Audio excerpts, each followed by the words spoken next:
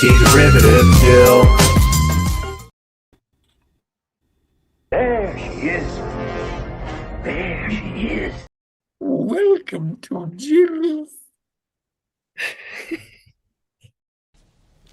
I'm El Cyclone from Bolivia. One-man gang. This is my domain. Hello and welcome to another Midnight Continuum. And, Ganas. Orale.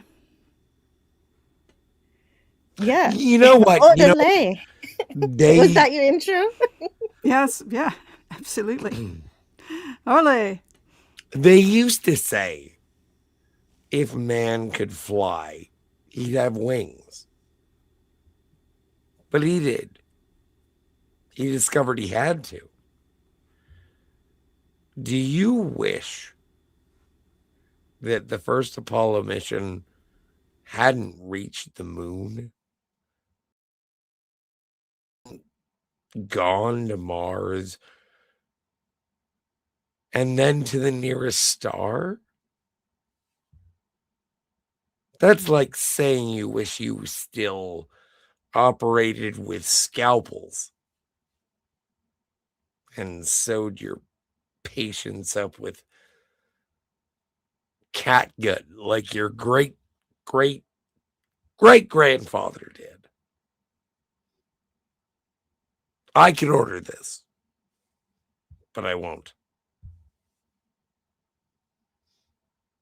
Dr. McCoy is right in pointing out the enormous danger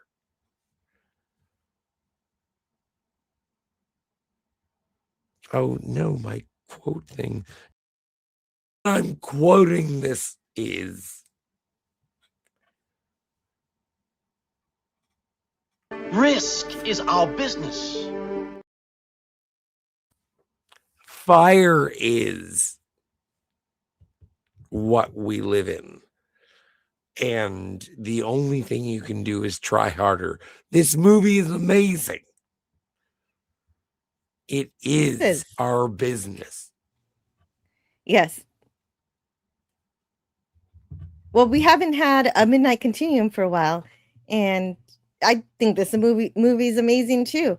Most kids saw this while in school, but actually my mom showed it to me first, and then somebody showed it to me at school, and I saw it for the first time today. Because she loves movies that are based on a true story, and this is one of those. And so it's just, well, unfortunately, most of the time she would show me terrible Lifetime movies. So this was a great change of pace. But I love terrible Lifetime movies. And I even ended up passing my own AP calculus exam, and this was a good inspiration for that. Although I did only get a 3, so I did choose to take calculus again in university to become a better mathematician, and I think I did. I aced it when I was in school. Do you have an abacus? I don't have an abacus. I did use a TI-84 calculator. Okay, and so that's pretty close. But I never learned Escalante. So we're going to be talking, of course, about Jamie Escalante and his teaching methods, his one brilliant mathematical mind. The best miracle of all is that he chose to become a teacher when he could have just been, he could have gotten a corporate job and gotten lots more money.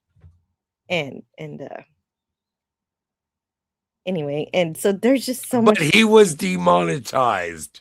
No, okay. So I have a little more to say. So I want to hear you guys, if you guys had any inspiring teachers like this, because I had a few. I had a calculus. In fact, it was one of my calculus teachers. She was really wonderful. She actually made me appreciate math. She was the first math teacher to actually really make me appreciate mathematics, because I always tried my best, but she actually made it, instead of having posters all over the board, all she had were chalkboards all around the classroom. So you had to get up and write on the board. Everybody wrote on the board. And so we all learned together, and we could see each other's mistakes and could help each other. And so it was much more interactive class than I've ever had. And I took that with me to university when I became a math tutor. And I also had people I was tutoring write on the whiteboards. And I think it helped them a lot too. So it's just like, it's, the whiteboard, the chalkboard's not just for the teacher. And of course, Escalante does this too in his class. Well, and I had I am still in the middle of my introduction, but go ahead. I had a math teacher named Tim, and he was like, it's not that tough. And I was like, What do you mean? And he said, fill the hole, -2 + 2. It's not that difficult. Fill the hole. That's a scene in the movie, which we're going to talk about, how he teaches the kids about negative numbers. I'm trying to, wind it into the show. I get it. Okay. And I guess if you have a history watching this movie in the chat, or we'll ask Tiger Stripes in just a minute about her experience with the movie, but she understands I'm in the middle of an introduction. So, I want to hear your experience. I do not understand that. So I also had a computer science teacher Lou Diamond who was Phillips. Just like this. Like it was really great. Of course, there's also the real world example. Like because I'm not going to say the names of my teachers, but there's a famous one that you might know, an MIT professor of physics called Walter Lewin, who I think is of caliber to Escalante. He is also a performer, just like Escalante is. He comes to class with a story, a performance, and he preps a long time for his classes beforehand. And if you don't know who he is, he's that one who you might have seen do the pendulum experiment, where the pendulum, he releases a heavy pendulum that could crack his face open, and it doesn't, because he believes in the laws of physics. Yeah. Yeah. What was it though? It was a specific law that he the pendulum law. Conservation of energy. That was it. I remembered. Okay, so my God, I would be terrified if I did that though. I want to do that, but I would be terrified if I did that. So before my introduction is finished, I actually witnessed Stand and Deliver in real life. Like, it was like some of Escalante's kids, I would have been the first in my family to go to university or college, but for the fact that my mom found a really great guy and they worked together, and he went to university to become an electrical engineer. So I got to see this. I got to witness him go from somebody who, he used to party, but because he wanted to become an electrical engineer, he didn't party with his classmates. He stayed home and studied. And he was an amazing example to me, and just made me think, that's the value of how important the value of an education is, which is why I do have a degree in computer science that I could use if I wanted to. And so it's great to have that option to to succeed. I have a superpower. I choose not to use it currently, but having that fictional example and the real world one was a powerful factor in the direction that my life took. And there's just these kind of movies. This a lot of people have nostalgia for different movies. This is the one that I have very much, and I could watch it over and over. And I have watched it just for fun. It's just really great. And so now I want to hear from Tiger Stripes.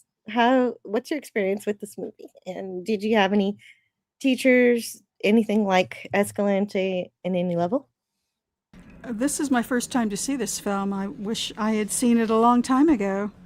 It's wonderful. And I think they should have given Edward James Olmos the Academy Award. He was nominated, but he did not win, but I believe he deserved to win. This is a fantastic, piece of work by an actor. Absolutely incredible. And it's somehow I did not understand that this film would be as completely entertaining as it is. It's Jaime Escalante is a very charming individual, and I think almost really caught that, and he really just enchants his students, which is how he gets them to really dig in and do the work. Not just that, but just not just do the work, but just go the extra mile. They didn't just go to class. They had an extra period. They'd stay after school. They'd come early. Yeah, he kept They'd them have during Saturday holidays. He kept schools. them during summer. Summer school. The first class he kept through summer and through Christmas vacation. They had to show up. Must have been, if all of this is true, and it sounds like it is. Yeah, it is. It's absolutely true. And Most of the story. Escalante himself, his quote is in the title of my video: 10% drama, 90% truth, is how he describes Stand and Deliver. And so I've got just nothing but admiration for both men. I wish I could tell you that I had a math or science teacher that had made a strong impression on me, but they just didn't. I'm not good at math. I guess most of my life I was average. I could not crack algebra. I think in 8th grade I pulled my first D ever in any class in algebra. And was that algebra? I feel like it was algebra 2, the second semester. I think I managed to pass the first semester. And then in high school, again, I was trying. They told me I would need it for college, which it turned out not to be true. But I was taking algebra 3 and 4, and again, the 4. Did I just drop out after 3? Maybe I can't quite remember how that went. I think I kind of figured out that I wasn't going to need it, and I was pretty PO'd because I flunked it. It's the only F I made in public school ever. Wow, 3 and 4. I had algebra 1 and 2, just like you, but I also had geometry and pre-calculus, which included trigonometry. I wish I had. And then calculus. I feel like I would have been good at geometry and trig. I was really good at geometry. Yeah, I feel like I would have been, because I had little samplings of geometry in math classes, and I felt like I did better than that than just regular math. But that particular class did not have a good teacher. I think it was a substitute teacher, somebody. Why would he be called a substitute? But we were in not in a regular room in the school, but we were in one of those little cubicles. What do they call them? It's basically a trailer. We were in one of the trailers, out in the yard. Portables. We were out in a portable. And at that time, my best friend, Gloria took the class with me. Like I told you, I made an F, which is, my shame to this day. Gloria made a B. And Gloria was salutatorian for our class.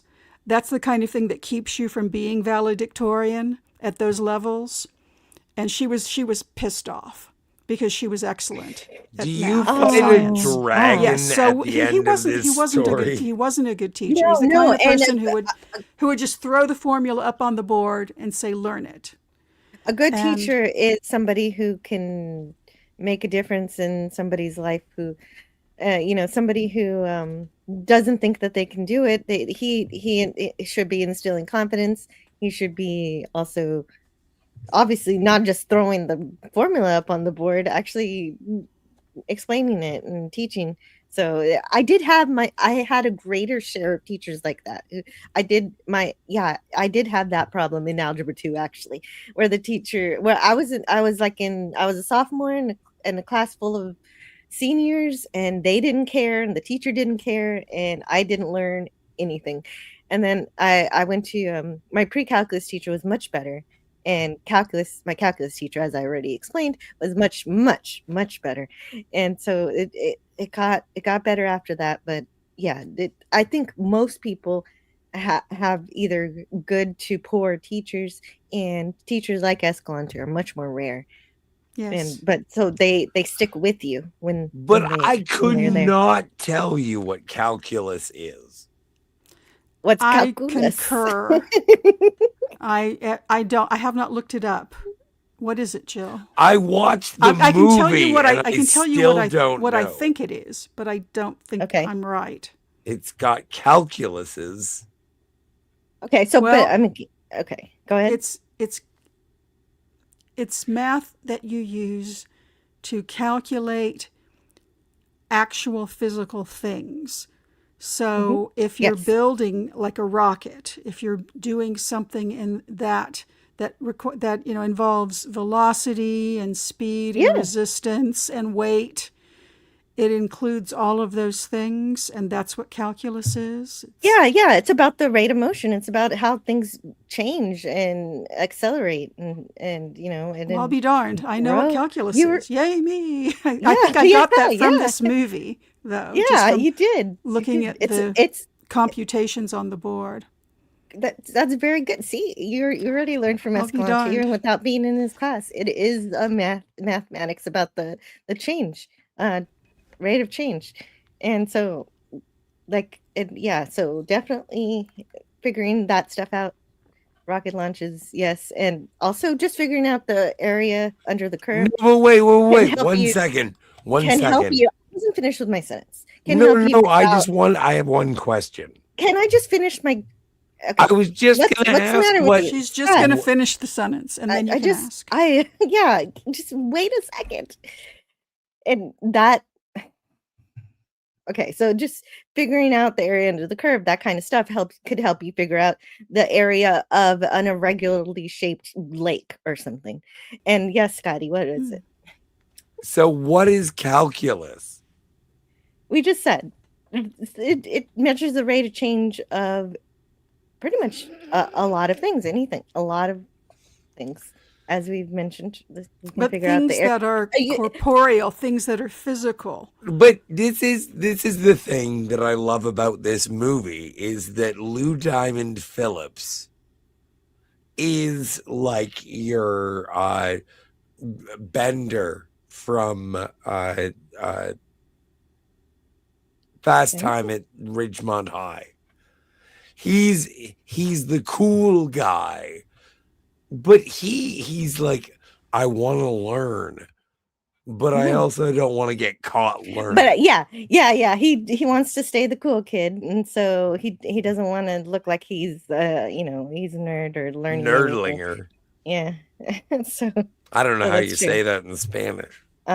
Also, calculus is used in industry where they want to figure out how to make the box as small as possible. You know how you buy something, you know how you buy something and you can never fit it back in the box. It's because they found out the minimum amount of packaging that they need to create in order to put that thing in the box because of calculus. What is your favorite romance in the movie? There is no romance in this movie. Oh yeah, there's sort of. He and his wife, aren't terribly romantic, but there's clearly a lot of familial love there. But he, I believe, sort of neglects his family, which is it strikes me as a little sad. As a yeah, but I thought they rectified that after the heart attack. The common word is no, he didn't. He went right back to work, like literally the same day. But his wife, I thought his wife was devoted. She was supportive. She was very supportive. Yeah, but she didn't put her foot down, which is supportive. But at least he was home on Christmas. She did try to teach him. She did try to teach him about balance. She did exactly. She said no school on Christmas. So yeah, she did put her foot down. See, I hope so. But okay, so I do want to get to the chat before we get to the movie. And what? We do have a lot of chat. Yeah, there is chat here. James Caserta is here. Hello, James. DJ Nice is here too, as well as the Good Place. What is Ghana's? That is desire. So as long as you've got the desire, you can achieve whatever you want. Just hello to a Good Place. Hope you're well. And then Scuttlebutt podcast. That's your new name. Okay, this is Philip. And okay, I don't actually speak Spanish despite having a Hispanic background. I can say buenas noches. Assimilation Mecca like a high Mecca Chani. My grandmother decided to stop teaching Spanish, and so my mom didn't learn it and I didn't learn it, but I did take a few years of it in school. But that I'll try. I have a points Attention. card at a Taco Todos las Bell. ganas. Chanel.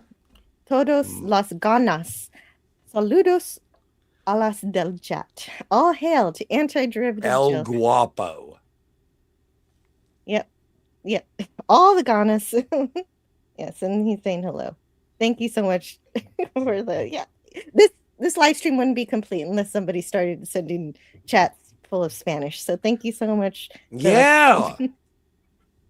Have you seen this movie, Phil? Do you want to talk about it? I've never seen this movie. If you're interested and you've seen this movie, you're welcome to join us. Like if you want. I know it's late at night, so it may be don't worry about it, no pressure. Yeah, but it's no pressure Saturday. to join us. Yeah. SATURDAY. Yeah, so Al is here too. Coffee. Yeah, you know what? I actually am having some coffee right here. I always like to have a drink. I am so afraid of when I run out of PBR. Well, but you don't need any more PBR. You could stop. Shut your face. I believe that's true. I think you've had enough, son. Whatever, it's Saturday. It is Saturday. That's true. If this was like if this was a Tuesday morning, I would be concerned. Oh, Canadian Spider-Man has joined. Hello, Spidey. How are you? Sparkles. Hey. Hi. Speaking of somebody who's taking math right now, you are educating yourself, learning to be an accountant. So the perfect guest for tonight. Yes. Oh, what did you say? Can you hear me? Yes, I can hear you. Yeah. Taking accounting has now I'm studying the tax portion of accounting, and I couldn't hate the government more than I do already. I can believe now that I have learned how they do their crimes, I hate them even more. But that's going to be really, really beneficial. People are going to love you for helping them with absolutely. Their taxes. Well, that's my Tiger Stripes. It'll be your superpower. Well, this is my business model.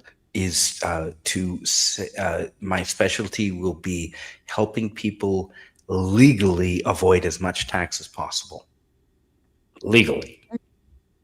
Yes, and that's good. The legal part's important for sure. Yes. I hope you can achieve Loopholes. that. And I'll post devils in the details. Did Scotty use a rock and chisel to do math? Oh, I'm sorry, Spidey. Yes.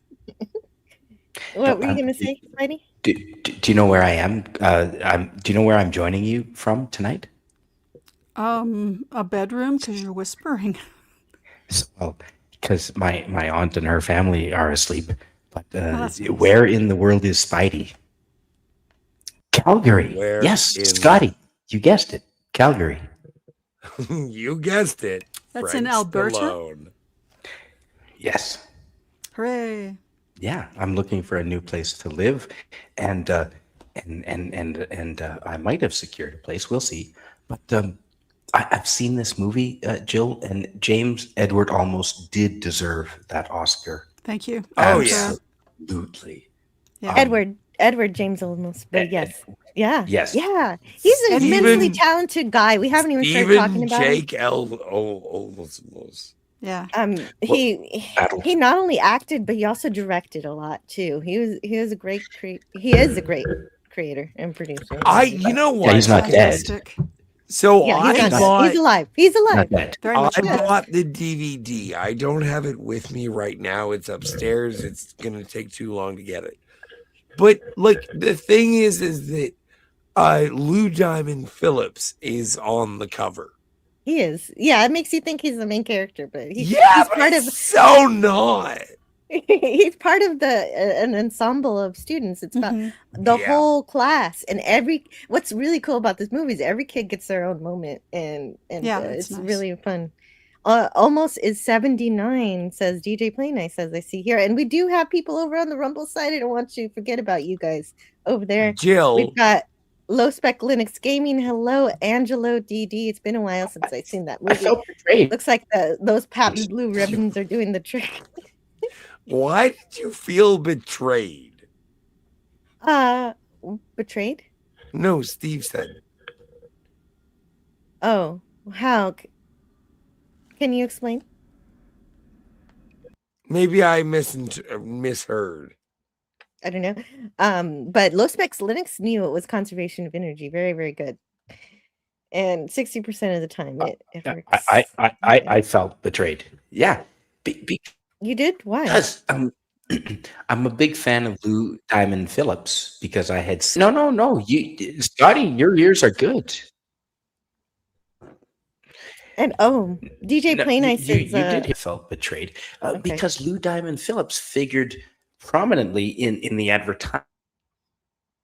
I think It was good. I think he's lagging. I want more Lou Diamond Phillips as per the promotional materials. But what we did get of him in the movie was fantastic. Both my parents were teachers. I almost was as well, says DJ Plain Ice. Nice, that's great. So you understand a lot of this, a lot of where I got Escalante was excited coming from in his career choice. What did you get excited about? Sorry, with the exclamation, I overused the exclamation points. Oh, that. Yeah, maybe you could use more exclamation points. Outpost nerd. Oh, math is hard for outpost nerd. No. Just use an exclamation point and then an infinity sign. Oh yeah, that would be a nice trick. Math. Hold on just a moment. That's my understanding of math. That's it. I'm done. Yeah.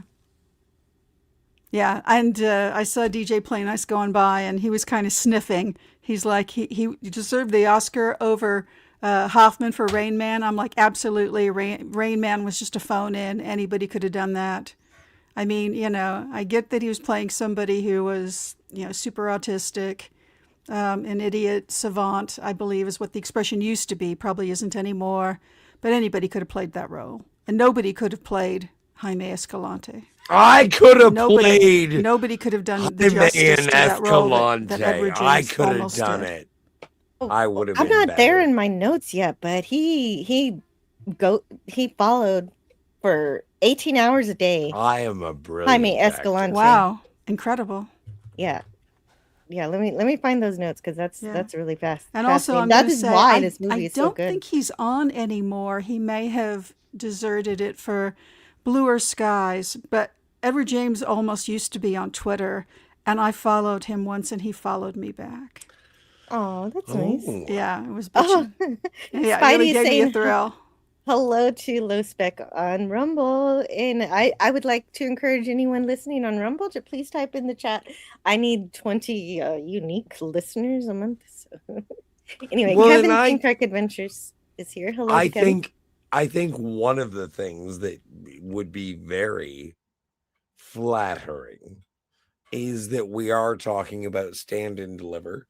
It is an incredible movie about inspiring intellect, pushing intellect to the next level, in spite of,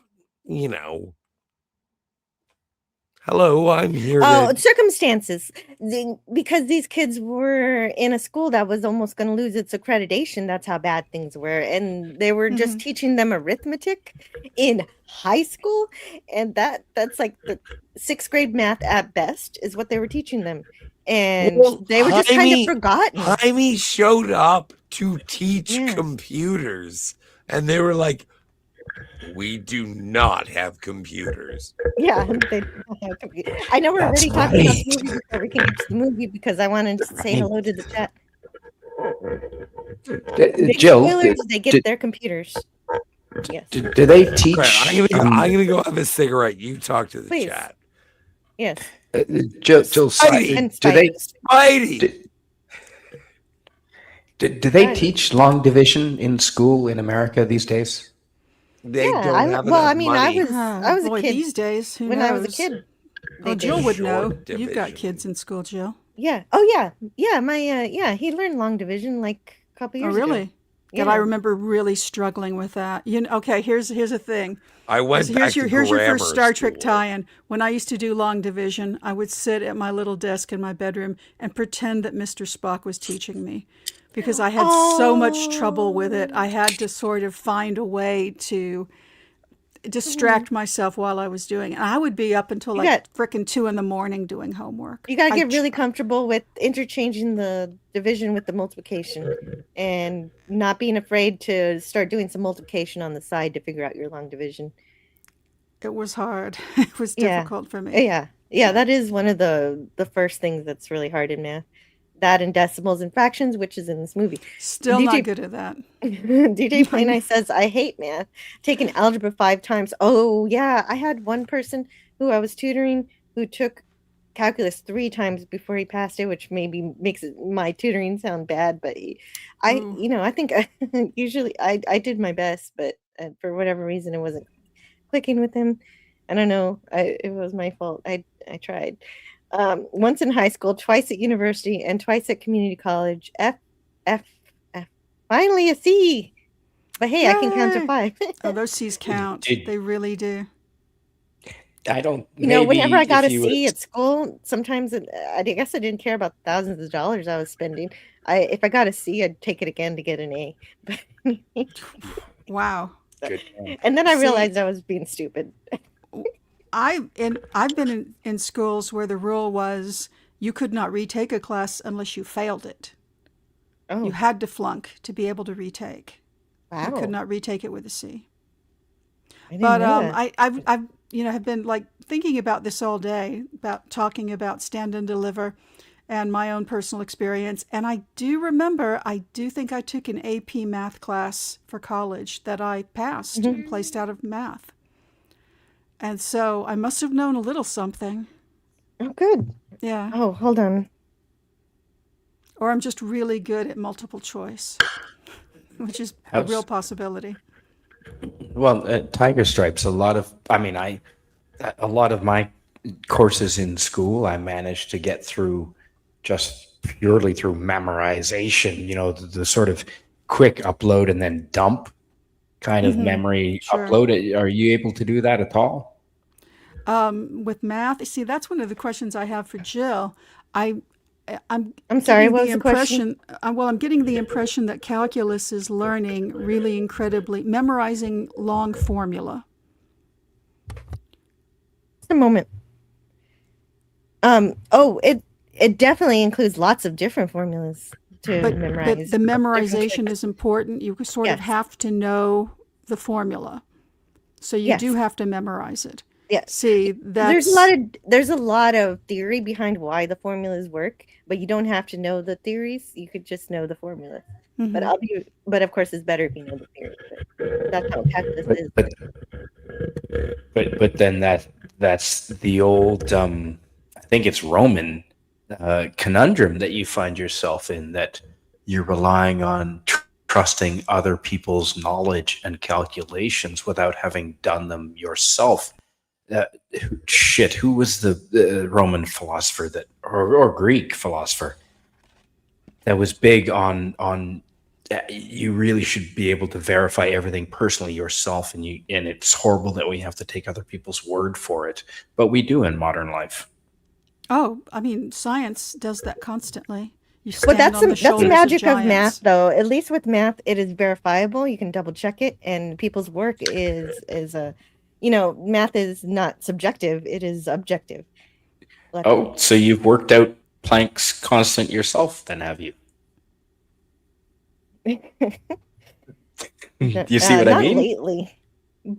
See what I mean? I could, though. What I'm saying is that you could. Yes, you could. I think actually in physics, constant for gravity. What's it, 3.4 or whatever? What? 9.8 meters per second? No, Well, that's acceleration of gravity. Yeah, no, there's another concept for planetary gravity, but it's escaping me. Never mind. I've had too many beverages. Go ahead, Jill. I'm Okay, and sorry. then That's I get okay, to that's okay. interject here that I will learn any trick I can. I'm grateful for all the tricks, especially in the things that I have difficulty with. I can remember being in, I think it was third grade, and we had a substitute teacher for the day who was a man, which was quite the shocker. Back then, all the teachers were women. And so just having a man was very refreshing, in the class. And he taught us magic number 9. And I was just stunned that nobody had ever taught this to me before when I was struggling so hard with multiplication, especially as the numbers increased. And then one of the smart guy in class who kind of sat next to me all through elementary. What that means, I'm not sure, but he was one of the brainy kids. Said, "Oh yeah, number 9, everybody knows about that." And I'm like, "No, I do not know about that, James. I need to know. So if you know anything more tricks like that, you better tell them to me because I need to know." And then they start this movie off with magic number 9. So I thought that was very cool. I really identified with that. Well, and if you want to know what that is, just wait a little while. Eventually, we will start talking about the movie. and so, Spidey, I'm not I didn't get a major in mathematics, so I never actually took those theory classes. So I didn't go all the way. Got up to calculus 2 because I was in school for, and I actually did have a minor in math, but I didn't get to the theories and all of that. Although in physics class, they did show us some theories and stuff. And mostly for electricity and magnetism theories, but that's And one time my discrete math teacher, discrete math is like logic math, and he was kind of like Escalante because he was of a Hispanic background, and one of his favorite things to say if we were asked about curves on a test, because he'd say curves are for baseball. But he was really great. And one time he just spent the whole class proving pi to us. I don't remember it, but it was pretty magical when the answer was pi. But yeah, I guess you're right. We can verify mathematical principles, but a lot of scientific knowledge, we're just taking it for granted that other people have done the proofs and the work. And at least with math, you can do it yourself. You're right. Mm-hmm. Yeah. Well, for science, you want people to do the experiment more than once to replicate the results to see it. Right. I would like to drop a bowling ball and say an egg off of the Leaning Tower of Pisa to see what happens. You know what? Oh my gosh. Yeah, you're actually just like my husband. He has that same question. You need to talk about this with him because he also questions this. I've seen the Leaning Tower of Pisa. Funny. It's actually not that high. But the mass is different with an egg and a bowling ball, so I don't think they would fall at the same rate. Because an egg has a certain amount of hollowness inside it. And a bowling ball is completely dense. They fall at this. I'm sorry to break your bubble, but they fall at the same rate. I've always heard that thing that they fall at the same rate, but I don't think I believe that. But we haven't done it ourselves. See, that was my point that I was trying to say earlier. Like, we have to take it for granted based on their experiments. I've never dropped it off the Leaning Tower myself, but I would like to. Tiger Stripes, you're right. Because, like I mentioned earlier, like the gravity is 9.8 meters per second. That's why they both fall at the same rate. I'll be right back again. Per second, in fact, acceleration. So it's 9.8 meters per second. So each second you gain another 9.8 meters. But yeah, holy shit, I didn't mean to correct you on your own channel, Jill. But that's my understanding. It's per second. My physics teacher was very adamant. It was 9.8 meters per second. Yeah. I'm sorry. I meant squared. 9.8 meters per second squared. Sorry. I forgot the square. Well, because this is a math channel, right? I mean, I don't mean to Thank you for correcting me. pernickety. No, it's fine. I'm glad you corrected me. That's important. I just forgot that. But yeah, they're going to, they follow the same rate. But anyway, where am I? And that will be the first and only time I ever am able to correct antiderivative Jill. No, that's not. That's all right. What? It was a great portrayal. Yeah, I didn't sniff it. I'm still here. Yeah. But seriously, anyone can do Rain. Oh yeah, you guys mentioned that. Okay, you guys did address this chat already. Thank you so much for doing that. Pad Wannabe is here. Algebra 2 is my enemy, but Algebra 1 before calculus after were A classes for me. Way too many. I think I might have was gonna say squared, but then my kids came in and I had to talk to them, so maybe that's why I got it wrong. Yeah, we're gonna go with that. But anyway, because I was distracted. Yeah. Stats were where you had to study for the exam. I'm not not the immersion of the subject. The curriculum was miles apart from the testing. Interesting. Oh yeah, statistics. Yeah, Escalante, I think he also taught statistics. You take all the tricks. Yeah, why not? And Escalante had a lot of tricks. I never learned his tic-tac-toe shortcuts.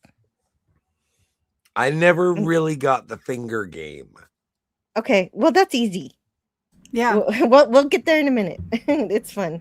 You don't even need fingers to do it.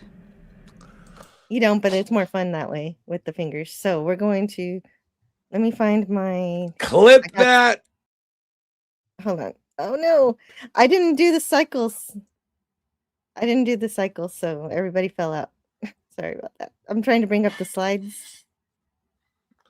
Okay, so I'm just bringing them up so I can take them back down because YouTube is weird. So, Scotty looks a little sleepy. So, okay, American Playhouse theatrical film. Oh, right off the top. As PBS helped bankroll this movie, which was really great that they helped with that. It is. And we see water here because the reasoning is that the LA River is the border for East LA. Is that? Yeah, but also because the movie was almost called Walking on Water. But then Warner Brothers realized that it was going to be released on Easter. So they are during Easter week, so they decided to change it to Stand and Deliver. I still don't get why it's called Stand and Deliver. They don't really punch that in the film at any point. No, they don't. It's just the song. Yeah, they just bring it from the song. Well, yeah, it's more than one song. So, well, it's in the lyrics of the song "Stand and Deliver" too. So you have to look at the lyrics of the song, and the lyrics kind of make it make sense. And the main song is by Mr. Mister. Yeah. I always thought, Jill, that the Stand and Deliver was just a comment on his attitude. Like Edward James Olmos, his attitude was standing up for what's right and delivering what he said, acting upon his words. That's the impression I got always. Yeah, exactly. That's it. And those words are in that song too. So you got it. That's it. So, and Olmos also had to produce this movie just to get it made. And of course, cast as Jamie Escalante. And so he did, like I said, follow the real Escalante around for 18 hours a day. And not just that, he lived with him too. And to figure out how he behaved and all his mannerisms and everything, and how he taught. And not only that, he was almost was too fit, so he had to gain 40 pounds for this role, and wear a bald cap or the thinning hair cap because he had a full head of hair. Yeah, for a while there, I kind of thought he might have just been wearing some padding under the clothing, but he actually put the weight on. That's old school. Not healthy either. No, yeah, that's method acting to extremes. Oh yeah. Well, and my go-to for Edward James Olmos is Gaff from Blade Runner. Mm-hmm.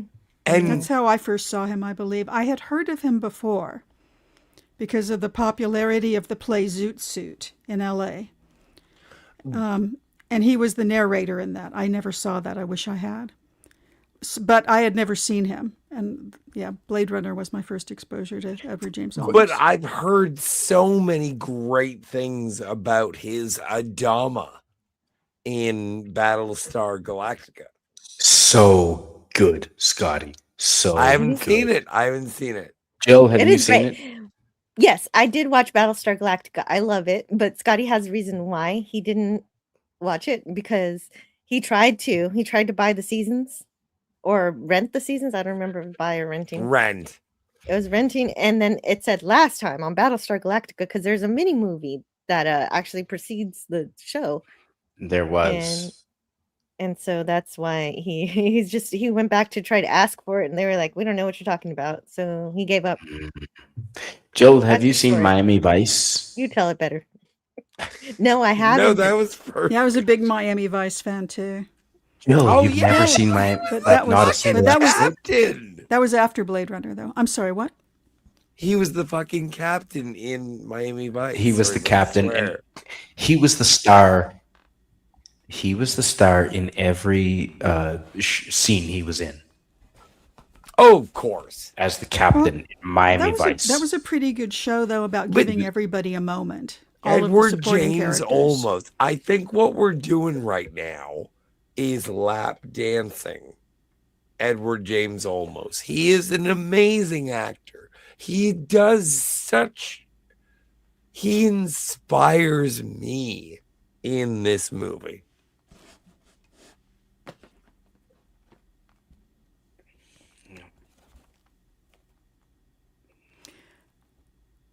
Jill, you are muted. Oh, I'm so sorry. A lot of people. Okay, so to go back to Spidey's point about dropping an egg in a bowling ball low spec gives us the point where they might fall at different rates because of air resistance. And so the more typical example is a feather, which obviously will be impacted by the air, but they will that's fall why at I the chose same an rate. egg. They will fall at the same rate in a vacuum. And so, oh yeah, Max Redstone is here to finally say, "How do I reach these kids?" Which is a We're- South we're- Park parody. Jill, we're gonna have to start a GoFundMe so you and I can go drop something off of the Leaning Tower of Pisa. Oh, okay, yeah. Right? Let me know how that goes. I'll support that. I'm actually having the first Scotty R37 meetup in Iceland. Nice. In Iceland. IMAX. Oh yeah, you always want to go to Iceland. So we've got yeah, of course we start at the nature, we start at the river, and then of course we see the city, and we've got, Escalante driving The his best Beetle, car. the Volkswagen Beetle, The Volks. which is because he is coming from Bolivia, which had You know there was what? some- This movie is like an hour and 45 minutes long. Mhm. I think Yeah. it should have been like 2 hours long. You wanted more. I wanted more. It did end kind of abruptly because I wanted some kind of resolution. Well, we'll see. Well, we'll talk about it later. I just think the building of the situation, because we see his car, Yeah, we and see his then, car, and then, and we so- see that there are people selling onions and potatoes. And yeah, I see that here in South Texas too. Although there was somebody selling grapefruit around the corner from me, and this is So or are some- all or people brown sell- people poor? Oh, well, that's a stereotype with which, no. I wouldn't. Scott, why would you say that? Don't say I'm that. asking. I know it's like a question, but it's like, no, Well, not all anybody. proportionally, Let's not talk about people in whole groups like that. But It's this is a there are Hispanic poor- movie. it is, but there are poor people of every race, and it's like it is. It's just a fact of life. I think what's great about this movie is that it's about facts. I This- just this throw is how life- nickels at the This poor is how people life that I really see. is. Okay, Scott, you're not helping. That's not nice. Don't do that. No. I might Is this have set to drop in the Scott. 80s? Jill, You wanna sorry, go to I'm bed, sorry. Scott? Yes. Yes, it is. It's set Yes, in the it's set in 80s, the not, 80s. not the 70s? No. Yeah, not the 70s. This is in particular 1982. I might have to. Are you ready for bed, Scott? I Are you mean- going to go to bed? Couldn't you just tell one of the kids in the classroom has a flock of seagulls haircut? You didn't see those in the 70s. Oh, no, I missed that. Oh, yeah. But I didn't see any Michael Jackson leather jackets either. Well, this is East LA. Yeah, it is East. It's an actual very accurate portrayal of everything as said. 90% true. It's a serious question because he is an actor. Is Cheech Marin in this movie at all? I don't remember. No, he's not. He's not. He's not in this movie. That But was what their is in this mistake. movie are cheap Mickey Mouse knockoff. Well, they're not cheap. They're great, artistically done. Oh man, this too. This is the beginning of this movie is everything that I've grown up with. Seeing people riding on the back of trucks, Oh, yeah. extremely dangerous. I did it too, as a kid. Who They didn't grow still up? do it in Mexico today. They're doing it today in Mexico. You did it too. Yeah, I mean, a lot of people's childhood. Yeah, and so it's I did it while my uncle was drinking a beer as he drove. I really we don't drove know. slower. Yeah. There was He less did drive traffic. slower. That's drove true. slower. That's true. Yeah, there was fewer cars on the road. Yeah, and then of course we've got these piñatas. These there's Mickey Mouse, just not quite Mickey Mouse, and it's like So these are great. And if you do get good piñatas, they should be difficult even for the adults to crack open, or otherwise you did not get a good piñata. But, I mean, anyway, I'll take your word for it. Yes. I'm ones in currently Mexico I'm currently 48 are years empty. old. My father's birthday is coming up soon. I'm gonna buy a piñata, and I'm gonna take off my glasses, and I'm just gonna be like, "Oh, I'm sorry. I thought you were the piñata." Piñatas Happening? in Mexico. What are we talking? You have to add your own piñatas in Mexico. treats. That's true They're everywhere. empty. Piñatas And you are have to always add your empty. own things in. I mean, Yeah. I guess you could buy one full of stuff, maybe if you were some sort of, I don't know. Do Piñatas you are always like- empty. You have to fill them. Do you like candy or do you like toys? Toys. I would prefer toys. Yeah, But you know, when we were doing Halloween, I used to try to give out Well, both are nice. Candy and a toy. I put we've got- lemons in a We've got piñata this once. muffler shop, and I wonder if this is the same muffler shop that Why? that Pancho was gonna work at. If why would you put that's cool. lemons in a piñata? Because I'm a dick. Okay, that makes sense. Never mind. Sorry for asking. And it was we funny. Are not a Everybody minority. laughed. I love that. I love this mural. It's actually Look, true in Los Angeles. That is It's been gorgeous. true for a long time. Yeah, it was good. Am I still And- kicked out? Well, I No. hope not. Just don't do things that are kick-outable. You know where the line is on my channel. Things I like and things I don't like. So Wait a just, second. I don't have my notebook. Okay.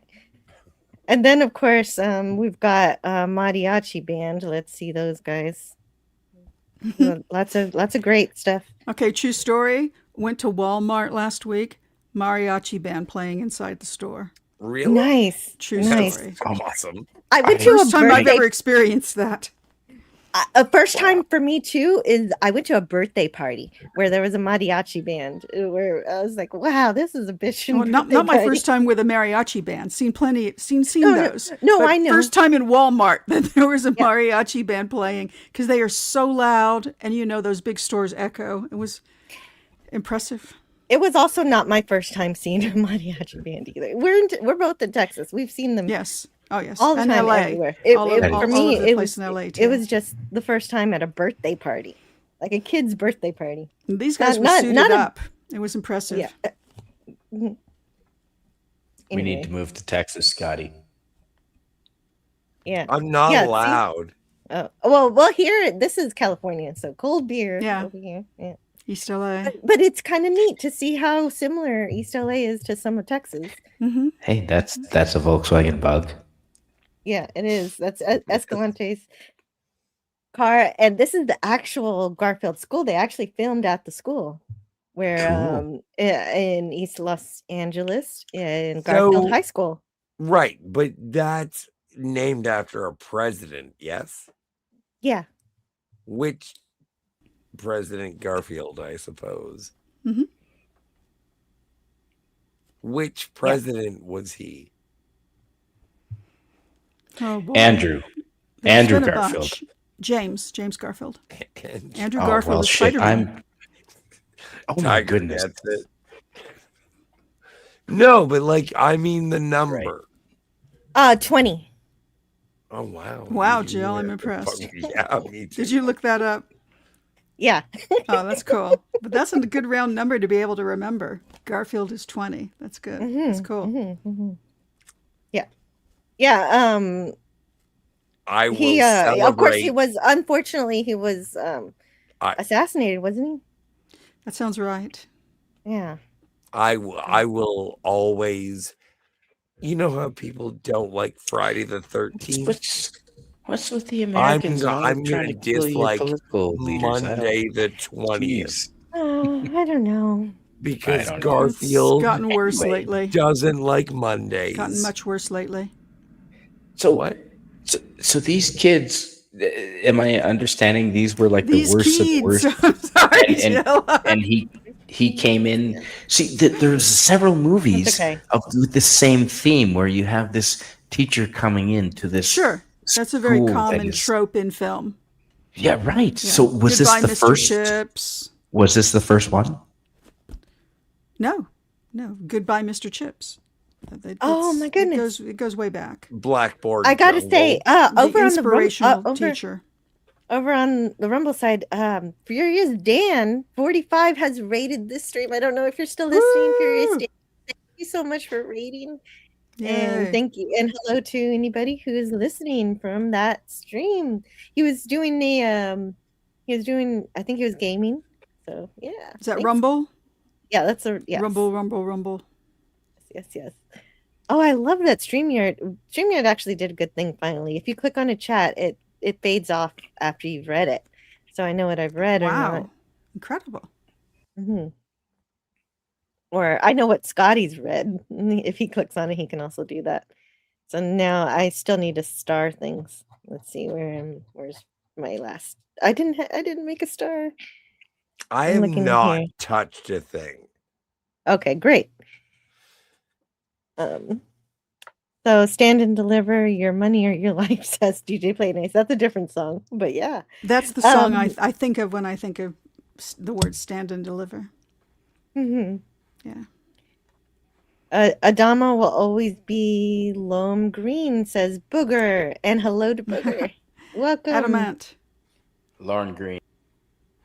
Oops. Yes, Oh, and then they no. had a back and forth about that. Not Adamant, Adama. Jill, you're old enough to remember Lauren Green's New Wilderness, I'm sure. Of course. I'm old enough, but I don't know. I don't know everything. Sorry. What? I don't remember. You Yeah, lied to me. don't know that one myself. No. He was like the precursor to the Richard Attenborough. Yeah. Oh, I love Well, Richard There's a lot Attenborough. of people who were doing that Yeah. for a long time. Yeah.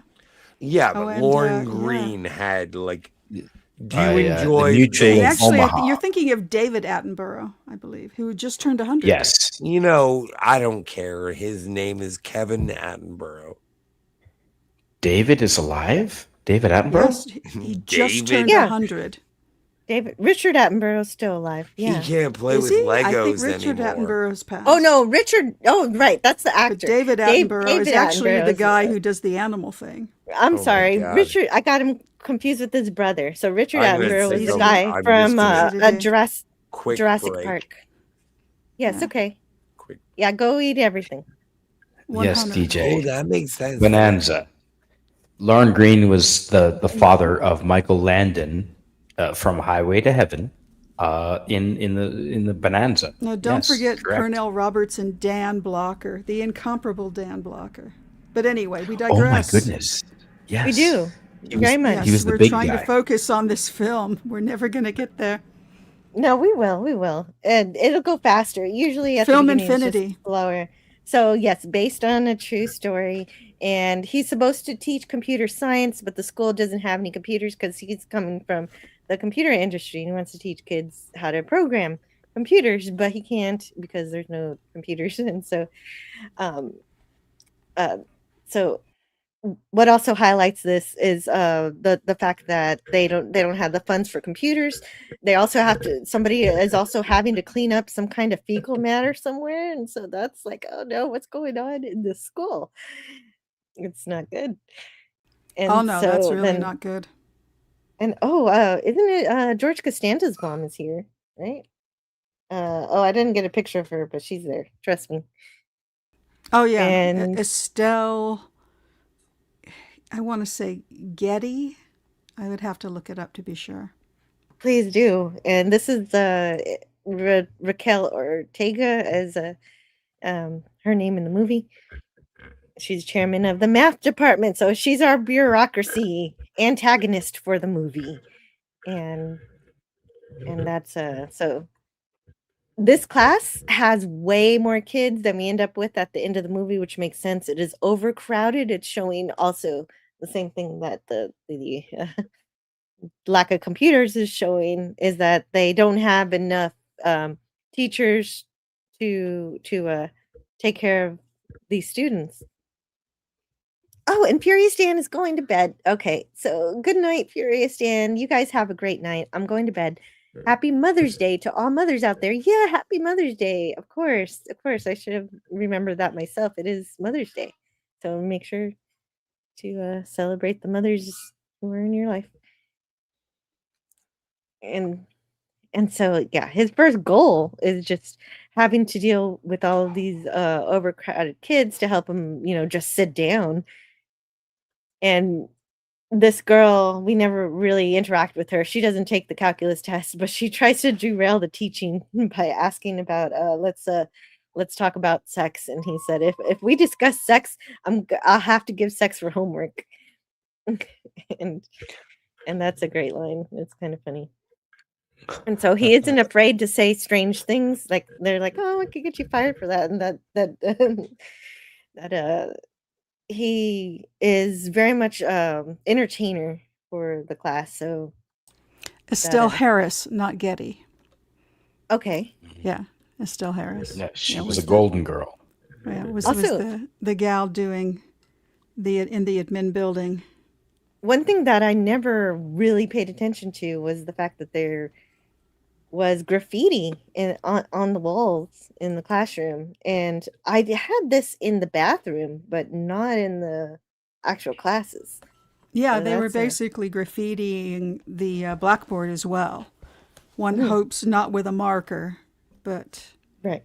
yeah, at least they were using chalk on the blackboard. Yeah, and I do like that he has all of the Spanish speaking only students move up front, but unfortunately none of these decide to learn calculus, and that a lot of people drop off after this first class. But we do have this kid here. This is Javier, and he's reading Dune. So it's a Dune pop up here. Oh wait, you can't see him. There it is. Oh, that's brilliant. Yeah, that really Oh. marks you as a very particular type of person. And I've heard that for people in minority culture, it's especially hard to be a science fiction fan, to be considered a nerd. Yeah. And he's the kind of kid who will sit in front of the class because he wants to hear everything, but he has to Wait a minute. give up his seat for the kids who can't speak English. Yes. But so, I want tiger stripes. Wouldn't that mean? I mean, that doesn't mean that minority groups are more judging of people. Oh, I think Like, this is within the culture, within their own culture. And yeah, everybody judges everybody. Why would sci-fi be but I think particular? even particularly within the context of this story, you can see the kids are afraid of being judged by their peers for being too smart. Right. As we'll see with Angel and having to have 3 different books so that they don't see him. Why does that happen? There's all kinds of different sort of you know what? socioeconomic levels there that I'm not going to try to plumb as to why people would feel. But I've heard that, like in England, there's a very particular thing where people want you to stay in your place. If you are born to a particular economic level, you are not supposed to rise above. And that kind of attitude is the attitude of Ortega, the administrator for this movie, the one who says. I know that he seemed to me like somebody who wasn't terribly. She. I'm talking about the lady. Which character was that? Ortega. Oh, that's right. I remember her. She's a very. She sees the kids as downtrodden and that they can't get out of their situation.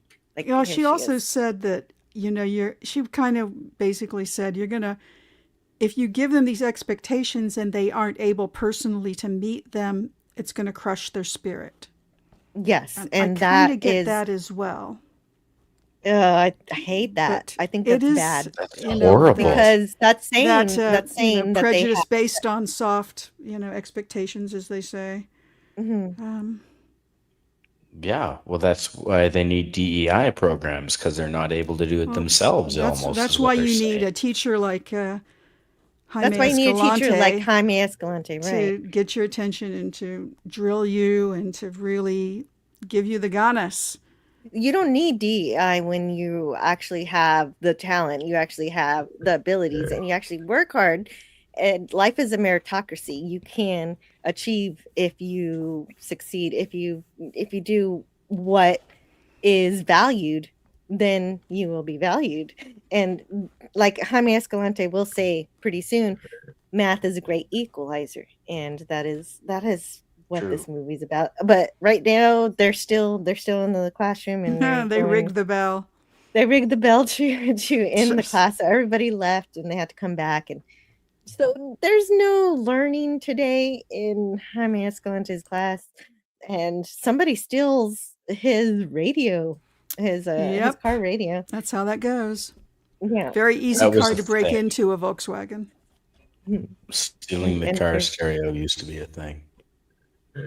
Yeah. Oh, I imagine it still is in some parts of the world. Yeah, and he goes home, and this is his neighbor, and his kids pulling up. He was supposed to do the garbage, but he came home late, and so he missed his chore. Jaime's son, right here, he missed it. And the kid playing his son is actually Edward James Olmos' real son. Oh, wow, that's lovely. So, Jaime Escalante's son, Fernando Escalante. Real life son. Neat. And and then what do you mean? What do you mean, real life son? What do you mean? What do you mean? What do I mean? This is his. Who's his? Edward James Olmos' son. Oh, Edward James Olmos' son. Olmos' son is playing Jaime Escalante. Yeah. Oh, not Escalante's son. No. Got it. Right, because he'd be grown up at this point. I don't know. Yeah. Well, that's it. It's Edward James Olmos' son. Holy shit! Yes, and he was also on Battlestar Galactica later on in his life, obviously. Wow, I did not know. Damn it, Jill! I expect you to know more about Star Trek than I do, but it's pissing me off when you know more about Battlestar Galactica. Are you kidding me? Shit. I learned. I learned Jill's stuff. well-rounded. I guess. You could. I okay. gotta pick up my game. Oh wow, my Ko-fi stream bot promoted my Ko-fi page on the Rumble side. That's oh wait, no wait, that's the Twitter side, the Twitch side. Actually, There's Twitch. AI's in motion. I don't think I have. Yeah, I don't have anybody on Twitch, but that is a good bot. How many platforms are you streaming to? I got Twitch, but nobody's on my Twitch because I don't know how to use it properly. I seriously don't know what I'm doing on Twitch. But let's see. Is it working over there? Yeah, it is. It does seem to be working. Yep. And then I have Odyssey also. Let's see if that's working. I don't know if it's actually there. Thank you for sharing your community with us. I don't know if it's no. I don't know. I don't know if it's not working, then I'll fix it later. I can't really tell what's going on. There is a live stream in progress. It's not labeled correctly. It's okay. Oh well. I'm working on branching out, so yeah, it's fun. Nice. It's having a good time, good time. And so the next day in class, Escalante is dressed up like a cook, and he's wielding a knife. And so we're gonna see that here. So he's got imagine your teacher comes to school with a giant knife. Wow. And so he did, and this is real life, so he actually did show up like this. And yeah, because he's kind of, I think, trying to demonstrate to the kids, you can learn math or you can wear a paper hat for a living. Yeah, exactly. And also when I love reviewing the movie, because the movie I've seen so many times. I never noticed this right here where there's a little face. Yeah, there's a little face right there, a little sad face. I certainly didn't notice that. So before. he's having fun with this. That's just the light. No, it's a little face. While he's teaching fractions of an apple. You don't see. Oh, it's like a happy face, only it's an unhappy face. Yeah, you're right. Yeah. Huh. Yeah, I know. Hey, Scotty's in the chat. Watermelon. Watermelon, yummy. Okay, Scotty's in the chat. Oh yeah, I hope you're enjoying that watermelon. Great choice for a snack. Don't you just need don't you need a good soundtrack like Randy Newman's I Love LA? That's the thing this movie doesn't do, right? Like it doesn't have all these pop songs or anything to hold it up. It's just a really good story. A really real good story. There's based not even on a dance number. It's got some Hispanic music in the background here and there. But it's all sort of ambient. It's like happening within the context of the show, of the story line, not just as something that's laid on top of it. Or that's what I understood. But that's I was laughing at Max Redstone. I'm not reading that, Max, but that's funny. Okay, that started last week. Okay. Oh, is Max being racist again? Slightly, but I mean, it's just on the same level that Scotty was, but I get to not read it. But yeah, watermelon.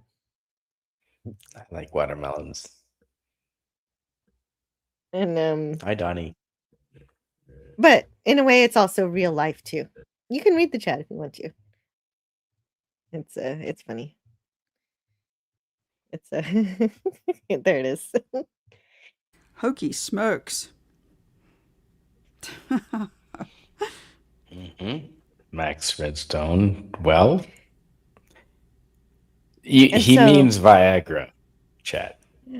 So yeah, and one of the kids says, "I want a burger. Hold the French fries, the onions, and the pickles." So somebody's calling out an order. I love just the random stuff in the background. And one of the kids says, "You look like Julia Child," and of course, that's a famous American chef and on TV. And She sure so was.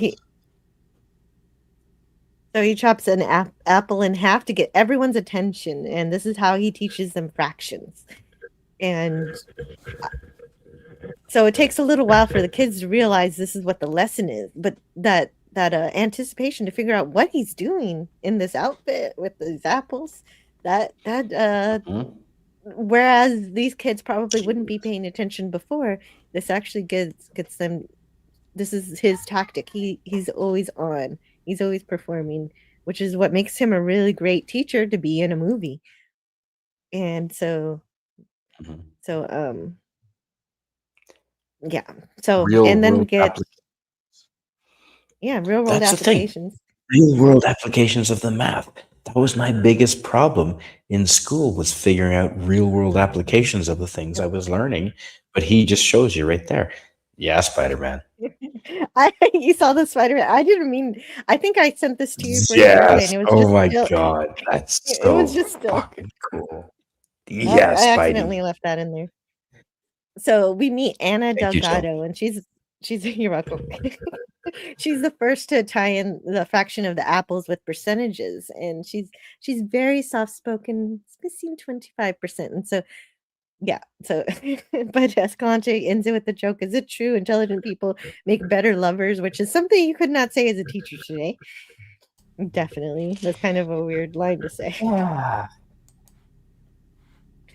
But there's kind of a sad story with her, with Anna Delgado's actress Vanessa Marquez, and she was actually killed and in 2018, and it was because I don't know, there was a wellness check or something. I didn't go deep into it, and she had a BB gun. The actress? Yeah, the actress. My gosh, Actress. that's very sad. Yeah, it is very because sad. she had a wonderful, got the tiniest little baby voice. Yeah, Really and I fascinating. love her in this movie. Yeah, somebody who's you can tell her voice is legitimately like that. She's not putting it on. She's got a baby voice. Yeah. Hmm. Yeah, she does. And so rest in peace to her. And yeah, cops need to Yeah, she's very powerful in this. do better in that particular instance. But we've got also the way we meet Pancho is that Pancho, his real name is Frank, but they all call him Pancho. And he's eaten his homework, like he's eaten his classwork actually. So he makes a joke about it, and there's lots of humor in this movie, and that is true in real life for Jaime Escalante. He was always making jokes and making the kids laugh. Then we've got Chuco and Angel show up, and for Angel, almost actually recommended that oh wait, Angel's in the background here. So Angel's here, and this is Chuco. And so Lou Diamond Phillips, yeah, finally. I know Scotty was waiting for this, but he's still in the chat, thankfully. And so almost actually recommended Lou Diamond Phillips. Is that a hairnet? Yes, he's wearing net. He's wearing a hairnet. Yeah, no, yes. he actually calls him hairnet. Hey, hairnet. Yeah. Yeah, he does. He calls him out for his net. Yeah. He does. And he recommended him, and he got help from this man named Daniel Villarreal. And so he was actually a gangster. So but he was good at school. So he was essentially Angel in real life. Holy shit. And so he drove Lou Diamond Phillips around and taught him how to be how to be a gangster. And it worked out great because of course Lou Diamond Phillips is very talented and able to pull off just so many wonderful scenes in this movie. Every single time he shows up, definitely steals it. And so and Chuco, he thinks he runs the show. Yeah, any movie. And so he's had success like intimidating teachers and giving him just a barely passing grade so he could just sit in class and read comics or stare at the ceiling. And so he thinks that he can just get this teacher just like every other teacher, just to give him a D. And so we do see over the course of the movie that when he sees he's not going to get what he wants, he drops out of the class. But Angel does not. Angel does the opposite of Chuco. And so we do see that dichotomy throughout the movie, which is, I think it's really good. And later on, we're going to see the Angel and him doing some mischief together, causing, minor vandalism around town. And it's just, you can just watching the movie, you can see the 80s. It's just like all the kids, especially the hair. Mm-hmm. And Chuko doesn't bring any supplies to school. Early 80s. Yeah. He says he does all the math in his head. Okay, so we're getting to it, the finger man scene. And that's a big one. And he says, the times table. So these kids are right at the basics. And so, yeah, he says, I know the ones and the two. Oh, wait, no, it's the ones, the twos, and the threes. And so I did that. But he does it better. But anyway, yeah. And then he says, but Jaime Escalante has the best response to this. He says, I'm the finger man too. And that's when we learn about the nines here. Oh, did I even have? Oh, I didn't even show it. But anyway, there's the threes. And who just showed up? It is the real head case. Hello, the real head case. The real head case. He's starting to reach these kids, says Max Redstone. Yes, he is. He's starting to reach them. And of course, everybody knows. Well, not everybody, obviously. Tiger Stripes had to learn from her friend. Substitute teacher. The substitute teacher. Okay, so yeah, so if you do 9 times 3, 1, 2, 3, 27, and you could do that all the way up to 9 with your fingers. And it's fun.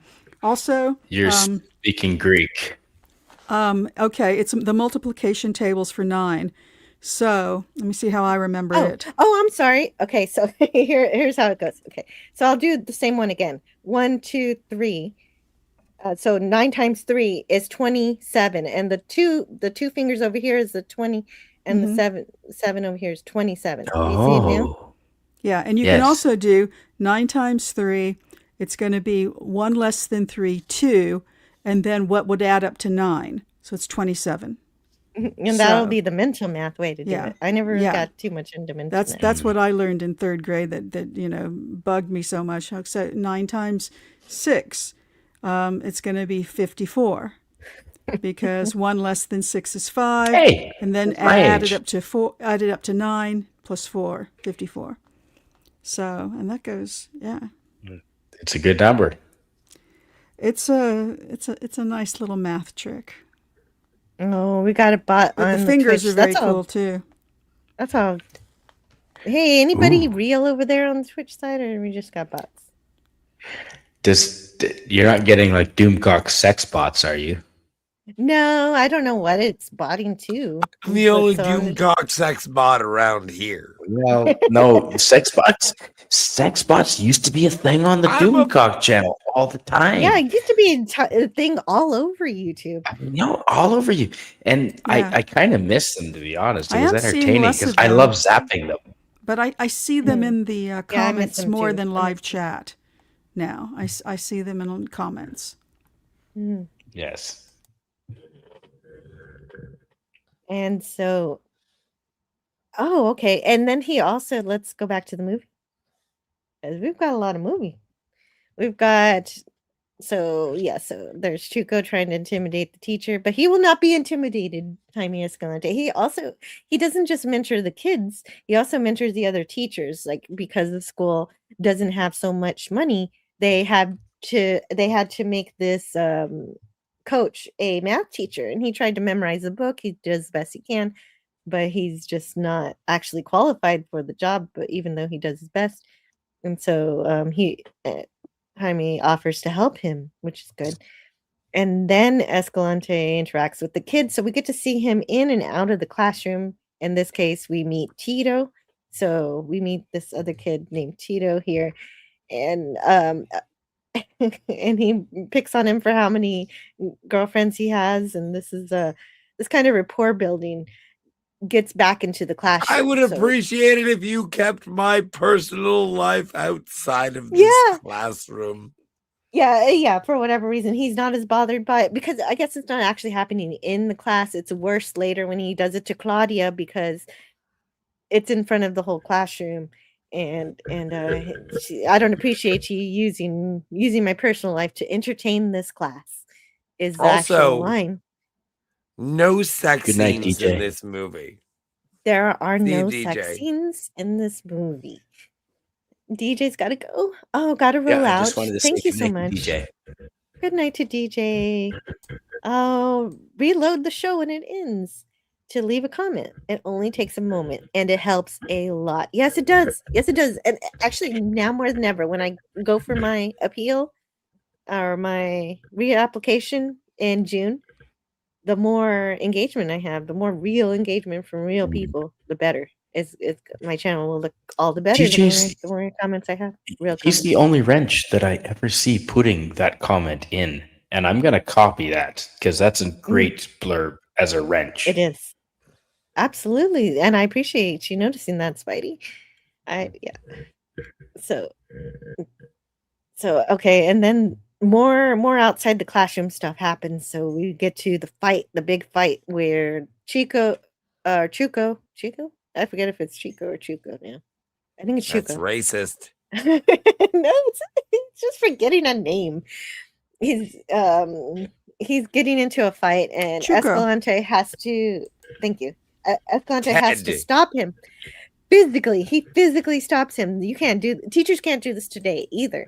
To stop kids from fighting, they have to call cops, which is terrible. And you've seen the decline in the education system now that teachers can't do that, haven't you? Yeah, I think it's bad. Even when I was a kid, they were able to physically stop a fight. Yeah, teachers nowadays should be able. can't. Yeah. Yeah, I think that's one of the worst things. I know. Yeah.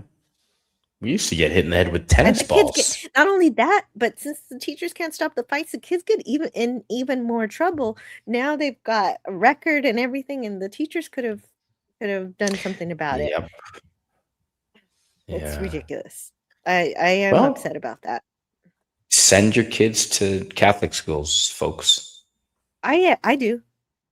Mhm. But vouchers if you can use them. Yep. Let Jesus handle them. So we see the consequences. We don't see the consequences of this really. I kind of would have liked to see that this actually helped keep Angel out of trouble, but I'd like to assume that it did, and to avoid whatever fate to not be in a gang fight. So yeah, we do see the change between Chuko and Angel throughout the movie. And then we get that line of the movie that I played at the beginning. Let's see if I have it still here. And so we have it right here. I'm El Cyclone from Bolivia. One-man gang. This is my domain. And that's pretty cool because he's Bolivian, but he's talking like somebody who learned English in Los Angeles, and I think it's because he did. Yeah, that's right, because Edward James Olmos is from Los Angeles, and he is Mexican American. So, but Jaime Escalante, from Bolivia, but he learned his English, I think, in Los Angeles after he moved. That makes sense. So, yeah. And there is a book out there where you can learn about his whole life and everything, which I should have done. And it's by a guy named Matthew something. I forget his name, but there's a book. I didn't have time to read it. I'm going to read it later. I'll know more later, but I appreciate you knowing that. Oh yeah, he also says, "I'll jump on your face, tattoo your chromosomes." It is, the whole line is funny, but I'm being careful with my clips nowadays.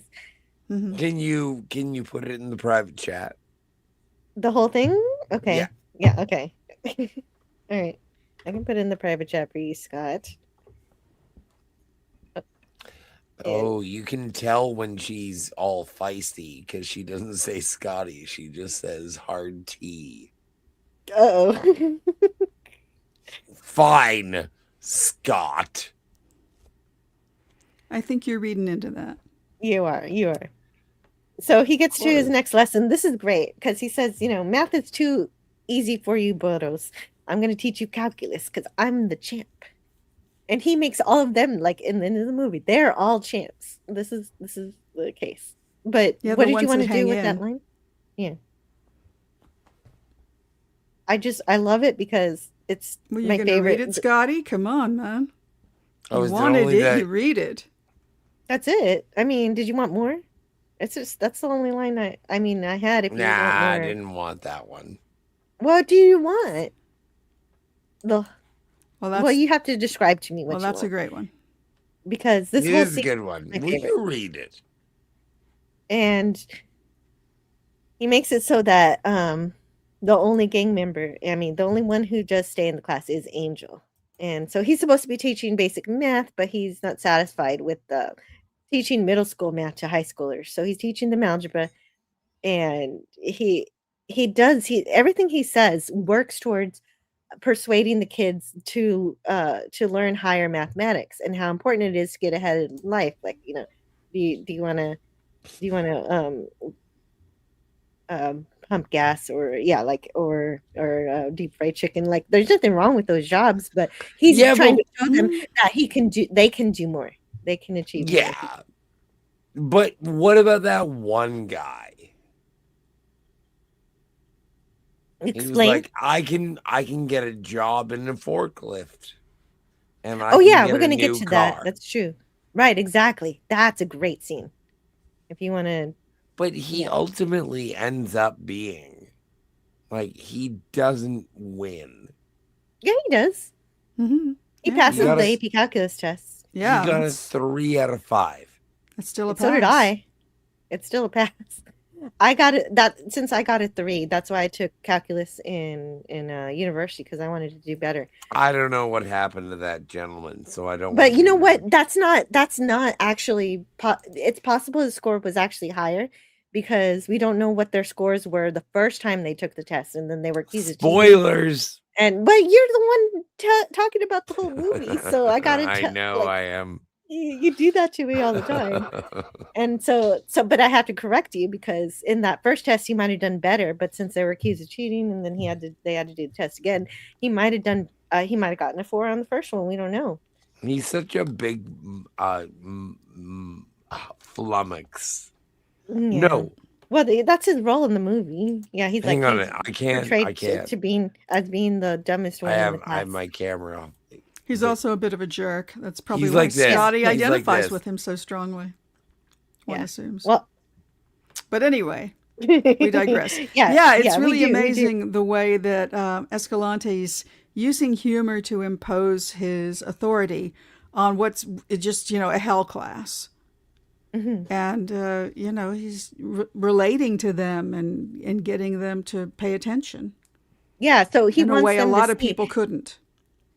He wants them to see that if they expand their boundaries to become, they can learn these math skills.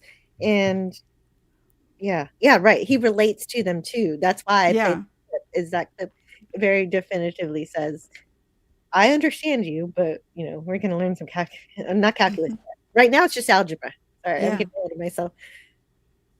But I actually used this scene. I showed this scene to my son because he was learning about negative and positive numbers at school, and he enjoyed it. He understood it, and I loved the imagery of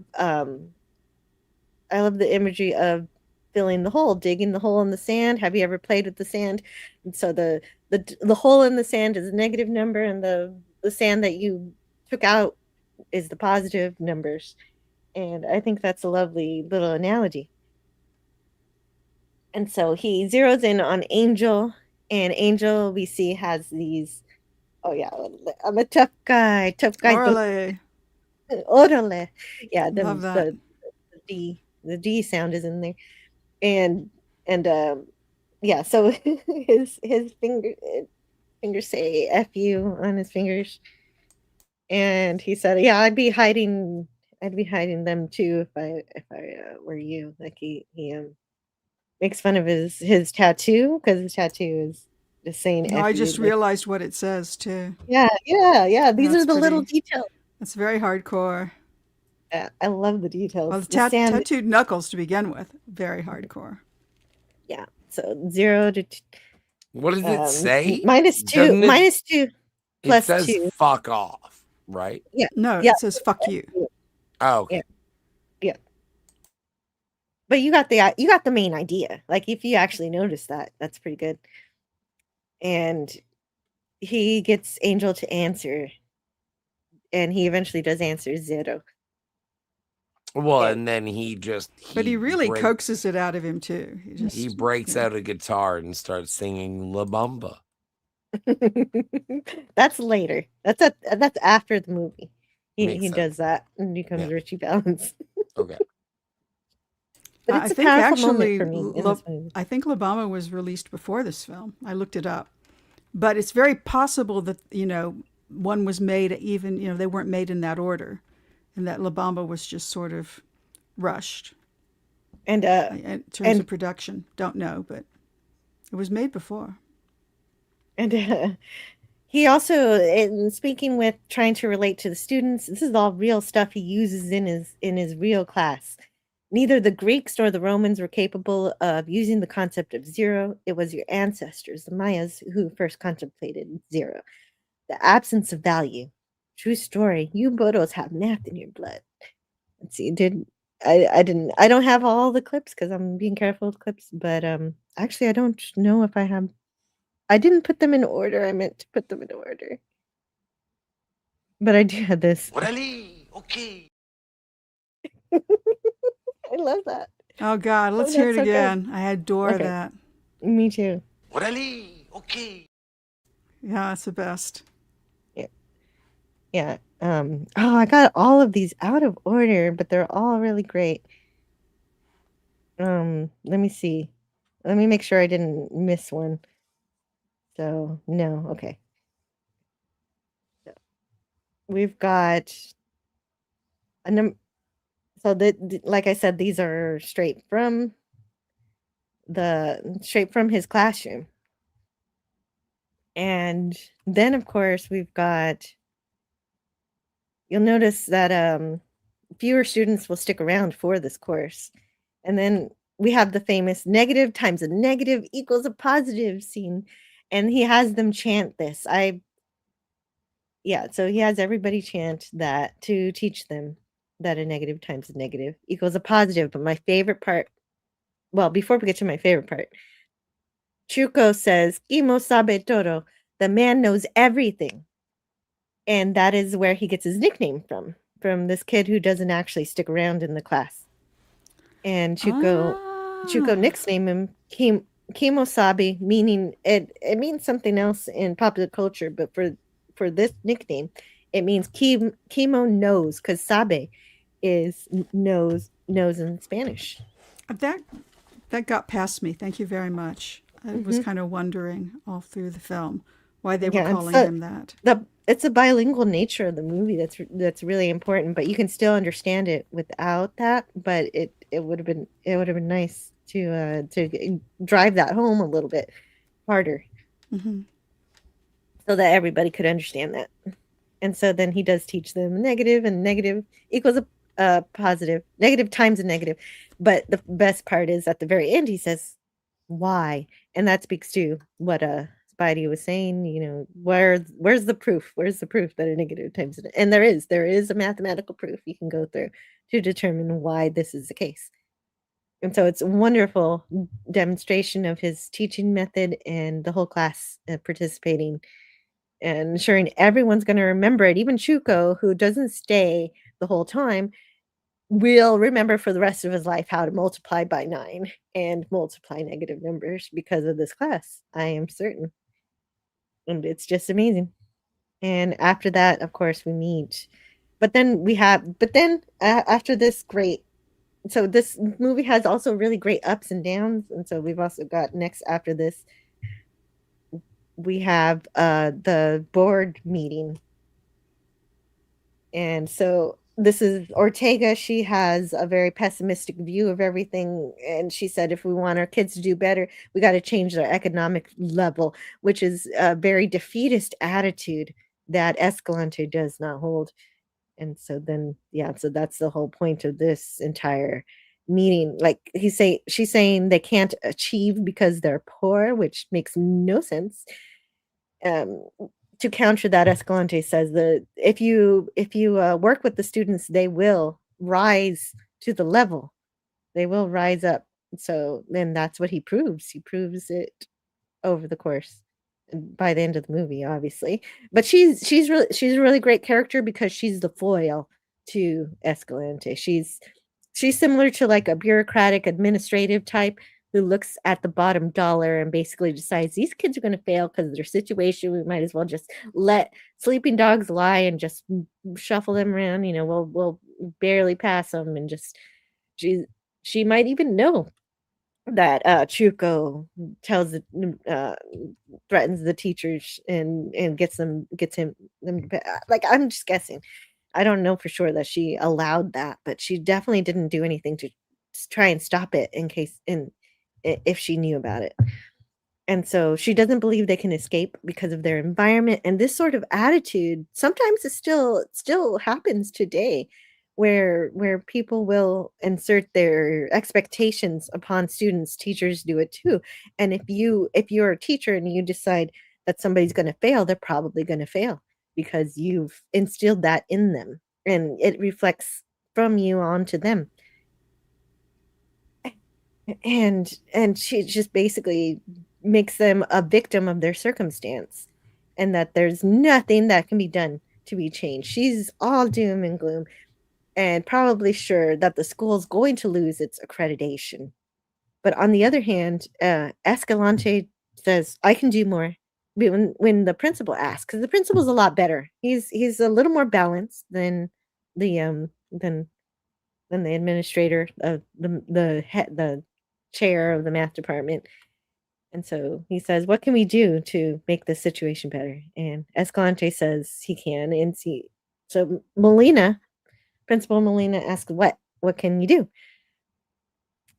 And he said, what we need is ganas. All we need is ganas. Desire. So is what that means. Desire from the kids to learn and to want to be better, and to be able to have the opportunities to do more, to break that cycle of poverty that Ortega thinks they cannot escape. And so that's beautiful that his entire character is explained in this entire scene. If you weren't already taken by his teaching style, this is his philosophy. Ganas. The drive. Mm-hmm. Yeah, you've got to have the drive. You got to want it. Uh-oh, what's going on? Spidey's on camera, but he's waving and he's muted. You did. Hi, yes, I'm back.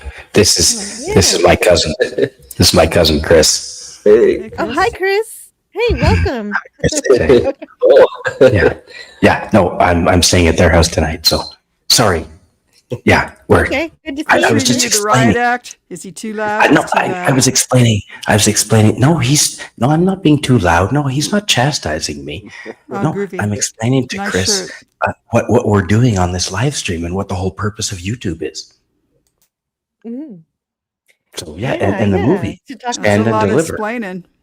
It's a lot of explaining, but and you've never seen Stand and Deliver. Oh, probably once, at least once. Yeah, you need to see it. Oh, that's cool. That was better than I had Right. been doing. Did you see it at school? They showed it to you? Sorry? Did he see it at school? Did you see it at school? Oh, maybe. Yeah. Maybe. A lot of people saw it at school. A lot of people saw it at school. Yeah. You can't do to students the things that Edward James Olmos did to the students back. No, you can't do that these days. Yeah, a lot of his humor would be people would tell on him for it, and he'd get in trouble. Unfortunately, yeah, he has later on. He has a math problem about a pimp. So yeah, you can't talk about pimps in school. Can you talk about pimps in school today? No, you can't. No, not in Alberta. You cannot. Anyway, I didn't mean to It's funny. distract. Sorry. Cool, great. Yeah, it's a math Good night. problem though. It's a math problem. So yeah. So no, it's okay. It's okay. It's great too. It's great too. Well, that's the human touch though of the live stream. Yeah, So no, I'm okay with this. we're learning. He's excited about Stand and Deliver, and as we all should be, because a lot of people haven't seen this movie that are younger than, I'd say, 40. Really. Oh, really? I'm exactly 40. So there's Jason Love who says it's a good movie. Found it on DVD with Lean on Me with Morgan Freeman as a no nonsense inner city principal. And yeah, I like the Morgan Freeman one too. This basically does take from this movie, but why not? We have to, yeah. So yeah, he also saw it in school, Jason Love. And so we're still at the board meeting. We're still there's some very bad news. So while they're talking about, oh no, the school's gonna lose accreditation, what's gonna happen? And so before Escalante says he's going to do more, we learned from this guy. So he's this professor, Mr. Sanzaki, says he's got to leave. He's going to leave teaching because he's got a better job lined up in aerospace. So it's going to pay more, and he wants to move on. It's very bad timing though. He does look a little guilty about it at least. And the coach says, I shouldn't really even be teaching math. I'm not really even qualified, but they just don't have the funds to do more. And well, and Ortega, of course, she continues her defeatist attitude. If we fail, she's certain that the school will fail. You can't teach logarithms to illiterates. And of course, Escalante proves her wrong. And Principal Molina is trying to find a light at the end of the tunnel. But she's just beating everyone down. These kids come to us with barely a 7th grade education. There isn't a teacher in this room who isn't doing everything he possibly can. And Escalante says, I'm not. I could teach more. And so the best kind of teachers always push the boundaries of what administrators think is possible and what, standard lesson plans that are just given to everybody state. So he throws those standard lesson plans away, and he's already teaching the kids algebra, and so he knows that he's doing more already, but he says he wants to improve the school. And so it's also important to know that Jaime Escalante in real life, he had already been teaching. This isn't his first teaching job. He had already been teaching for a dozen years in Bolivia before making it to Garfield. And again, I'll say that line again. Students will rise to the level of expectations, Senor Molina. And so I like how he just, yeah. Isn't that true with children as well, Jill, as a mom? Of course. Yeah, absolutely. True If with there's children. something they don't know, something that first of all, kids are very inquisitive. They're always going to be asking questions, and you've got to be prepared to either answer or say, you don't know, let's look it up together. And then you do research together and you have a lot of fun. And that's a lot. That's very rewarding. So as a mother, yes. Moms do.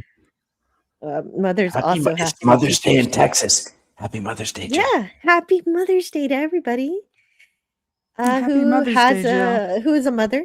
And yeah, thank you. Happy Mother's Day to all the mothers. And yeah, thanks for joining tonight to talk about this wonderful movie and you could say teachers kind of provide a secondary parental figure for a lot of kids, and probably for a lot of these kids, depending on sometimes. the household. I was going to say, Tiger Stripes, you're right. I got the sex talk from school, not my parents, believe it or not. Yeah, I believe it. And it probably wasn't even from an actual sex education course, was it? No, we watched the porno movie. It was horrible. What? I'm Really? kidding. That is horrible. Kidding. No, I'm kidding. I'm joking. That's nightmarish. But my favorite part of this board meetings, I just love this movie. Sorry, I'm saying too much about it, but it's just he doesn't even address Ortega and all of her defeatist attitude, because she just goes right over it and just talks to Melina. Yes, we can do this, and because she doesn't just act like glass is half empty. She basically acts like the cat. It's completely empty, and the cat knocked the glass on the floor, and and that actual when I came up with that idea, it also reminded me of one of the quotes I learned about watching some interviews with Escalante, and he says, "Don't count how many times you're on the floor, count the times you get back up." Very true. And yeah, it's like very very similar to getting back on the horse. And teaching kids to the Ganas just to begin with, that you've got to want it to succeed. Right. The kids, you can lead a horse to water, you can't make it drink. I don't know why I'm thinking about the horse cliches today, but you can't force anybody to learn. They've got to be convinced. And Escalante was a master at convincing people that it was a good idea to learn algebra, and then it was a good idea to learn calculus. It's something he does even when the kids want to quit. He figures out how to keep them with it. And so we learn. So finally we go back to the classroom. That scene is great. But before we go back to the classroom, let me catch up with the chat just a bit. Oh yeah, good movie. Jason Love is here, and we did read some of his. I think Scotty is snoring. I'm gonna mute Scotty. Scotty, if you are not snoring and I am mistaken, you may unmute yourself at any time. No, that sounds like he's snoring. Oh yeah, that's a little concerning. That's almost a gurgle. Scotty. Yeah. If you mute him, Jill, we're not going to hear him when he falls off his chair. That's true. And we might have to listen for that. You have a number for him, right? PvP, Yeah, I'm looking. I do. Okay, if it comes to it. Is PvP here? Hello, PvP. If you're here No, in the chat. I recall PvP falling off his chair once. Oh yes. Oh yes. Oh and, yeah, that was scary. Yeah, and Card fell off his chair once. I witnessed that. Oh. Yeah. Well, yeah, that's not good, guys. Yeah, it was actually like a stool. I almost feel like there's like a name for it. Drummers call their stool, but I've already forgotten. It's like some sort of hip expression. But I think that's what he was sitting on, was maybe a drummer's stool. I saw him, and I said to him, "Dude, you've got to get a chair." And he had a chair, within the week. Really good chair too. So that was good. But yeah, I don't mean to steal any time, but can we quickly just say, speaking of drummers, cheers, Cardinal Sin. Cardinal Sin. Yeah, cheers. Yeah, rest in peace and sip. cheers. Yeah, I got a coffee still. Yep. And Citizen 333 says, I like the one, you can't lead a moron to logic, but you can't you can lead a moron to logic, but you can't make them think. Sorry, the text was small.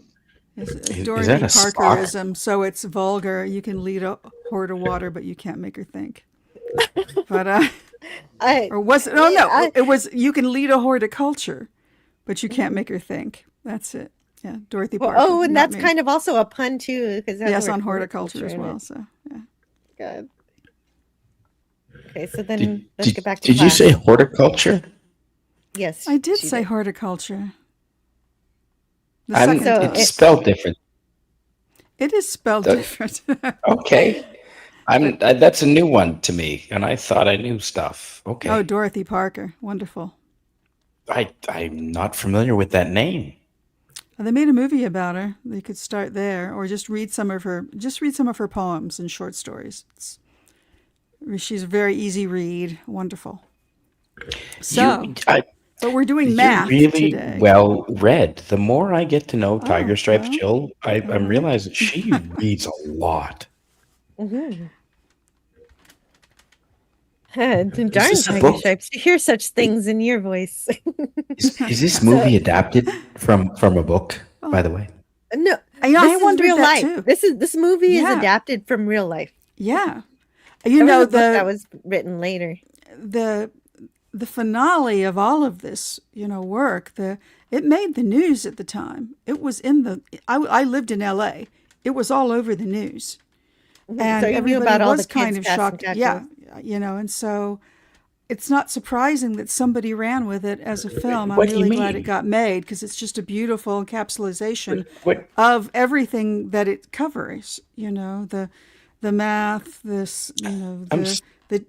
personality his of Jaime escapades? Escalante, the times, the area. It's just beautiful. It's, I think, culturally significant. I do, this film, and historically significant. You mean his escapades, Jaime's escapades, were followed in the news and LA people knew about him? When all of the kids that take an AP test in calculus, every one of them passes it, that makes the news.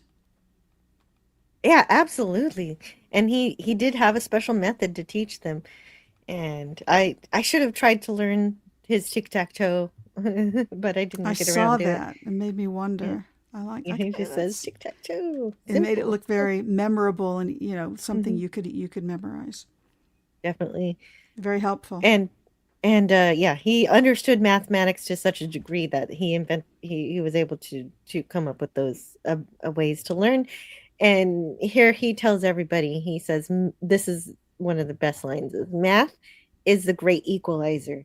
And so they're having to do a quiz every time. So every class is going to start with a quiz. And he gives everyone some facts about that time period. That they'll be judged by the way they look rather than their abilities. So he refuses to allow them to use that as an excuse. So there is prejudice. It's something that's real, but you can overcome it, and you can overcome it. Math is a great equalizer, and so is education in general. And so he does say that there will be no free rides, no excuses. You already have 2 strikes against you.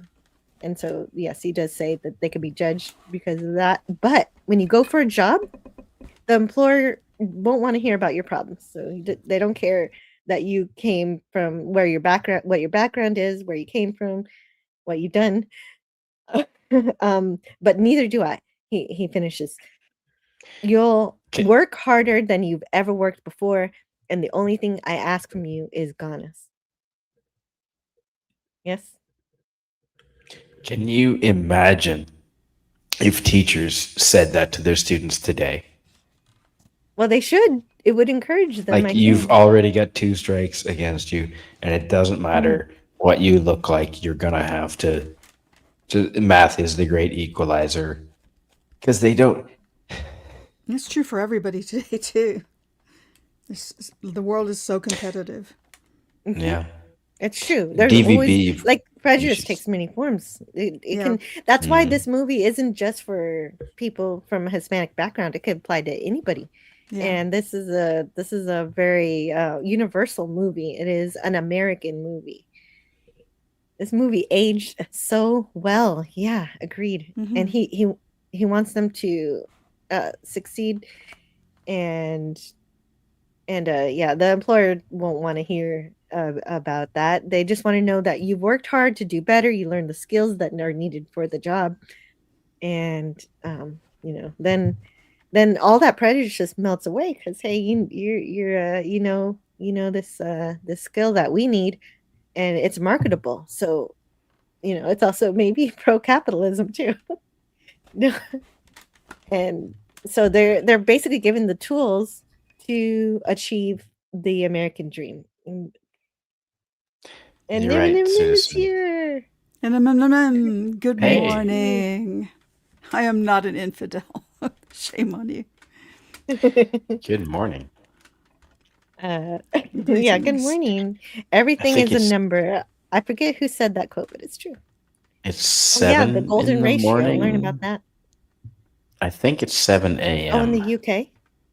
I Well, also it's 1 think a.m. that right now. NMM might be talking into something that's translating for him, and he said, "Good morning, greetings, and felicitations," and it went for infidels. No, I So think he meant that because he's having to in having his to wake up, country.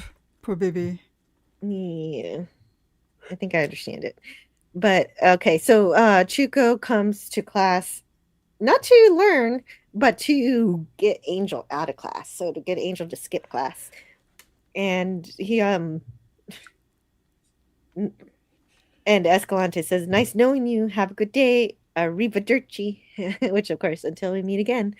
Mhm. And that's Angel does look a little bit guilty about it, but he still leaves. And this is also the point that we have oh, what's her name in the movie? Let me see. It's I forget her name. But she comes to class and he jokes with her to relax, takes Sominex to go to Maria. sleep. I'm At going to least go out on a limb and say it's no, Maria. she's not Maria, but she is bilingual, heavily to the point where she has a bit of broken English in some certain cases. So she's it's and of course that's no problem for Escalante. Rafaela, maybe. Rafaela, is that her name? I'm just the character's name. Yeah, the character's I name. think maybe Rafaela. Okay, thank you. I don't know why I missed that. I tried to get all the kids' names, but I guess I missed her. But I like her a lot. Um, Thank you for looking that up for me. We reached these kids. Well, I hope Good. I'm right. Good job. I hope you're right too. And yeah, so she's joining the class, and they throw in a little culture here where well, I didn't get a clip of it, but they throw a little culture here with some ladies in Florida dresses. My little sister used to do that kind of dancing with the little batons and everything. Oh, and Power Ranger Donnie's here. Is going to bed. Oh, thanks for listening tonight, Power Ranger Donnie. And Hey, let's see if there's Donnie. anybody over here. There's also an episode where, wait, what? Who remembers Welcome Back, Cotter? Oh, see, if Scotty were awake, he remembers that. I remember that. Oh, you remember that too? Okay, I think he. Definitely. Well, so does Tiger Okay. Stripes. Sure. Yeah. Travolta really made Travolta. John Travolta. Boy, he was Yeah. skinny in that. Well, they were all a bunch of kids. Oh, I mean, they were probably actually in their 20s playing teenagers. I was just going to say, Still yeah. very well, just slim. like this movie. Just like this movie. Here's- Jamie in the chat says that Jamie remembers. And so Hey, Jamie Lynn. he says Low Spec Linux Gaming says there's an episode where the atom is described in the context of two gangs. Wait, didn't they do that also in was it? It wasn't Cheers. It was WKRP. They did an episode like that in WKRP, I think. I've caught many reruns of Welcome Back. Great theme song, great cast, and Pepperidge Farm remembers. Was it WKRP or Cheers? I just forget. Anyway, then we set up the scene for Angel to come in and apologize for skipping class, and to ask to have multiple books, and so his friends don't realize that he's studying, and so Escalante gives him 3 books, and Angel says he'll protect him. I guess maybe to keep the gangs off of his case if there were any. But you know, but Edward James though solicits that, and I mean, as Escalante, and Edward James almost has this wonderful way of talking through this whole film. It's very rhythmic. It's almost musical. And, you can kind of almost imagine that this is something that he does too, sort of kind of keep the kids in line. It's almost hypnotizing. And so when he leans in for this, he says, "What's in it for me?" It's really beautiful. And he often whispers a lot of the lines to the kids too. It's he drops his voice if he's saying something, if he's really bagging on a guy that in a way that might embarrass him if it were public. He drops his voice almost to a whisper. He just plays all of these different levels while, vocally. It's a very musical performance in a lot of ways. True, Good for agreed. noticing. That's a great description of how his performance is so good, and it is based off of actual Escalante, how he would behave. I listened to So a it's little of real. Jaime Escalante, and he does have that lilt in his voice. Yeah. I mean, there's all kinds of reasons for that. I mean, yeah. And so Pancho is organizing a mutiny with the other kids at the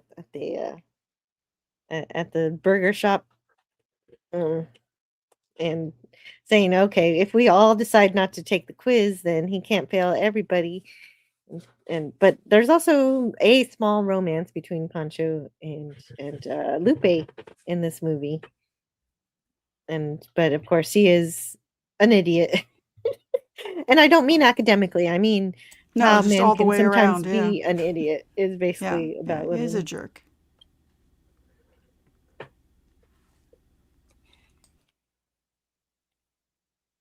But in Spanish translation,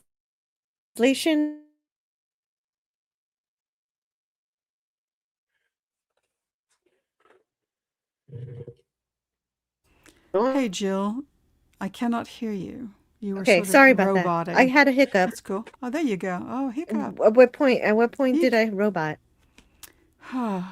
Which word did I robot on? A minute ago. Okay.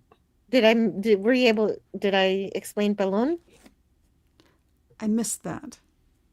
Yeah, it's a bald-headed person. That's the Spanish translation for this part of the movie. So they're of course talking about the teacher. And then they also start. I'm actually going to drop Scotty so nobody thinks that he's really here. So, but I'm gonna send him a message on Facebook. Shall we try to wake him up? Just do you want for me to grins? try? We can try. I thought I'd wait a little bit, let him have a little of a nap, and I'll wake him up when the movie amps up a little bit and see if we can get him back. Wise. Yeah. Scotty, wakey, wakey, eggs and bakey. Come on, Scotty. Yeah, so I will wake him up. I will wake him up. I will try to wake him up, but all right. Hold on just a second.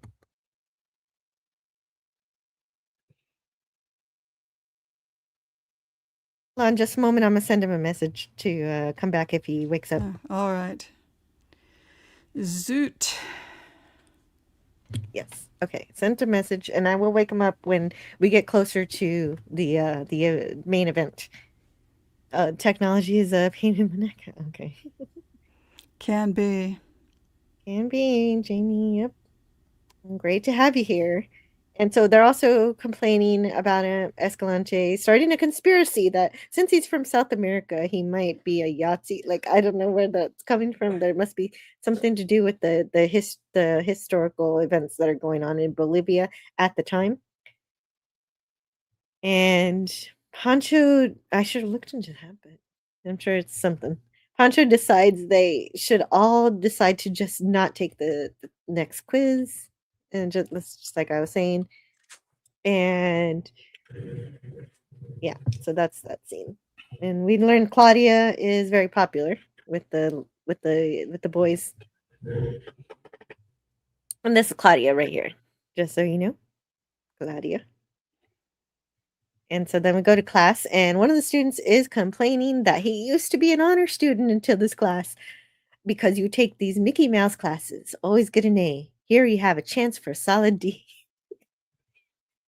And the kids are just trying to just not take the quiz, and this gets Lupe in trouble. And Angel all of a sudden goes from, like, ever since the scene with digging the hole, or ever since he's gotten in ever since he apologizes and comes back to class and gets those books and everything, he's changed. Now he's kind of like a teacher's pet here, telling on Lupe, saying, give her the chair. So I guess I had a teacher who would do this, but she would call it Siberia, and it was like a desk in the corner, and if you were acting up, you'd go to Siberia. Well, I like it. hmm Yeah, I like it too. And Yeah. so she didn't do he also said she didn't do her homework. My goat ate it as a play on my dog ate my homework. It's See you. Nice to see you. Good night. Hope to see you soon. uh-oh. We are having cross talk. Let's see what's going on. What's up, Spidey? Oh, okay. I just wanted to make sure you weren't trying to say something. Okay.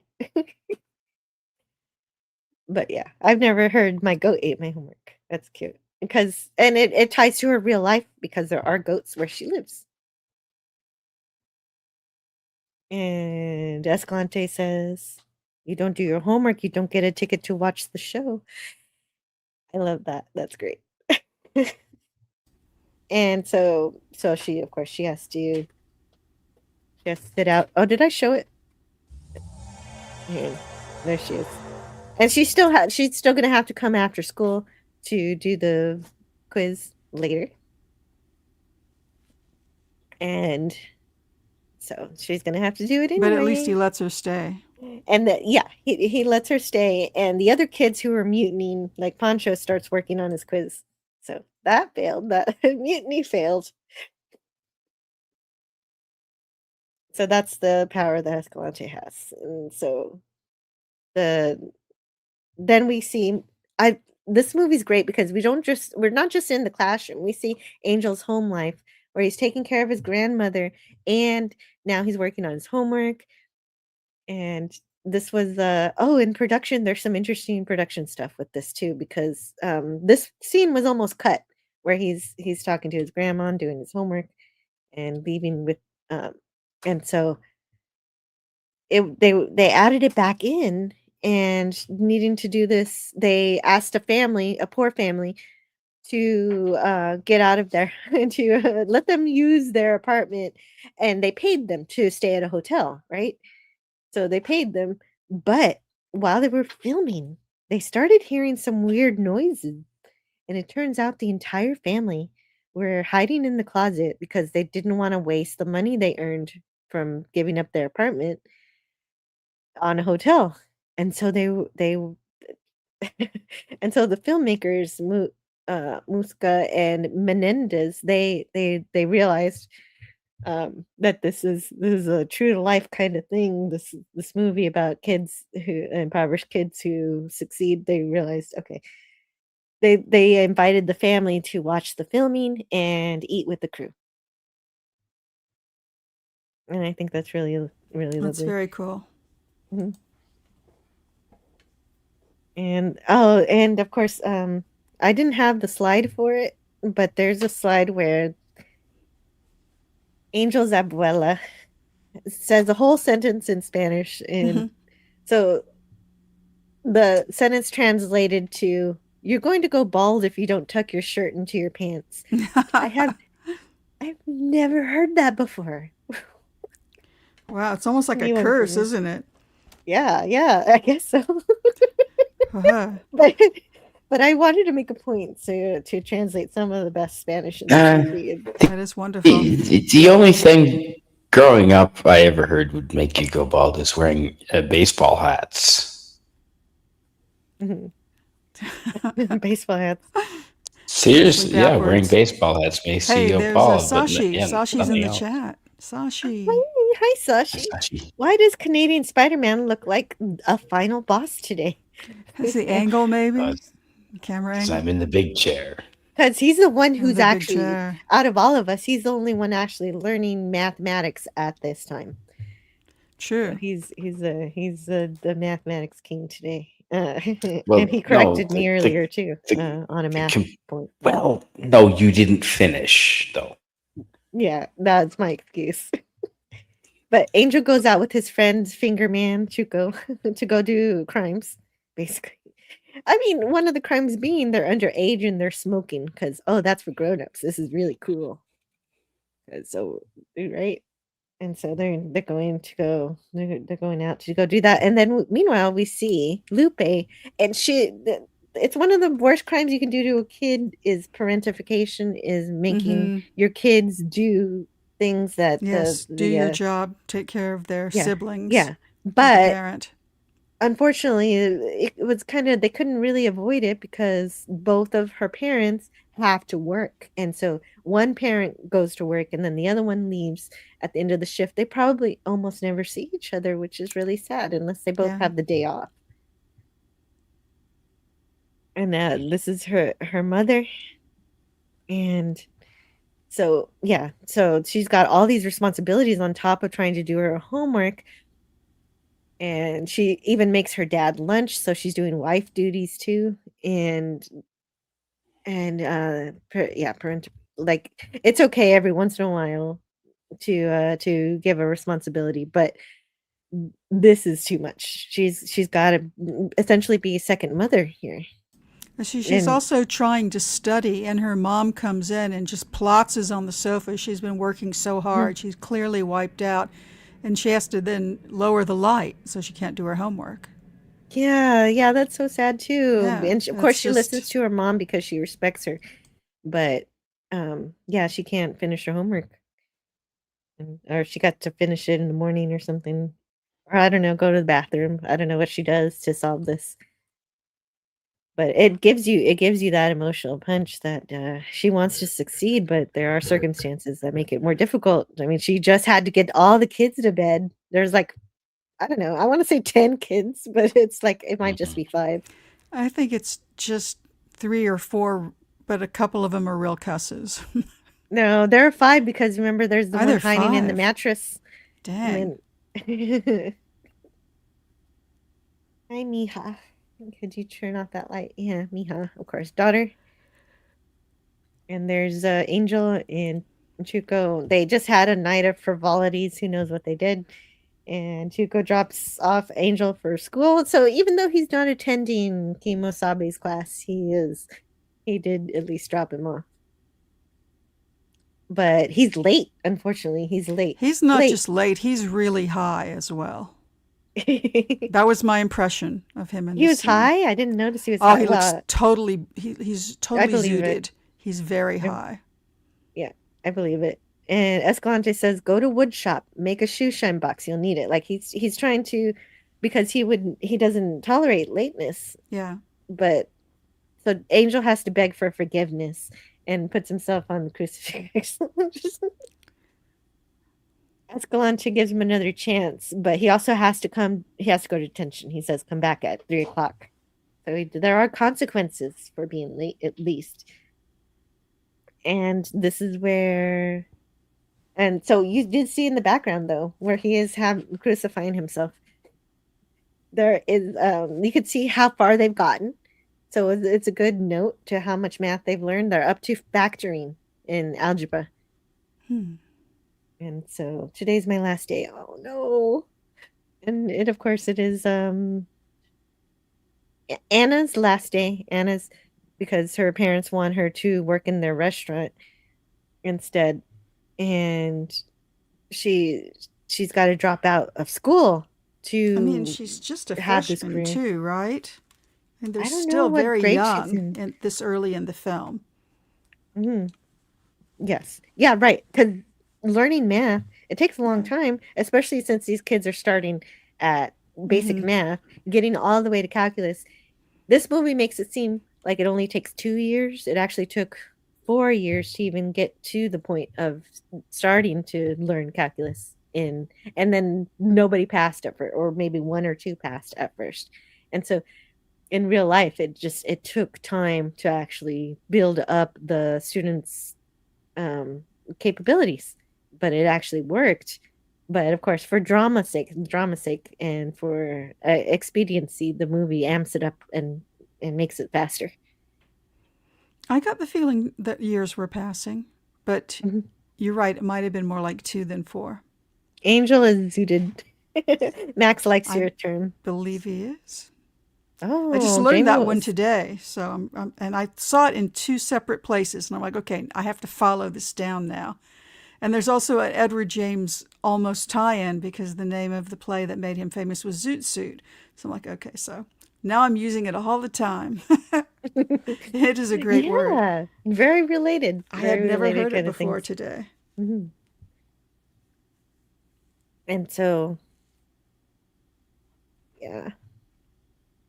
So, not one. Okay, so of course, Jaime Escalante is not happy to hear that Anna, like, he is going to leave his class, and so he actually goes to her father's restaurant to convince her dad to let her stay in math, to let her stay in school in general, to actually go to school, and so just yeah. So, but she's Yeah, that's a real battle of the machismo there. The two there's of some them. there's some interesting production information about Anna too, which is that she's the only character in the whole movie actually based on a real person. The rest of them are maybe amalgamations of different students who actually existed, but they have different names or maybe slightly different personalities. But this one is the most real of all of them. And of course, her name was changed. Her name was Leticia Rodriguez, and she was the daughter um, uh, of the owner of a restaurant. So there was a restaurant in the city El Farolito in LA. I don't know if you've ever been there, Tiger. No, I I don't have know if it was not. still it might Yeah. not have been around at that particular moment. I haven't been to East LA that often, I gotta say. The farthest I kind of go is downtown, and East LA is really the other side of downtown. I see. Yeah, I've So kind of been right up to the border, but not so I don't essentially know that I've been to East LA. this restaurant, this argument that Escalante has with her dad is real, and it was just as dramatic in real life, Oh, I bet. according to what I've looked up. But this is great. I wanted to look into more of a lot of Escalante students. Some of them went to NASA. Some of them became professors, and so I looked into what happened with Leticia, and who is Anna in this movie. And so at first, actually, she didn't. She did, of course, pass the test, as is the case with all the other students, but she actually flunked out of Princeton at first, and then apparently her dad read about Escalante, and then she went back to school and got her degree, and became, what did she become? Let me find out. It's an electrical engineer. I think it was an electrical engineer. That's pretty cool. Yeah. Yeah, I'm trying to verify that because I forget, some kind of engineer. so she did eventually fulfill that use that calculus. Still closer than I've ever been, Tiger Stripes. Oh, to East LA. Yeah. Sometimes I homeschool my daughter. Oh, that's good. That's cool.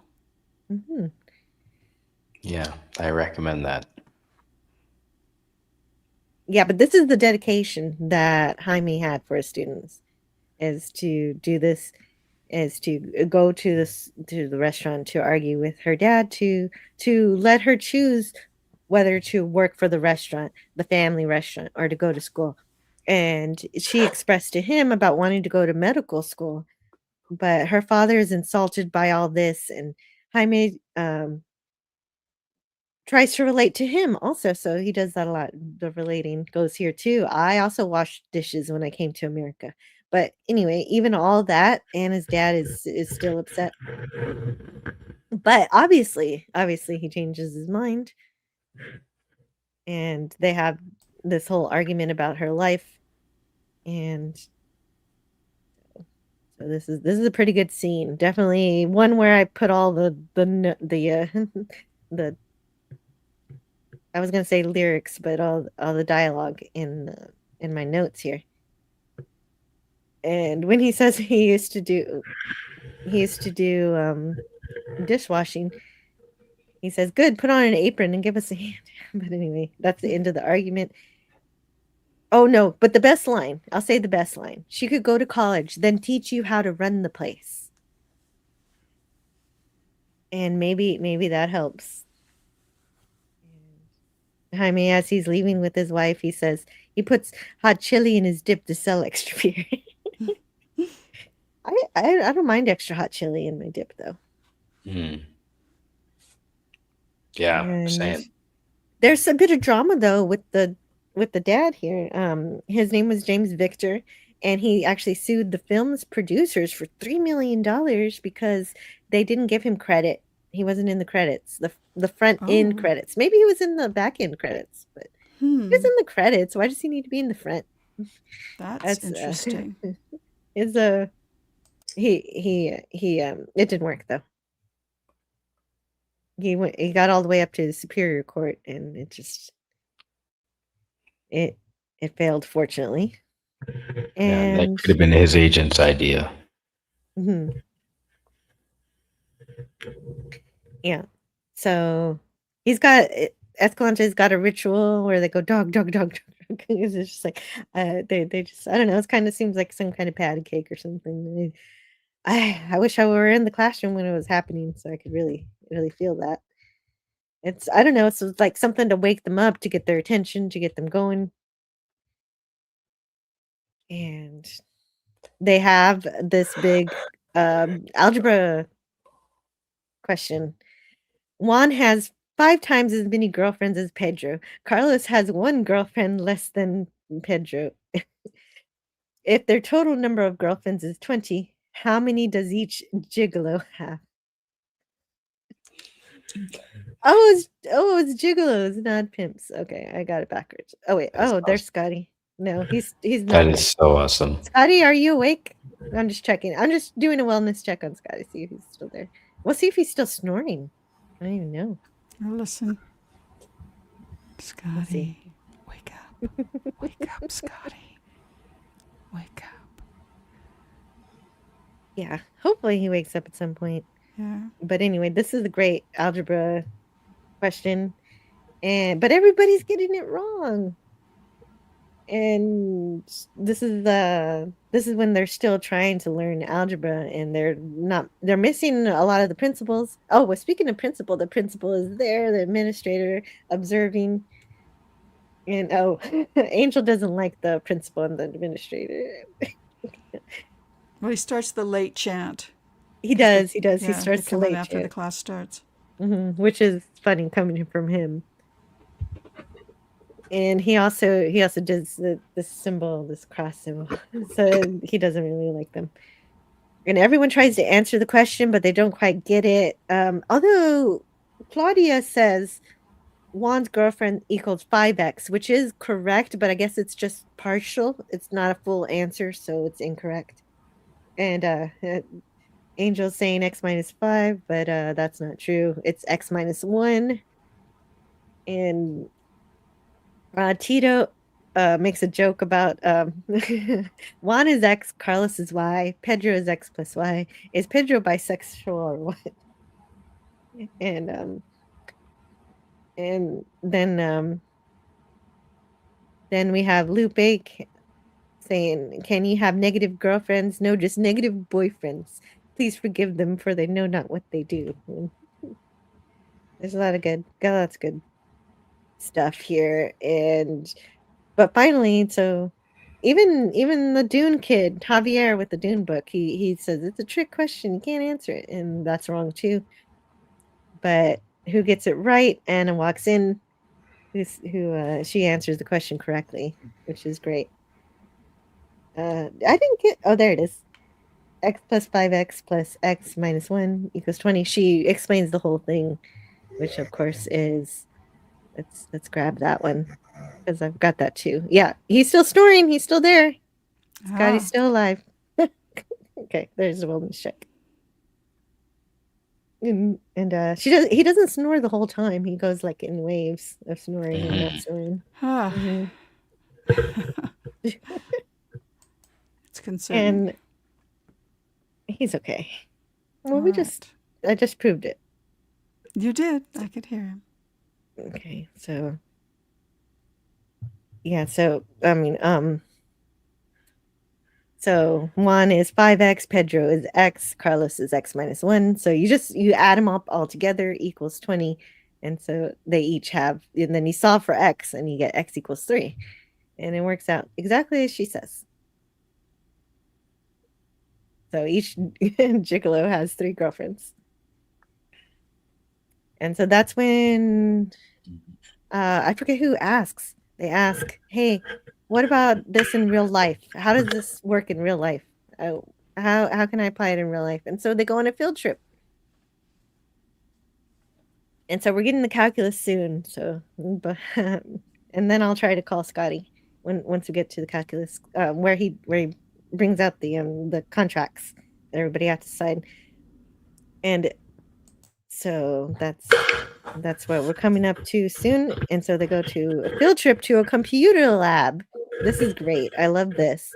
So this is where Jaime's neighbor works at this computer lab. So it's a great way for the kids to see how how math is actually applied in real life. And then they show on the computer, Pancho asks, "What kind of math is this?" And it's calculus. And Jaime says, "You'll get it in college," but the neighbor says, I don't know if the neighbor had a name. The neighbor says, "No, my daughter gets that in high school." And that's the ticket. That's where the Escalante gets the idea. Oh, if his daughter can learn calculus in high school, so can my kids. And that's where that idea is born. And so we go to another board meeting, and he's now at school asking to teach calculus next year. And the principal thinks it's a joke. That's quite the leap. That's a jump. That's what he says.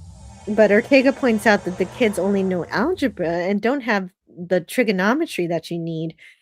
And so Escalante says that's what summer school is for. But summer school for the actual, you're gonna put our smartest kids in summer school is basically the argument against this. And Escalante, yeah, I remember being a kid asking my mom to go to if I could go to summer school, and she was like, "No, you can't go to summer school. That's for failing kids." And I was like, "Oh no, why can't I learn some stuff?" But no, but yeah, for 7 a.m. to noon every day, including Saturdays. That's why I didn't mind having the live stream tonight. Because yeah, that would do it. Summer classrooms. Yeah. It's what it would take for me probably to learn something like that. Yeah. And Ortega is just really, really upset about it. Don't lecture us. Our kids can't handle calculus. We don't even have the books. But Escalante says if they pass advanced placement tests, they get college credit. And there are teachers here who couldn't pass the advanced placement test, says Ortega. Which, yeah, it is a tough test. I barely got a 3 on it. It is really tough. And I think probably a lot of the integration is where my problems were. I was great with the derivatives, but I learned the antiderivatives and the integrals a lot better when I went to university. And so there's, you think you can make this fly? Yeah, the Principal Molina says, and Escalante puts his foot down about this. Either I teach calculus or I'm gone. Like I need this. And I'm surprised he puts up that kind of ultimatum, but it works. And Ortega is also upset at this, that he has that kind of power. And she says she's going to quit. I don't know if she actually quits because we still see her around. But then she says that line that Tiger Stripes mentioned earlier. I'm thinking about those kids. If they try and they don't succeed, you'll shatter what little self-confidence they have. These aren't the type that bounce back.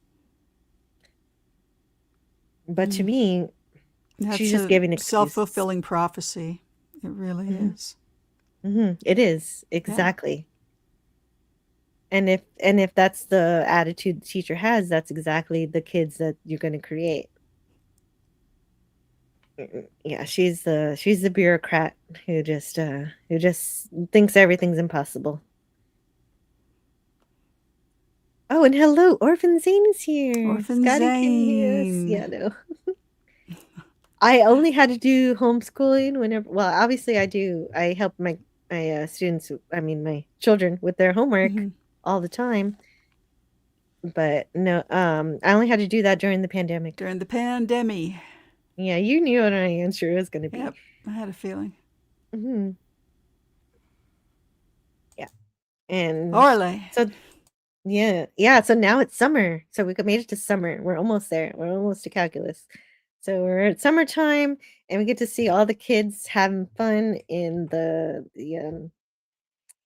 Oh wait, there's Ortega. Oh look, everybody's having so much fun at the pool. But guess who's not at the pool? Escalante's kids. The they're the Chemo Sabe's kids are here, and you can see that they're learning trigonometry because you've got the sine, the cosine, tangent stuff up here on the board, all the angles, learning the unit circle and all of that wonderful trigonometry stuff. But the problem with this particular case is that I guess they couldn't during summer school. I don't know if it was every day during summer school. Hopefully not, because they didn't have their normal classroom. They had to be in these lockers, these gym. It looks like a gym. Yeah, it's a gym, and it's really hot in there, and there's no AC this particular day. And so Claudia complains, and she says, somebody give Claudia an orange. Everybody does it. It's one of those funny moments in the movie. And also, Escalante says, you think I want to do this? The Japanese pay me. They're tired of making everything. They want you to pull your own weight so they could take vacations on Mount Fuji.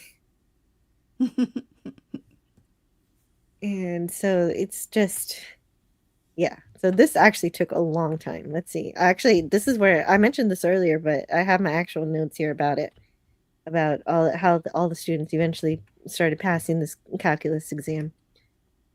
And that in reality, it took longer. And let's see how long. And 7 week summer session, 7 weeks of your summer, at least. Man. Yeah, that's a lot of, that's a sacrifice for kids to sacrifice their summers. Like some of the most fun things happen during the summer when you're a kid. And so they're sacrificing some of their childhood for this. And I mean, I was trying to get the dates, but in real life, yeah, he didn't start until 4 years into his teaching, and this is based on that 4th year, and it took longer for the kids to get to it. And I don't know why they include this. I guess maybe it happened. I wonder if this happened in real life too. Somebody threw a garbage can at him. Do you remember that scene? I could believe it. Yeah, I could believe it. Oh, the most important thing. Everybody is still complaining about the heat. I don't know why I didn't put it in my notes. This is one of my favorite lines. This is one of my favorite scenes where you're persevering, you're going through, you're not just giving up your summer, you're sitting in this hot locker room, and your teacher convinces you to stay there. Nobody's leaving. And they chant, think cool to get through it. And so here's where, okay, the coaches, he was applying for a different job, I guess, or he was getting fired for this job. I don't know. It's just, they just included they laid him off, and then they brought him back. That's it. But It then, sounded like a little more serious than a layoff. It sounded like he really thought he'd been let go. So, yeah. That's it. He was trying to find another job. That's why he got the suit. He got the new suit. And so he's just wearing it to school. So he's explaining why he's wearing a suit to school. And then they do that bad joke where he bends over and he tears his pants. Anyway, that's the 80s. And so they get back to class after summer, and now we're starting the calculus. Oh yeah, so these kids did try to hit him with the garbage cans, and there's this There's this entire thing. Oh, and the kid gets knocked over. Javier gets knocked over. Oh, here it is. And they get away. They get away though. They get away with it. No, they don't get caught. And he's okay. Oh, there it is. I didn't think I actually got it. Ouch. Yeah, and he I don't remember if he rented or bought it. I think he just rented it. Or I don't know if he bought it. And either way, it's no. I think he said he spent his last $100 on it. Oh, geez. Yeah, on so then he that bought and it. resumes. Mm-hmm. And so the kids are getting this contract to start AP calculus to learn. Yeah, it's our year to slack off. We're seniors. That's how it is. They're seniors. Oh, sure, senior slump. Yeah. Well, yeah. Then they have the senior skip day. I did not partake in senior skip day. I did not skip. I got perfect. That wasn't a thing, but there were things that I missed that were traditions in when I was a senior in high school. Yeah. And so they're going to prepare for the advanced placement class with they have to, okay, here it is. We have to come in an hour early, take your class 2 periods and stay until 5 o'clock. And we have to come on Saturdays and no vacations. And the no vacation's kind of messed up. If you got a family vacation. Well, 7 to 12 at least isn't the whole day, but then you're going to spend the rest of the day doing homework, I bet. Mm-hmm. Right, and then what about all the other classes? It's not like you're going to school just for calculus. You've got other things going on. And so I don't know if these kids, if they suffered in their other classes because of this, but they definitely did well with the calculus at least. That's something I'd like to says ask. CSM energizing the stream. Only just noticed. Yeah, that's right. Oh, Spidey, did I put you to sleep? He's been like that for a while now. Oh, Spidey, I'm sorry. I put Spidey to sleep. Yeah, well, that's the comfort of well, we got Spidey asleep and Scotty asleep. That's yes. Well, but he's on camera, so it's kind of, if he doesn't start snoring, we'll see. Sleepy Spider-Man. Shh. If he snores, will the mic pick it up? I don't know. It's kind of far from him, and he was holding it pretty close to begin with, and he had the volume dialed down, I think. This is the point where I was going to call Scotty to see if he'll wake up. That's a hoot. But before I do that, we're going to finish off the scene. Mm-hmm. Which, luckily, I just love this movie, so I think I'm okay. I'm glad you're here. At least you're still here, Tiger. And so they're all shocked by this, but they all come back, most of them, with the signed paper, except for one. But we'll get to that.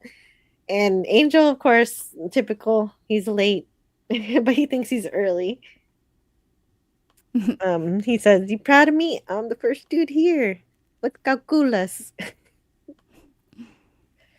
And I did have a number of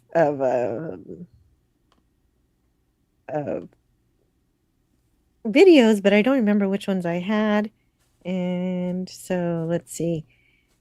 Oh yeah, I never played this one earlier. A negative times a negative equals a positive. Say it. A negative times a negative equals a positive. Again. That's great. That's great. Yeah, reinforcing by repetition. That is good. But this is the one I was looking for. I knew I got this one because it's one of my favorite lines. Hey, Kimo, you proud of me? I'm the first dude here. What's calculus? It's cute and funny. I mean, oh, yeah. But how come he doesn't know? Shouldn't he know he's going to take calculus? Because they took. Why else would they all be convinced to take trigonometry in the summer? But it's a great joke anyway. I love it. Mm-hmm. It's really good, and anyway, it doesn't make logical sense, but it's perfect. Oh, they set him up to saunter in like the happy fool. Mm-hmm. Yeah, and then we're gonna get to the next scene, but I don't know if you can hold the fort for me while I try to go. Wow. Well, sure. Let me just sort of read chat. We're talking about snoring. Yes, be right back. Max Redstone says it turns out that Ortega has been betting against Escalante on poly markets. I think that is a political commentary joke. NMMM says 80s hair detected. And I pointed that out earlier when Canadian Spider-Man said, so did this film take place in the 70s? And I said, oh no, it's clearly the 80s. There's that guy with flock of seagull hair. That did not happen in the 70s. So, just running it all back. How you guys doing? I'm doing okay. Just hanging with Jill. Really had to find this film. Other people sort of just, found it, but I had to look for this film pretty hard. And it was worth watching. I had never seen it all these years. And I do think that they should have given Olmos the Oscar for this. I would have. I went and looked at his competition, and I would have given him the Oscar. Of course, there were a couple of performances I didn't see from that year. But even, I would have given it to him. And I'm still making conversation. So, what have I been doing lately? I watched a few films, rewatched a few films. Oh my God. Do I see? No. I am so much on the outs with that particular late night talk show host. I don't even like to say his name, but I'm going to read your question.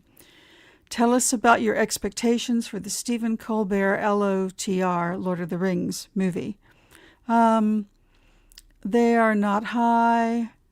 I started by understanding that it was going to be filling in something in the books that just hadn't been,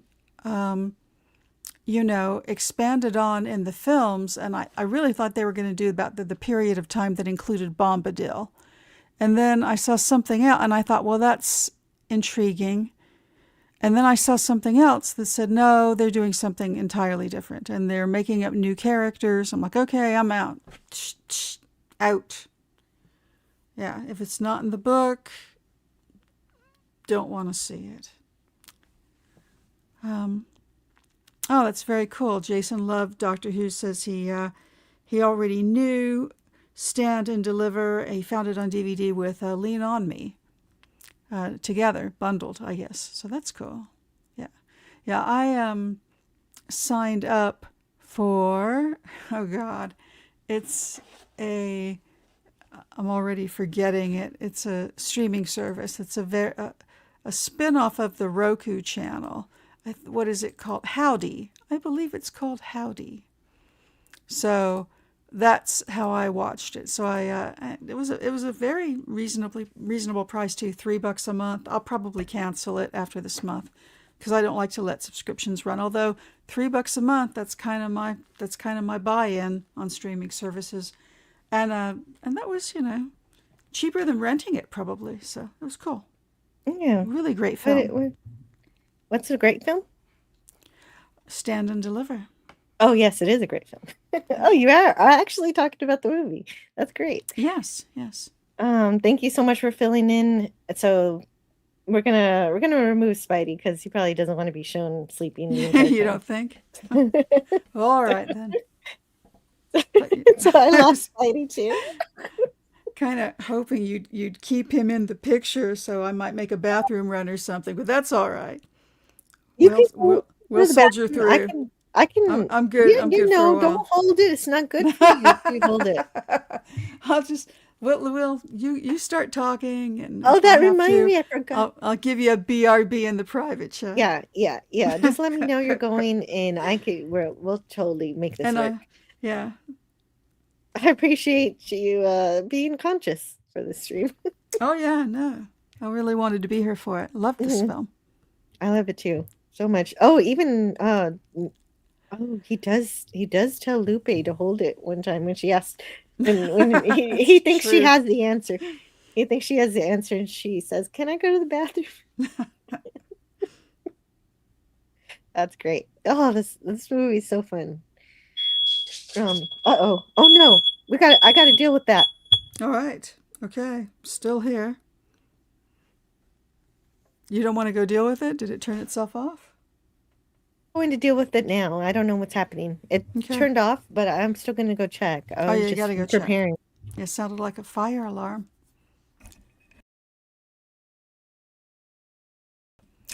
And says he is framing, I assume, the Lord of the Rings film that Colbert's working on in the same way that Andy Serkis's new Animal Farm adaptation subverted Orwell's work.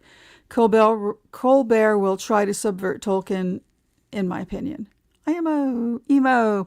Yeah, I concur. That says everything. Yeah, this is all my fears. Jason Love said he recommended Lean on Me, the film. I have not seen that one either. Yeah, that's good. Yeah. I haven't seen it in a while. Morgan Freeman does a good job. Calculus. Yes, we've grossed out Jason Love, Doctor Who, with our potty talk. You did. Sorry. So sorry, Jason. I'm not going to read it. He is laughing, so that's good. Okay. Okay. Orale. Okay, so are these? Max Redstone says we need to reach the Canadians. That's right. I lost all my Canadians.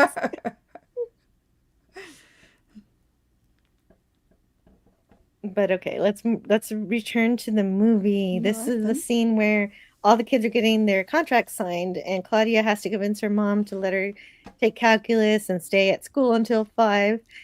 And I love it that she tells her mom says, "Oh, boys aren't going to like you if you're too smart." And she says, "I want to learn this so that I don't have to depend on some dumb guy," which is beautiful. Yes, it is. And I think that's what convinces her mom. She also talks a bit about. I'm getting a message. Who is it?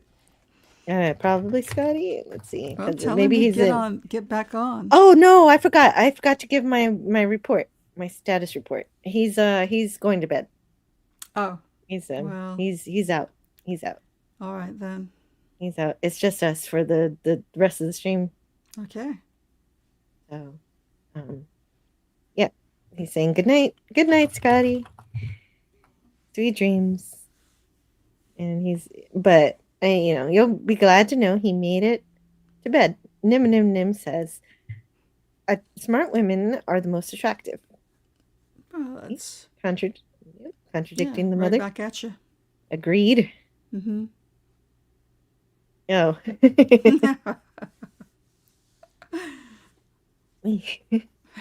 Still funny.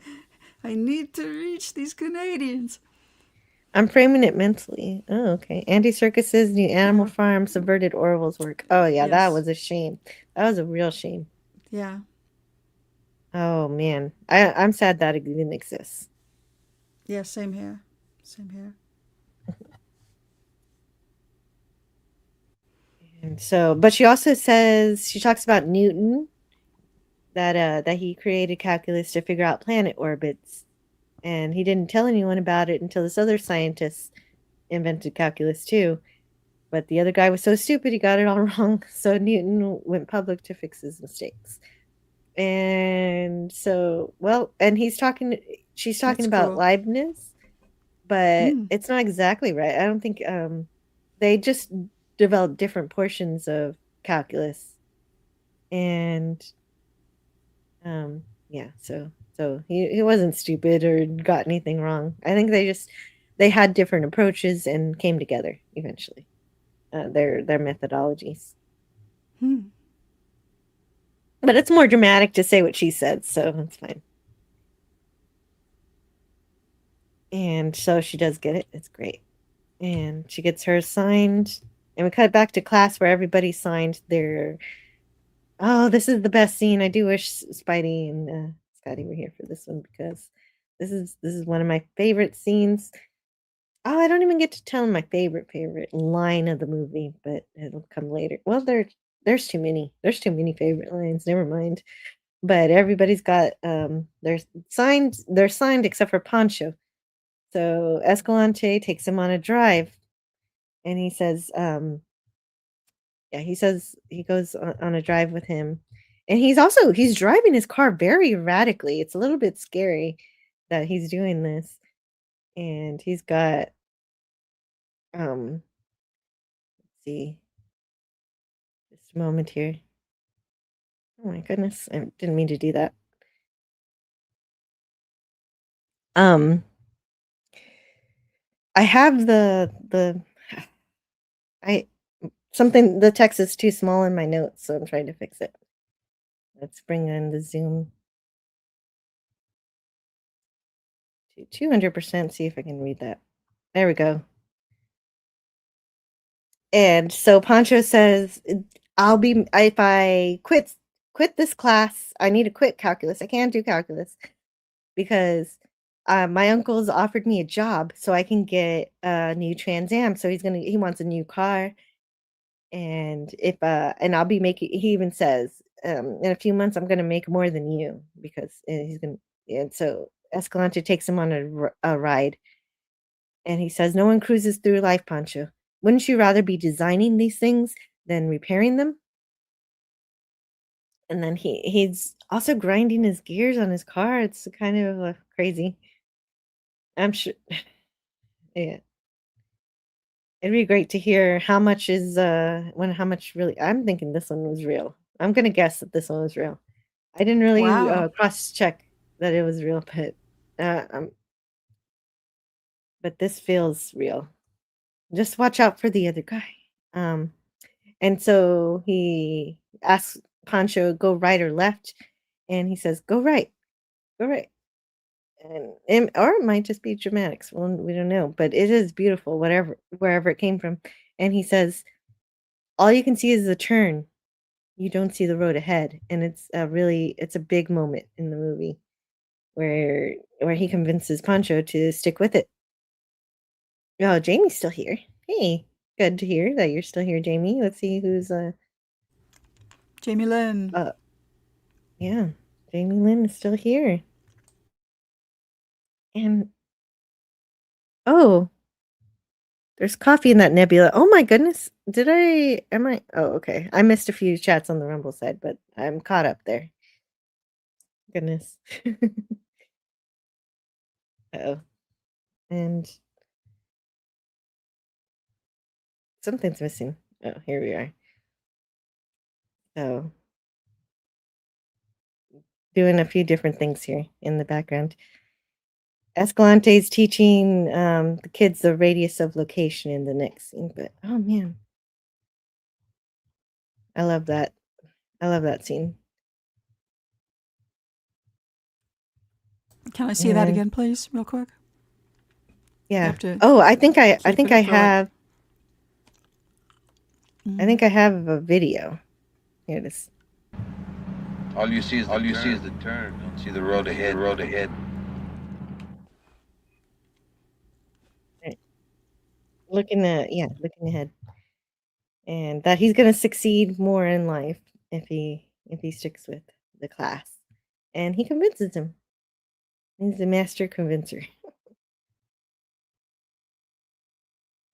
And so the kids have to come early to class. And so even this guy, he's like, what are you guys doing here so early? And these kids are working so hard. Tito is emblematic of that because he's fallen asleep in class. And Angel tells on him. Anybody can do it. Anybody can do it. That is a big thing he always says. Anybody can do it.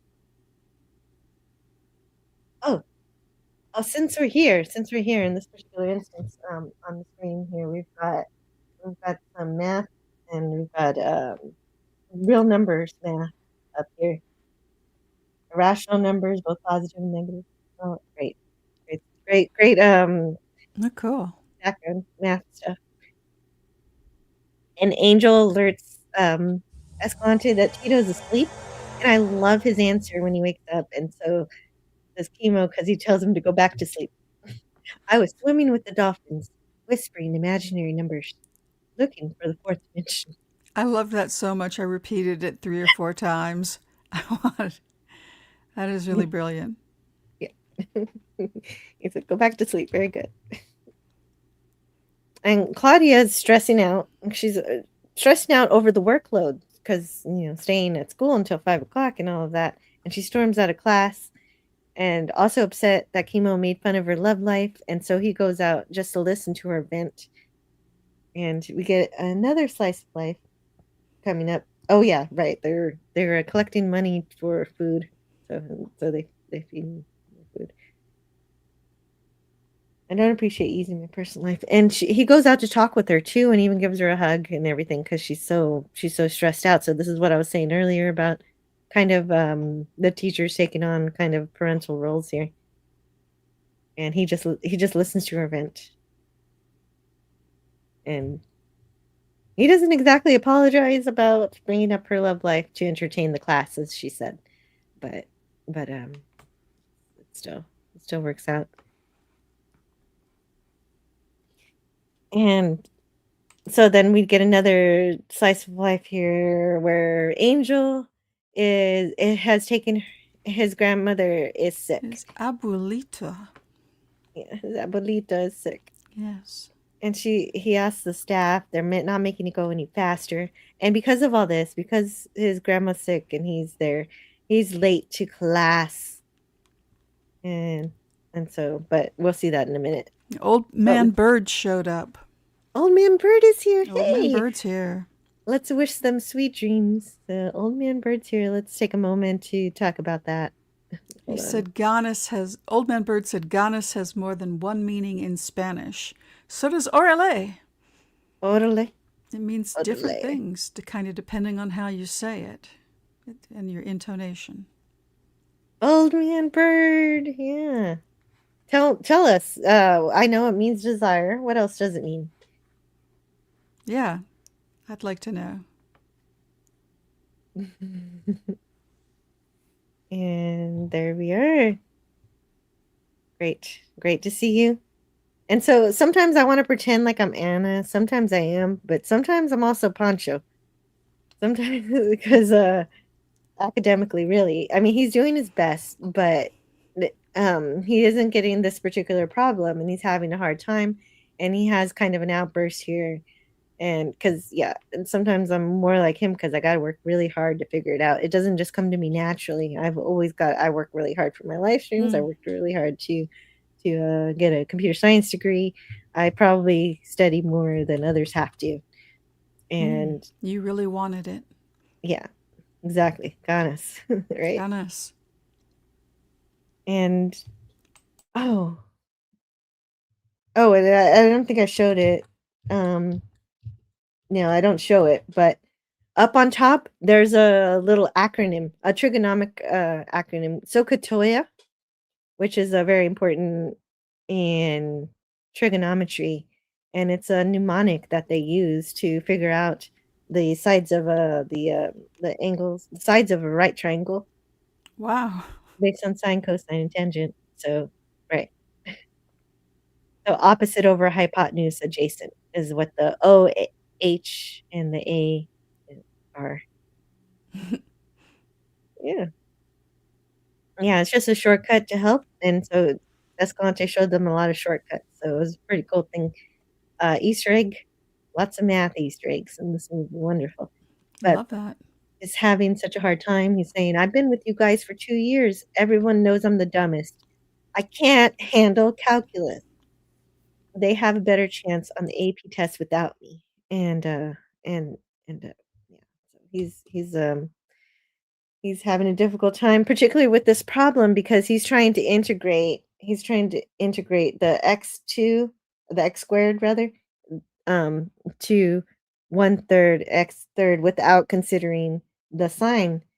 And so he's just ignoring it. Like he can just put them together. And when you have when you have two formulas like this together, you got to do the integration by parts. So you've got to there's a formula like you're saying. People were saying earlier that calculus is full of formulas. So this is where if you've got this, you've got to separate it out. And yeah, I wanted to explain it explicitly, but it's the UDV approach by parts, and it's very helpful. And I did that a lot in tutoring. A lot of people had trouble with integration by parts. It makes sense because you got to break it up. And Escalante has a trick to make it faster.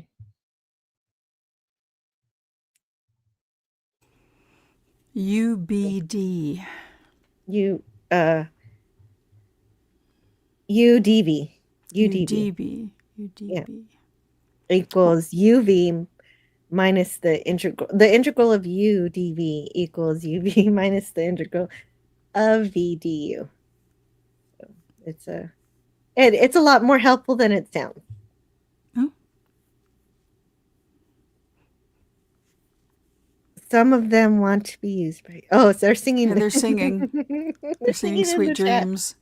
Sweet dreams are made of these. Well, they kind of greeted, Jason loved Doctor Who greeted Old Man Bird by letting him know the Canadians were all asleep. And so I think it was just sort of naturally went into Sweet Dreams somehow. Segued. Well, that was the segue.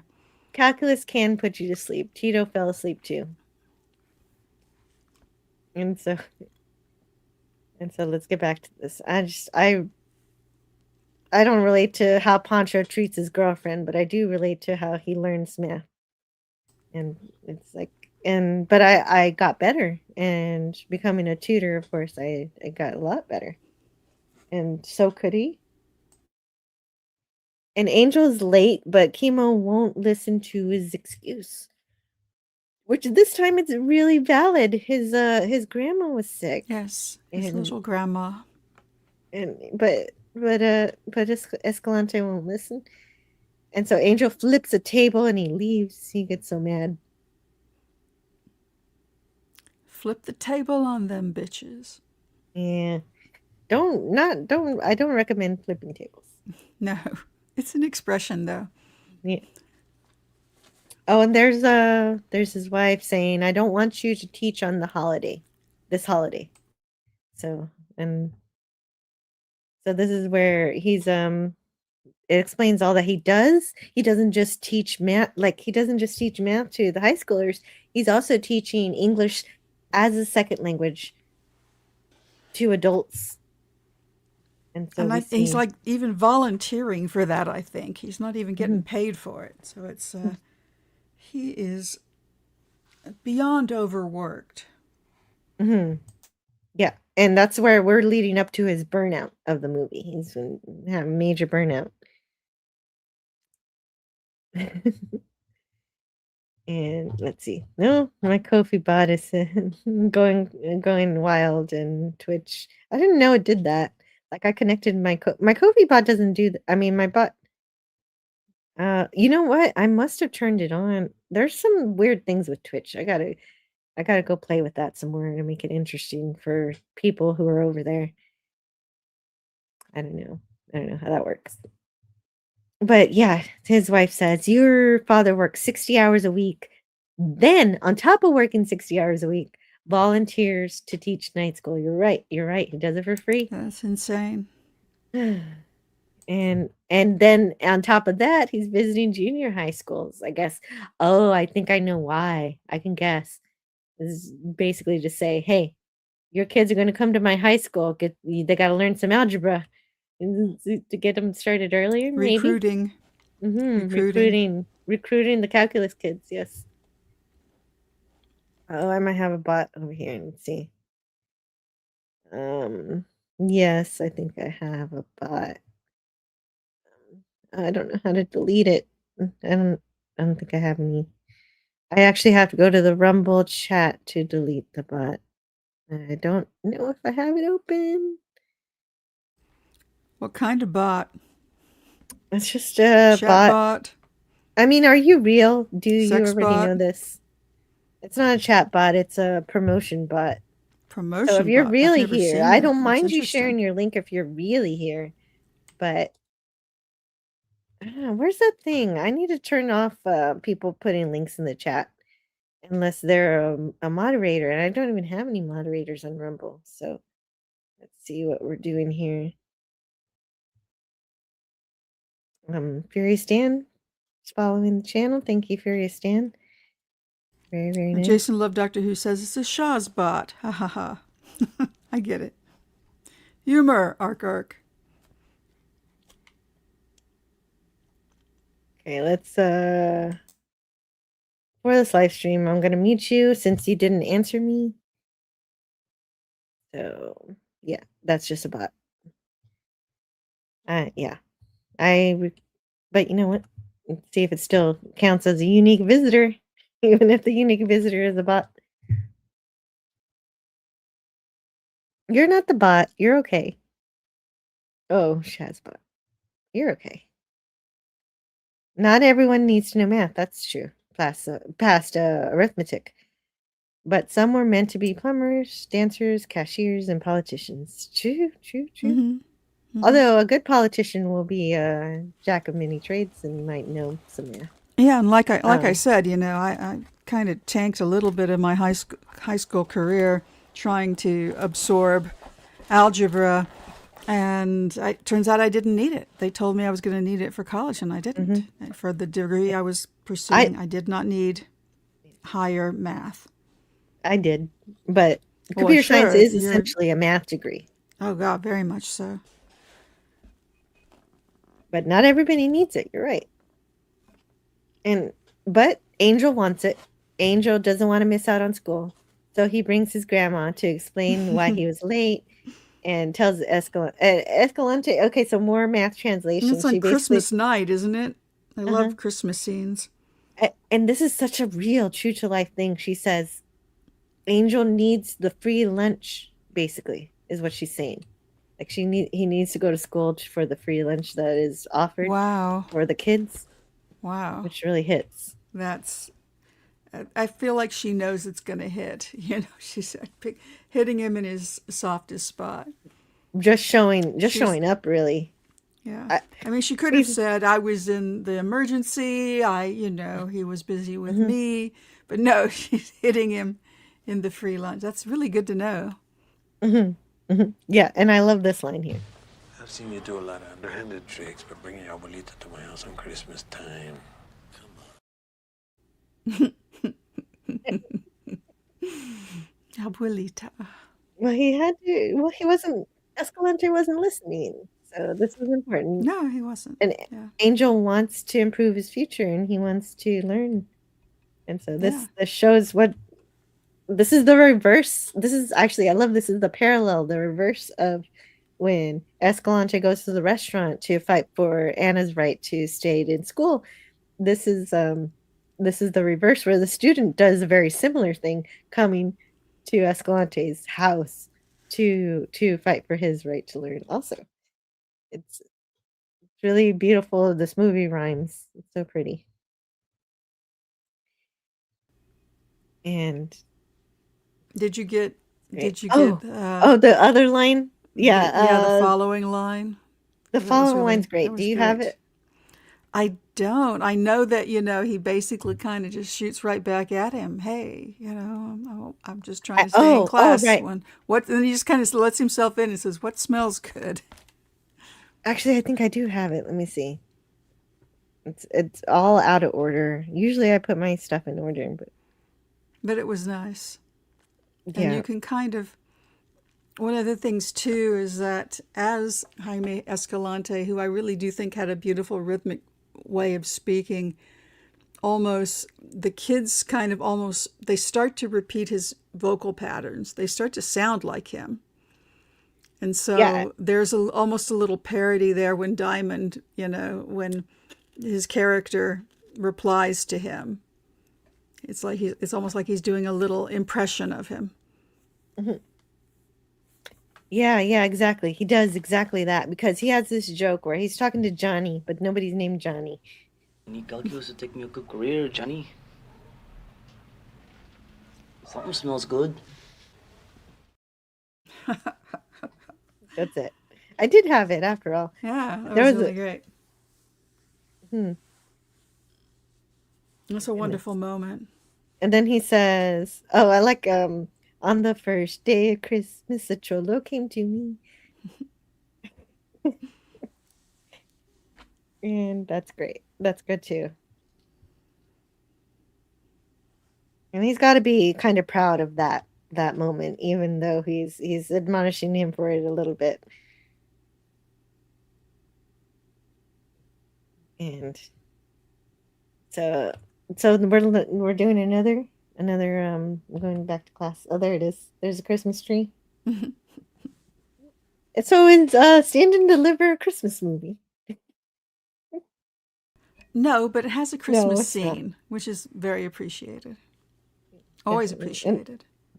also appreciated a seeing math problem on the board here. We've got he's pointing to the graph of this function that's appearing on this overhead projector.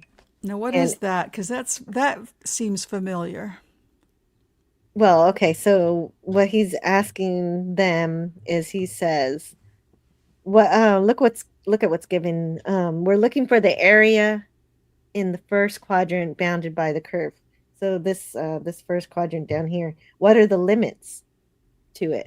And the kids actually get the question correct. So they get it right. Because I was wondering that about the movie is because he keeps telling them they're all wrong. And they say the limits are 0 to pi over 2. And he's like, "Oh, this is a review. I can't believe you guys are getting it wrong." But everybody's got the same wrong answer. And so some people think that's a callback or a setup for later where they all get the wrong answer for something. Ah. But because they all think the same, because they're all taught the same, Mm-hmm. which is true. But in this case, they were actually correct. And yeah, I got the same answer as the gordita, which is more Spanish. Don't call me gordita, which of course means chubby. And Escalante says, "You should know this. What's wrong with you? This is review. You're acting like a blind man in a dark room looking for a black cat that isn't there." And so he is this is where his burnout is happening. He's everybody's noticing that he's not doing good. Especially cuz they all know they're right and it's correct. So Wow. it's this is the indication of Escalante. His health is catching up with him. He's doing too much. He's burning himself out. Well, I appreciate And you telling me that. I had no idea they were giving him the right answer. yeah, well, I wasn't sure either, so that's why I took a screen cap of the problem and I figured That out really that they're would go to correct. his mental state, Uh-huh. when his thinking is fogged. And that is the meaning of the actual scene, is to show that. Ah. And yeah, so they were correct and he's just burning out. And they're realizing that he's the kids are all baffled and they're realizing that something is going wrong with their teacher. And let's see, got here. Jolo equals bad boy, gang member. Thank I don't know you. about Thank you. that. I don't know about that. Bad boy, I like that answer. I feel like Well, cholos just he's believe that they are he, of Mexican heritage but born in America. I thought that's what a cholo was. well, we also have to consider old man Bird is fluent in Spanish. There's that. Hmm. There might be some people. Yeah, it could be a more expansive definition. I'm not sure. Yeah, but some people are just having fun with it. And when we see him later, he is teaching the adults. So let's see some of that. Him teaching the adults that this is a pen, this is a pencil, and everybody repeats it. Here's Mm-hmm. the adults here. And they do play this for a gag. Mhm. As he's walking out the door, he speaks to them in Spanish and they repeat what he said back in English. Yeah, one moment, please. Yeah, that's funny. It's funny Yeah. until Oh you no, he's see. clearly having just a terrible event. I Mhm. I figured heart attack, but man, it's really realistic. It is, and do you know why it's realistic? Is because it's based on an actual medical event that happened to him when he was burnt out from all the teaching he did, and so Wow. Jaime Escalante showed Edward James Olmos exactly what happened, how he fell down the stairs, and how he hit his head, and and I learned this from the Midnight's Edge a podcast where hey, if you guys Mm. haven't seen it when this is over, go check it out. It's got 65,000 views. It's so great. Wow. They actually had Edward James Olmos, Lou Diamond Phillips, and other Oh, actors oh, that's in that incredible. in that in there. And that's one of the things he talks And about, that you said he was that's actually, Midnight's Edge?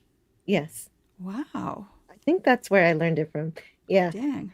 Because I listened to a few interviews and things, and that's one of my sources. I love Midnight's Edge. Actually, you'll find me in the chat over there, but it's at the end after everybody leaves, after the actors leave anyway.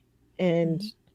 yeah, no, and that's how I learned that Jaime showed him how he fell down the stairs, and Edward James almost said, "You got to get this right to the director," because he even tells him, because he's a director too, so he's directing the director how he's going to do this scene, and that I'm only going to do this once. You got to get it right, and the director did. And working together, they made this marvelous scene that is so real. So much of the Yes, it's movie is very so real. real.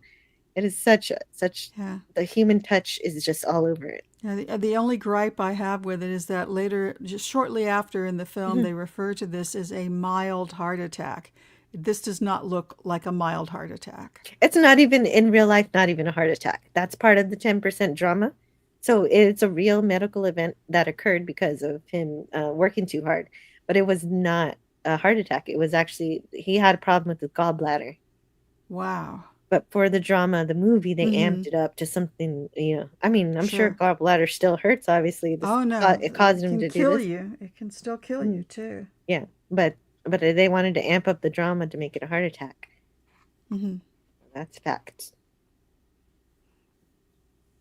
Well, it was beautifully done.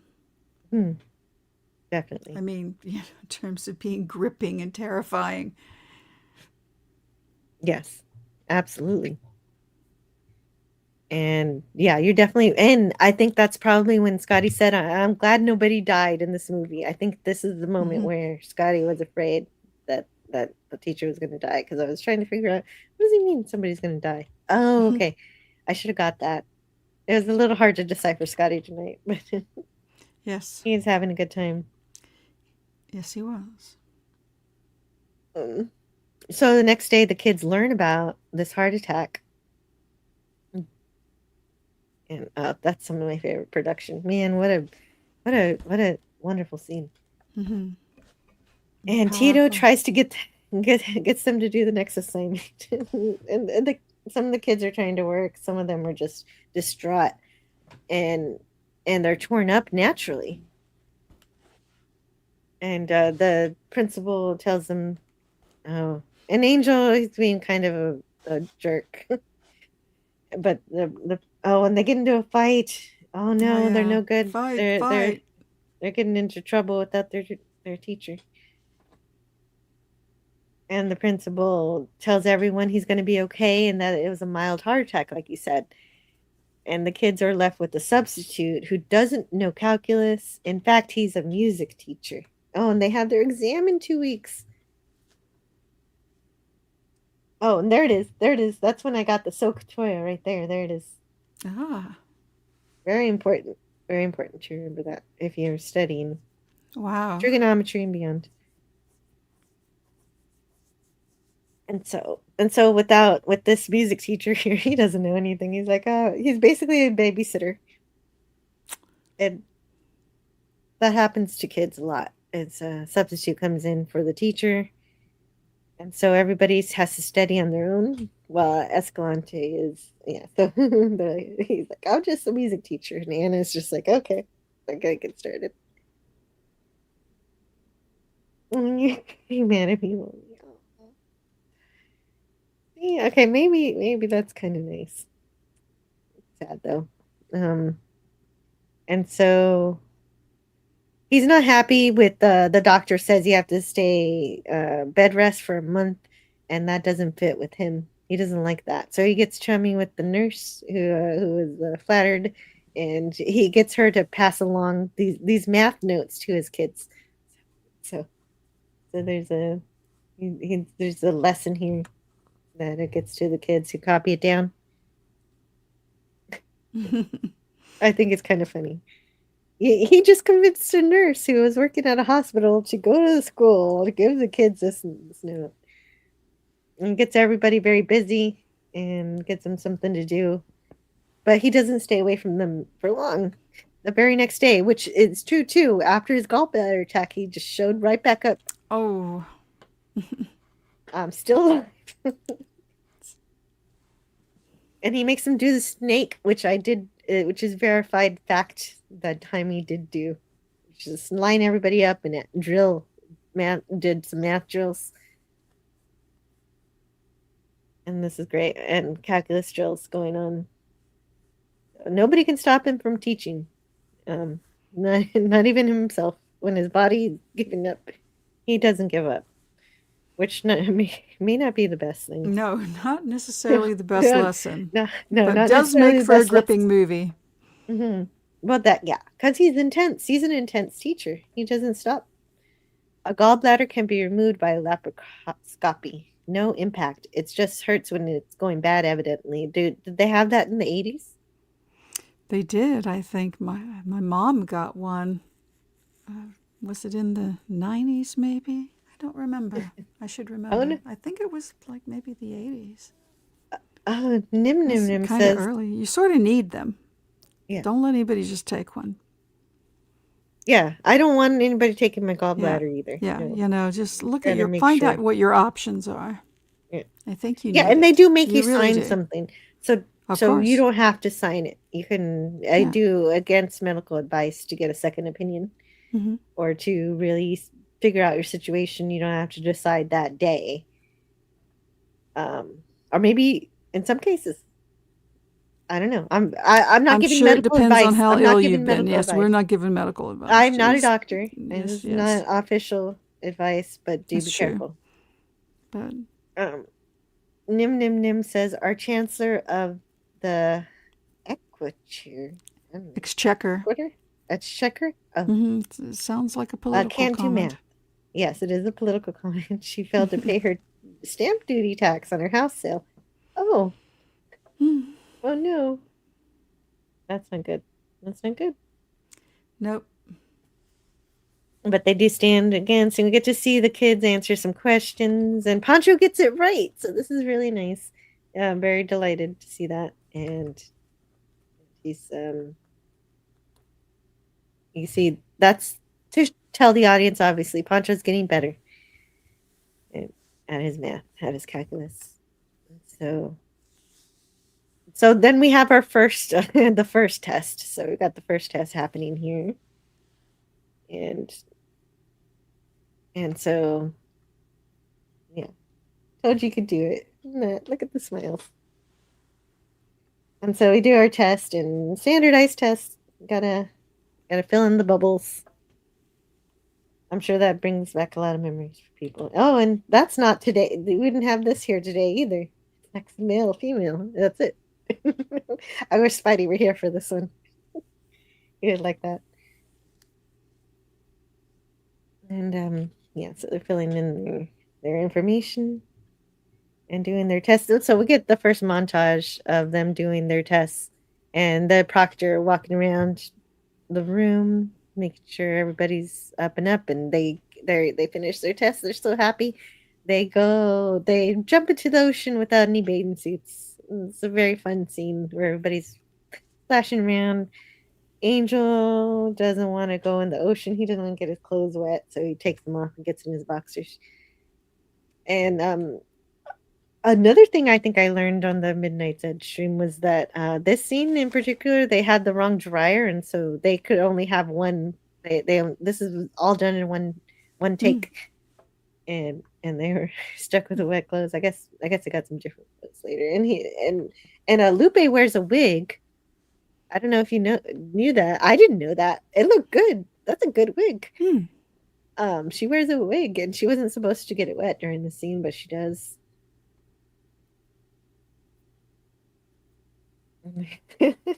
And that's Pancho's grandpa with the chicken, and he trolls his grandson with it. And he's all dirty from fixing a car because he's doing that work. And he gets his results, and you can tell that they're good because it's a packet Yeah. and not a letter. Yeah. Right. It is. Yeah, it's good, and he's very excited. Oh yeah, you're right. It's a packet. I can show that packet here. Here it is. Right. If it's bad news, it's in a little envelope. It's just a letter.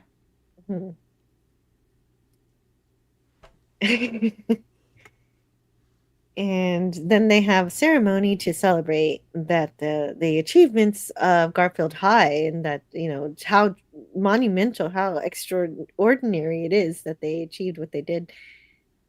And oh yeah, that's also from that scene.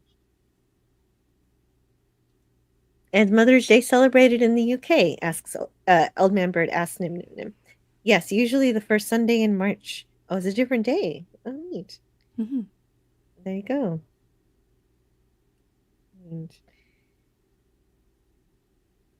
And so this so we've got Angel here. He shows up, but he's really, really drunk.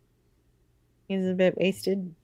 And Escalante, somebody mentions it, and Escalante says, no, he just walks like that. He makes an excuse for Angel. And yeah, so this students, they made a plaque for their teacher, which is just really, really sweet. I think probably an award that the students make for their teacher is more important to a teacher than an award that anybody else could make for them. And I think it's really pretty. But yeah, it's great. And that's where I get my thumbnail from, obviously. And I just took it back out and put some math symbols up there. All of this. All the kids here. Even some kids we don't really get to know, but they're there. And then Lupe, then we get a shift because the joy is cut short. Lupe gets a call that the class was being accused of cheating, and that's what this phone call is about. And this is before they even announced that. So this particular scene is very great at expressing the shift in tone, because Frank is still playing around with the water, Pancho, and the seriousness of Lupe really brings it down, and you can see something serious has happened. It's great way to bring good you composition. into. And so they're all talking about how the nature of the tests were evaluated to indicate the kids weren't being judged by their circumstances. What that's what the testing board is saying.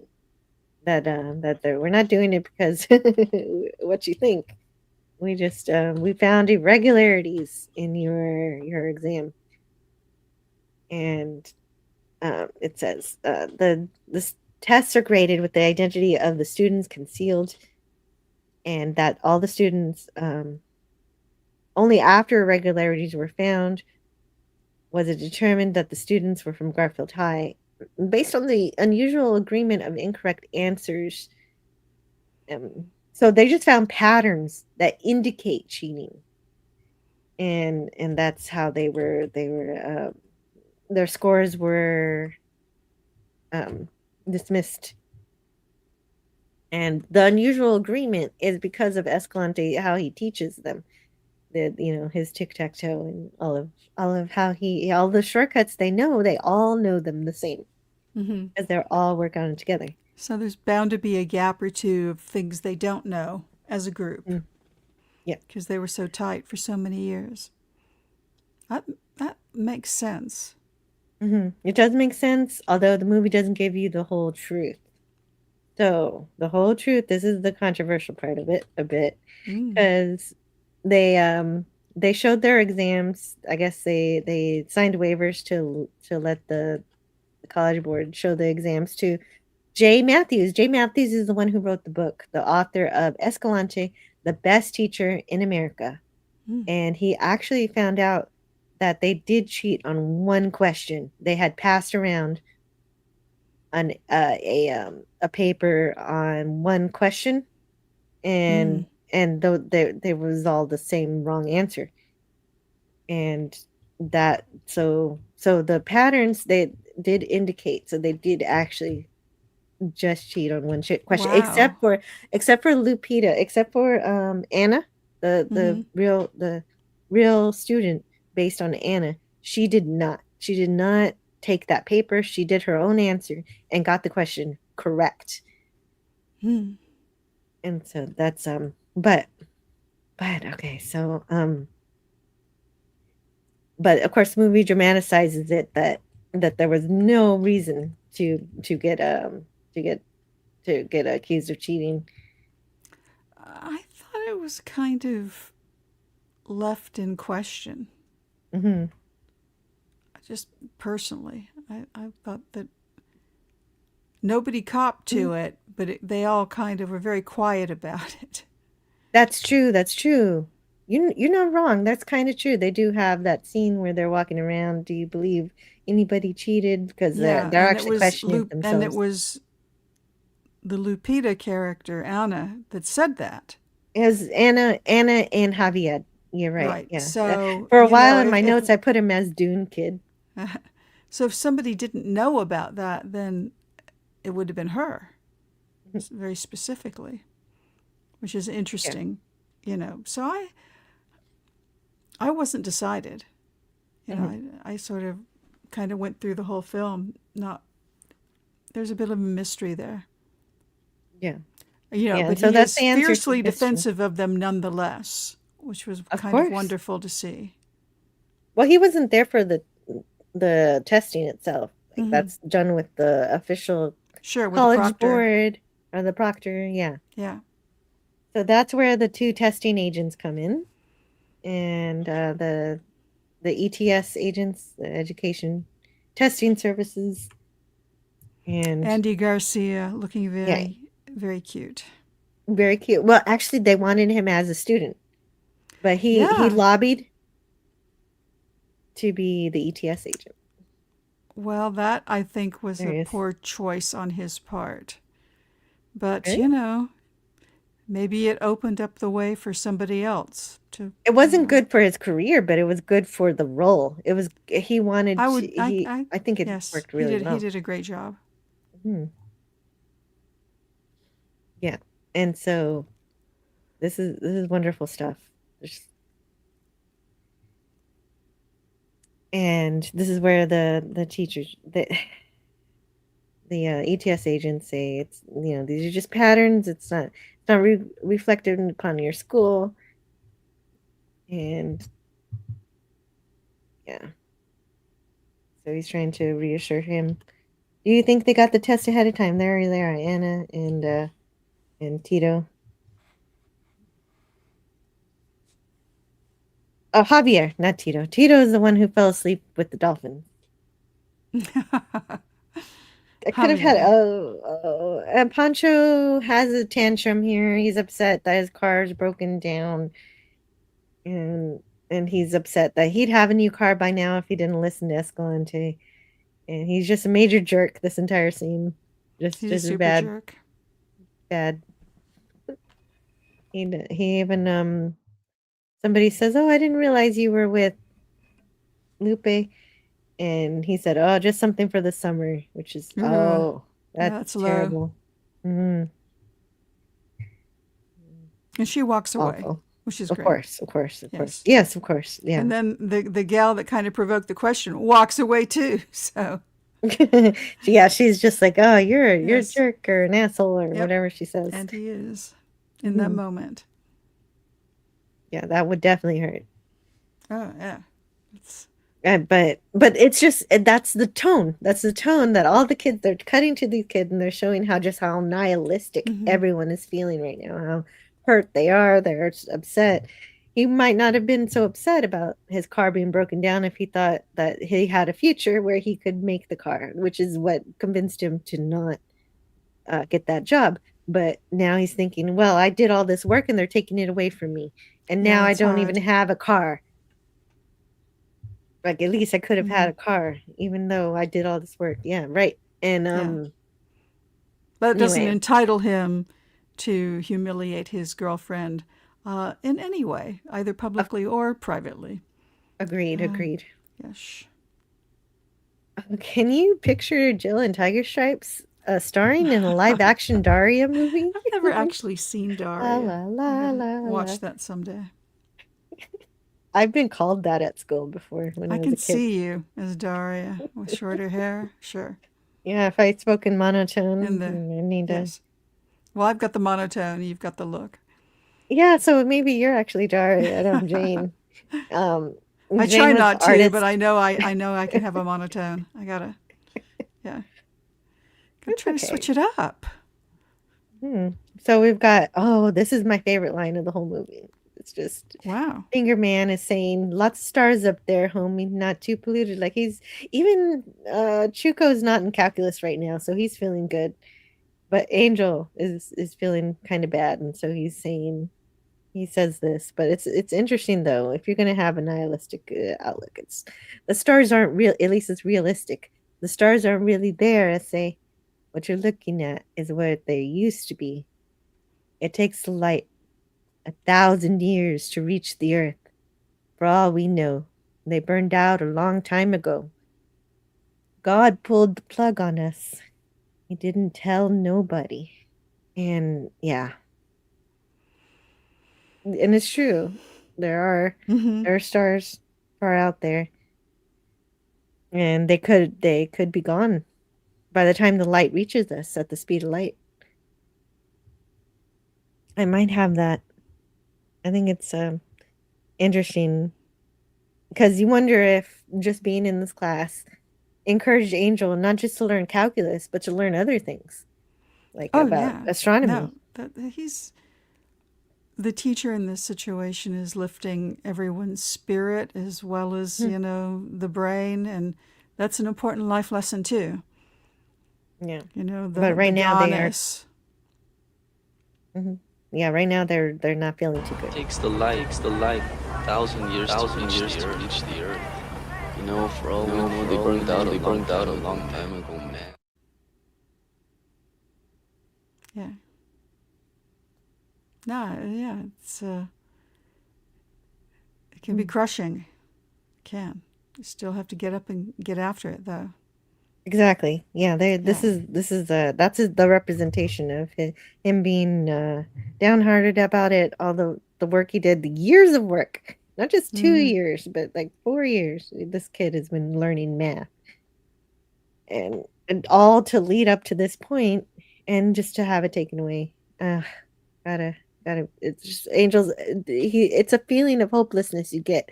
It's almost poetic. It is. It's just that's a very nihilistic and so he does that further. He gets even worse in this particular instance. He doesn't just get poetic. He starts trolling the cops, which is not a good idea. No, he starts flirting with the cop, asking her to give him a kiss, throw me a kiss, but in Spanish. This is another translation. I got a lot of translations here, and she's the one who gets. She says, "What's the matter? You can't afford a knife because he's got a pencil, obviously because he's learning stuff." And he's holding on to it because the first few times he had to borrow and scrounge him. Right. Right. Oh yeah, there was that joke earlier kind of that I forgot to. I don't say. I haven't said all the jokes. So when you watch the movie, there's a few more that you did that I didn't ruin. Oh, there's this movie is just chock full of great dialogue, and just keeps coming. Oh, absolutely, yeah. And Chuko is understandably upset, and he pushes Angel away from the car after this little event, this little forcing the cops to pull them over, because he does it like they're sort of ignoring his flirting until he flicks his cigarette, and that's littering. So yeah, so that's it. That's what gets him. And Chuka calls after him, so obviously he wanted to forgive him, but he just wanted to express his frustrations. But Angel just walks away, and that's a interesting move there. Not exactly. It is a sort of a rejection, but they're still friends, obviously, because we shall see them later together. And so now the kids are being questioned. We're not cops. We're not here to put you. And then, the Pearson is saying we're not cops.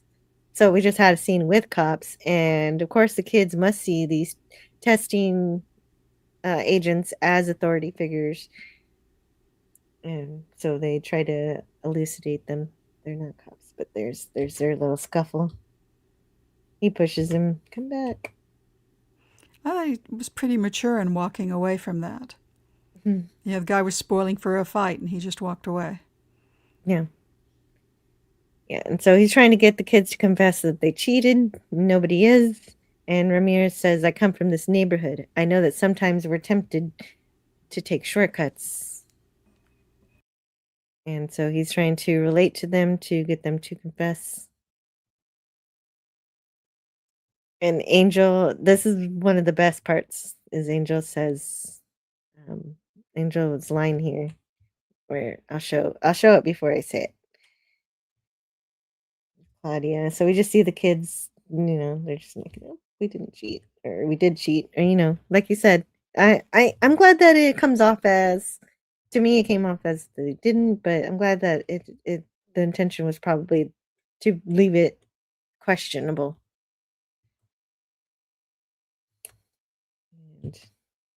And so the ETS agent's basically causing one of these kids to start crying. So Angel says, we're busted. Let's admit it.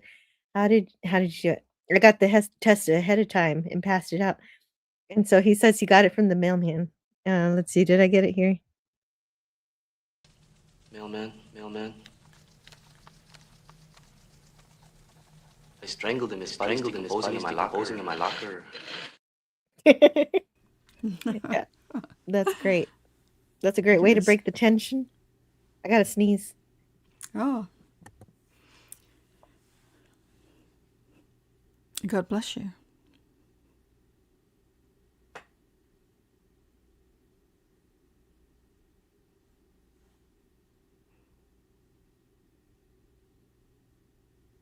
Oh, hold on. Even Andy Davis.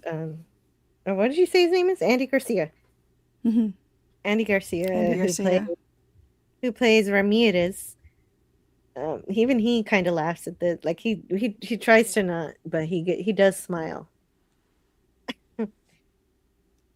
And so, and then that's when he realizes the kids are not going to cooperate. And yeah, they're not going to rat each other out or whatever.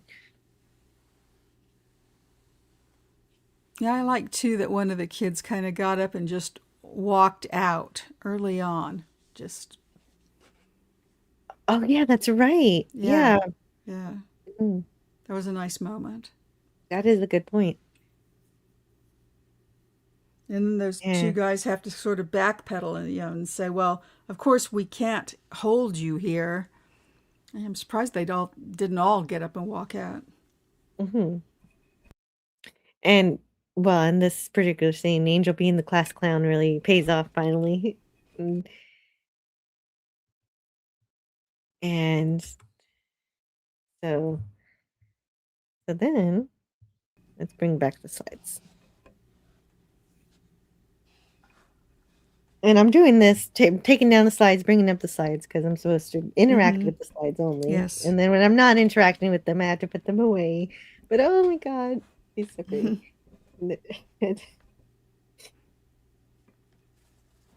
And so he's upset because somebody sent him an anonymous person sent him a resignation letter as if he's supposed to resign, and you can kind of guess that it was probably Ortega who sent it.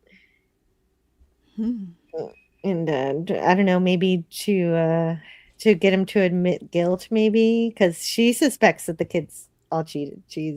This is her nature, and he's pretty upset. And so then on to top it all off, having such a bad day, getting all his kids accused of cheating, and now he's lost his car. His car's missing. His car's been stolen. And then his car has been stolen, and he goes to talk to his wife, and I think this is a good moment. Oh, okay, I forgot about this. Ortega said they would have gone to any lengths to please you, so she definitely thinks they cheated. And so, but and then she thinks that people are most people who are caught are guilty, and she doesn't really believe in the innocent until proven guilty, I guess. And the coach does try to get Escalante a ride home, but his wife says, "Why don't you quit? If that's the last thing you can teach them." And he says, "What kills me is that they lost confidence in the system that they are now finally qualified to be a part of." And he's saying, he can go back to get a job with better pay and more respect. And his wife says, "Respect, Jaime, those kids love you." And as to put a fine point on the fact that the kids love him, we see that it was Angel who stole his car to soup it up. I guess to put a better engine in there or something. Yeah, no, it looks like they did the rims and the paint. Yeah. Yeah, and his kid's like, "Oh, Dad, look at your new car." And so he makes a joke about payments, but I think it's definitely a gift. Yeah. And here's the big scene. So this is the visual representation of actually the last scene was the visual representation of how much the kids love Jaime. And so it's also catalyst because Angel promises to take action against ETS agents downtown. So of course Escalante has to intervene so they don't do something crazy, right? So he has to step in and lead the charge. And he's like, "Okay, yeah, I do need to talk to these guys." This is really a charge too. It is a charge. It's quite a battle. It is. It is because it's against a testing system that just says, "Okay, we see the patterns here. We can't prove it, but we believe it, and without proof, we can deny you access to these grades." And this is what Escalante is fighting against. And this is the point in the movie where you actually learn their names. Ramirez and the other one is Pearson. And since one of those things, we've got Escalante goes up against these agents to ask why they're being accused of cheating. And so, of course, at first they put up the roadblocks. They can't talk about it. It's not the problems between us and the students, not you. You're not involved. And Escalante just wants to know what kind of mistakes were made. He could figure it out as their teacher. He would know the kids, but he's not allowed to see exactly why they've flagged these kids as being cheaters. And so he doesn't get to see what happened there. And nope, that's just for their eyes only, apparently, or the people who evaluated the test. And even worse, when Pearson actually speaks, he gives them a variation of some canned response that was in the letters. Like, there were some unorthodox, even illogical computations, mistakes in simple math for students of this caliber. And of course, that's not good enough for Escalante. Discovering patterns doesn't prove there's any wrongdoing. So Pearson says your students average fewer than 4 wrong on multiple choice, where other schools average 14 to 18 incorrect answers. Most of your kids finished with time to spare. And Escalante says it should be rewarded instead of punished. And then Ramirez talks about the accreditation of their, like, how important their testing. Like, who cares? Like, yeah, all the major schools use this and everything. Escalante just wants to see the test, but he asks again, but still he's not getting the answer. And Yeah, Pearson they're not budging. No, he says you know what? You can retake the test.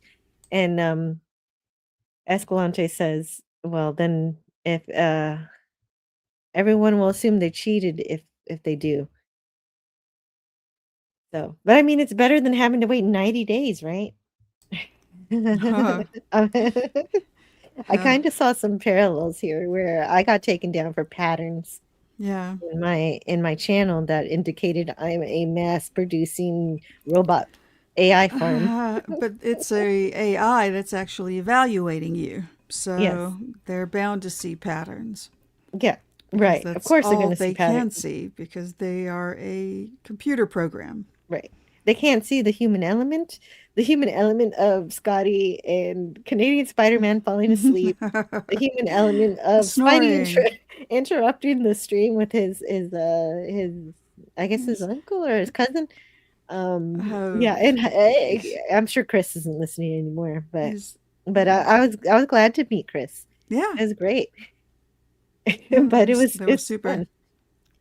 And I mean interrupt in a good way. I love when people come to my show to interrupt. No, I like it all. Yeah, there was a dog nose in there at some point. I'm surprised I didn't like holler about that because when I saw it, I'm like, dog nose. I should have made him bring that dog into the frame. If you did, we would have met a dog. I would have liked to have met a dog. It's always a plus. Oh man, I missed out on a dog. Dang, next time mention it. I will. Okay. Yeah, then there's this big black dog nose coming on the right of the frame, and I'm like, dog nose, but I didn't say anything. I played it cool. Good. So yeah, I can't retake my test until June 25th, and so I'm gonna pass. I've been working on fixing those patterns, hopefully. I don't know. They can't just like here. They won't tell me what's wrong. There's a lot of rumors out there too. Weren't you the one who said something about the middle roll? You know, they were targeting people who don't let their videos. Oh, the mid rolls. Yeah, I don't know. Maybe, but YouTube is getting 2.5% from me now than they would be getting if I were monetized. They get more money from me being monetized. So it also doesn't make any business sense. No.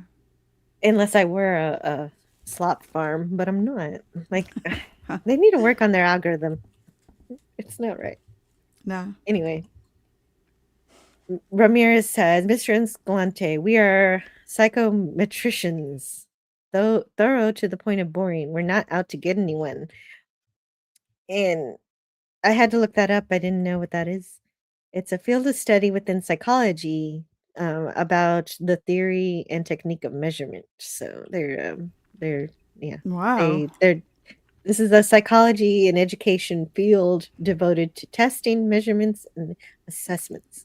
That's a very specific job title. Yeah. Yes. Yeah, very specific. Well, you're bound to get a job somewhere. But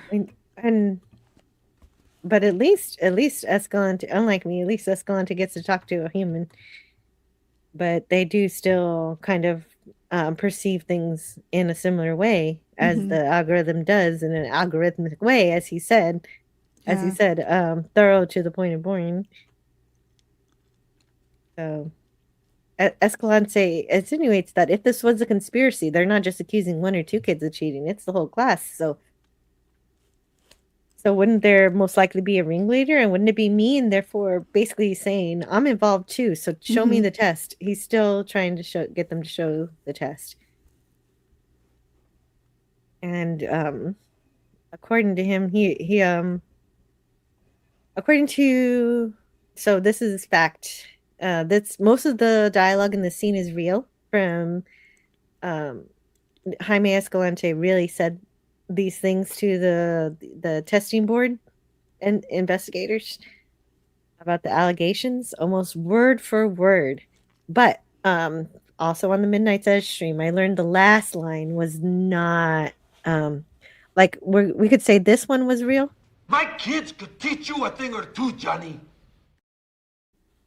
So that's a good one. This is where it's getting really amped up. But the actual last line that he says to them, he didn't say. And he says, "I'll prove you guys wrong," which he probably did say, and Ramirez says, "I hope so. I hope you do prove me wrong." Because this is not between you and me. And Escalante says, "Maybe not, but if I catch you on the street, I'll kick the shit out of you." And it's funny. It's great. It's great. It is drama. great. But he didn't say it. No, but they kept. But it's good. It's good for the movie, and he really. It sounds like he's going to do it too. I think that it's great for the movie because it's probably exactly how he felt. Growls it as he exits through the door. Mm-hmm. Yeah, basically. But before we get off of the scene, there's also the point of discrimination that is accused. Scores of this high would be questions regardless of the school, says Ramirez. But Escalante says, if this were Beverly Hills High School, they wouldn't have sent you to investigate, right? And because he's Latino too, like he was almost a student. And he says, I hope you're not insinuating we didn't earn our position here. Nobody ever gave me anything. So if nobody ever gave you anything, why are you taking from my kids? And so it's he says, no one would have questioned the scores if my kids didn't have Spanish surnames and come from barrio schools. And Ramirez gets really heated here, saying no one has the right to accuse me of racism. They get into it.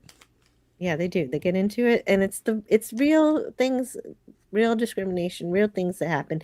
It's just reality of life and the potentiality. So just as it's questionable whether or not the kids cheated, it's also questionable whether or not it was an act of discrimination the way that Escalante sees it. And but he's fighting for them. Very interesting. He's gonna use that. He's fighting for them.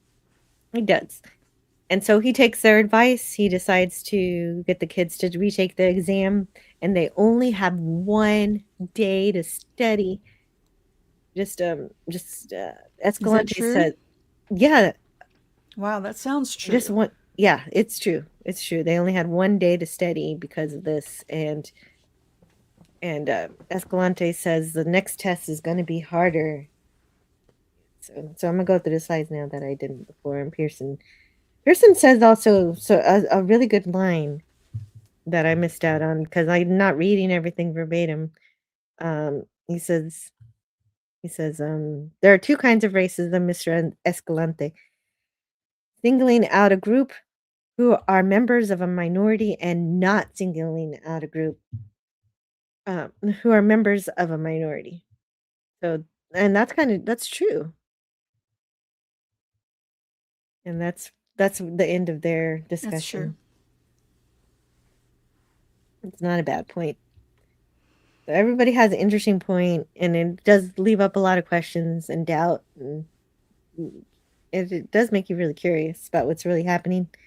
But yes, one thing that really does happen is that they have to study in just 1 day, and so they've got to do all of they got to study the entire course in 1 shot. And Claudia says,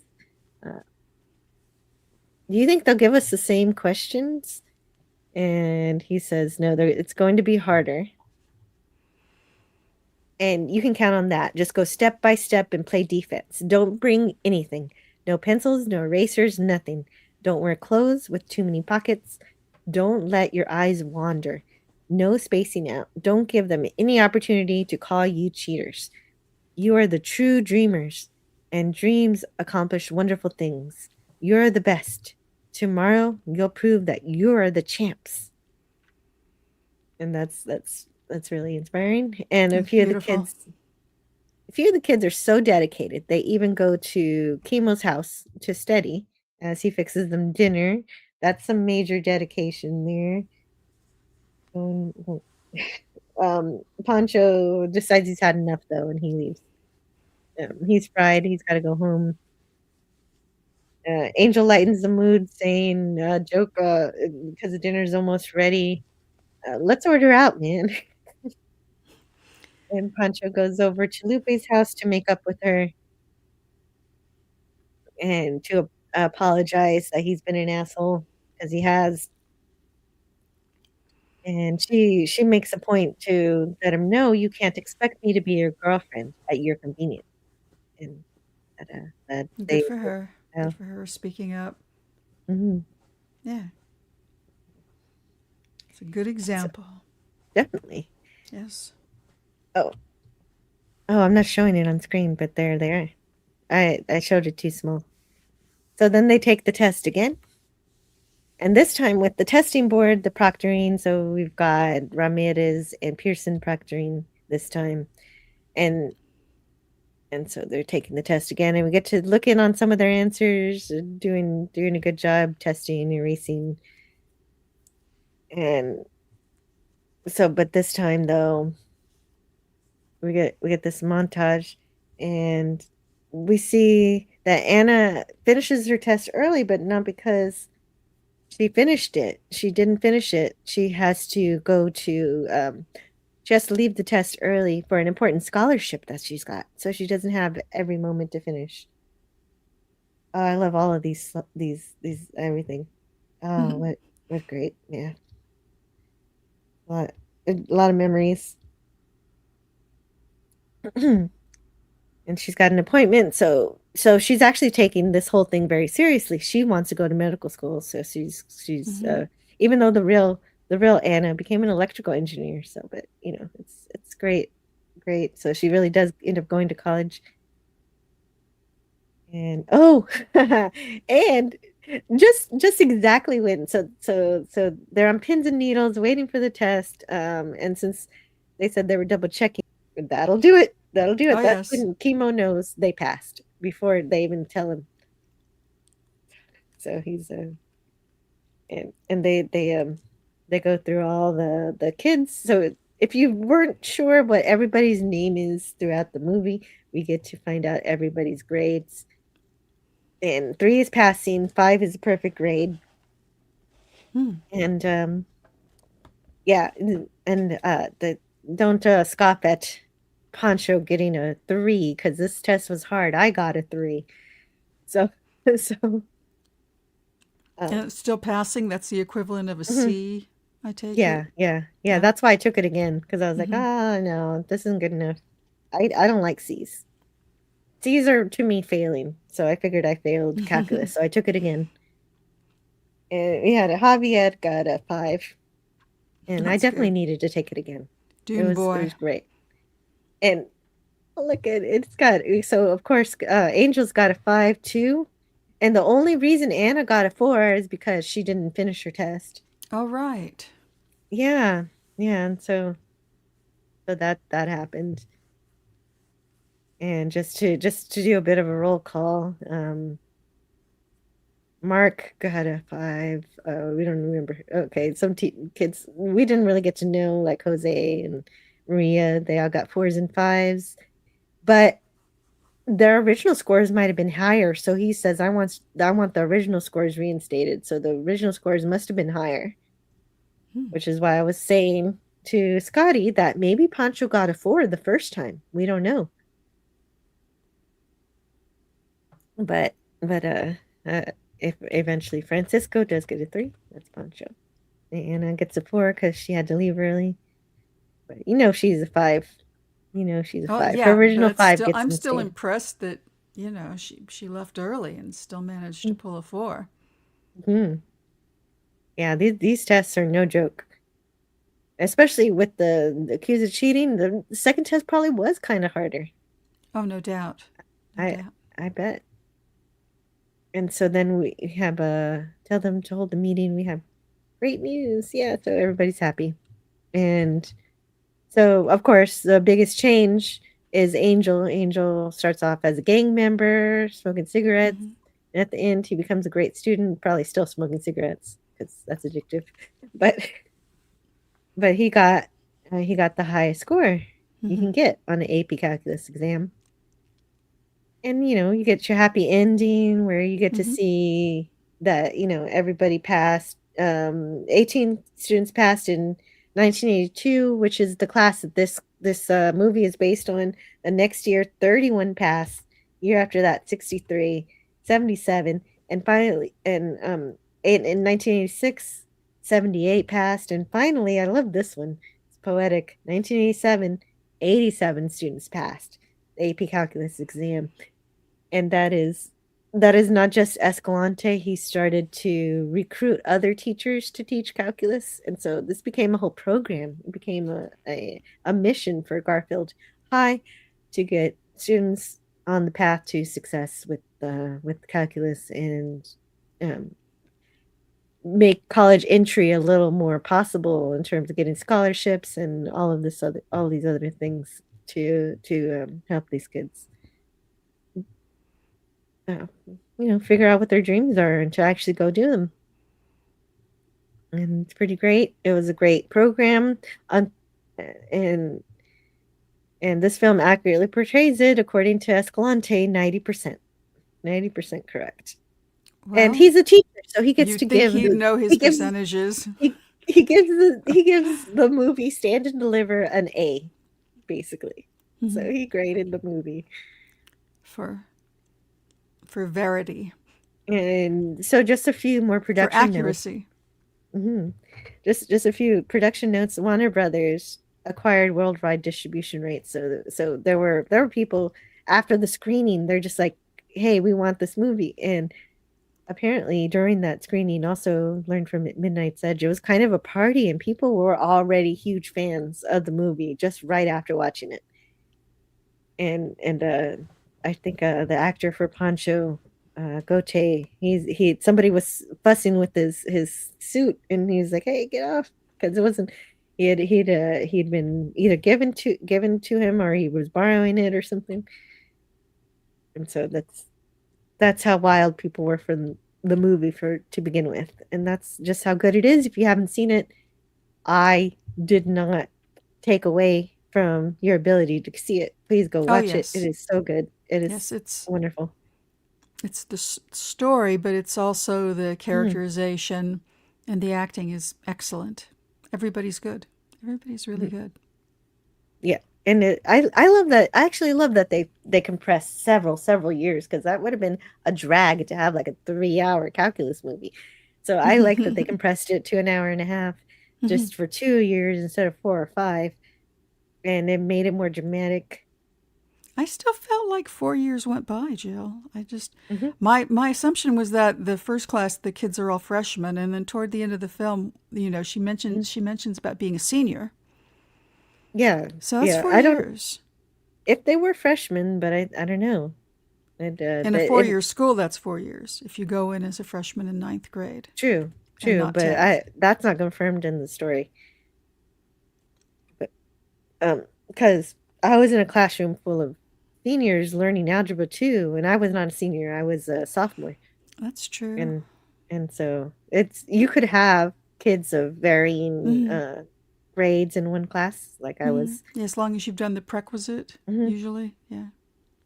Yeah, that was a bad class. Terrible. I don't Yeah. remember that teacher's name. He didn't care. Like, what was he even a teacher for? Why are you going to be a teacher and just sit there and do nothing? Mm-hmm. And he didn't even control all the kids. It was just like I didn't learn anything except for what all the seniors were up to, all the shenanigans they were doing. But it got better from then on. Yeah. I actually have to go all the way back to almost all the way back to high school to think of teachers whose names I remember, who I just I liked their teaching technique. I felt like I learned from them. Yeah. And then, I took some private classes, and those teachers were really good. Yeah, but Escalante definitely more rare, and oh yeah, I wish it wasn't so incredibly rare to get a teacher. Like I was lucky. I had a lot of teachers who come close or did achieve this, and that's just I was just really fortunate as a kid to get them. Some of them in more often in university than in public elementary school. But his he got these kids to understand that they could do it. Anybody can do it is what his mantra basically.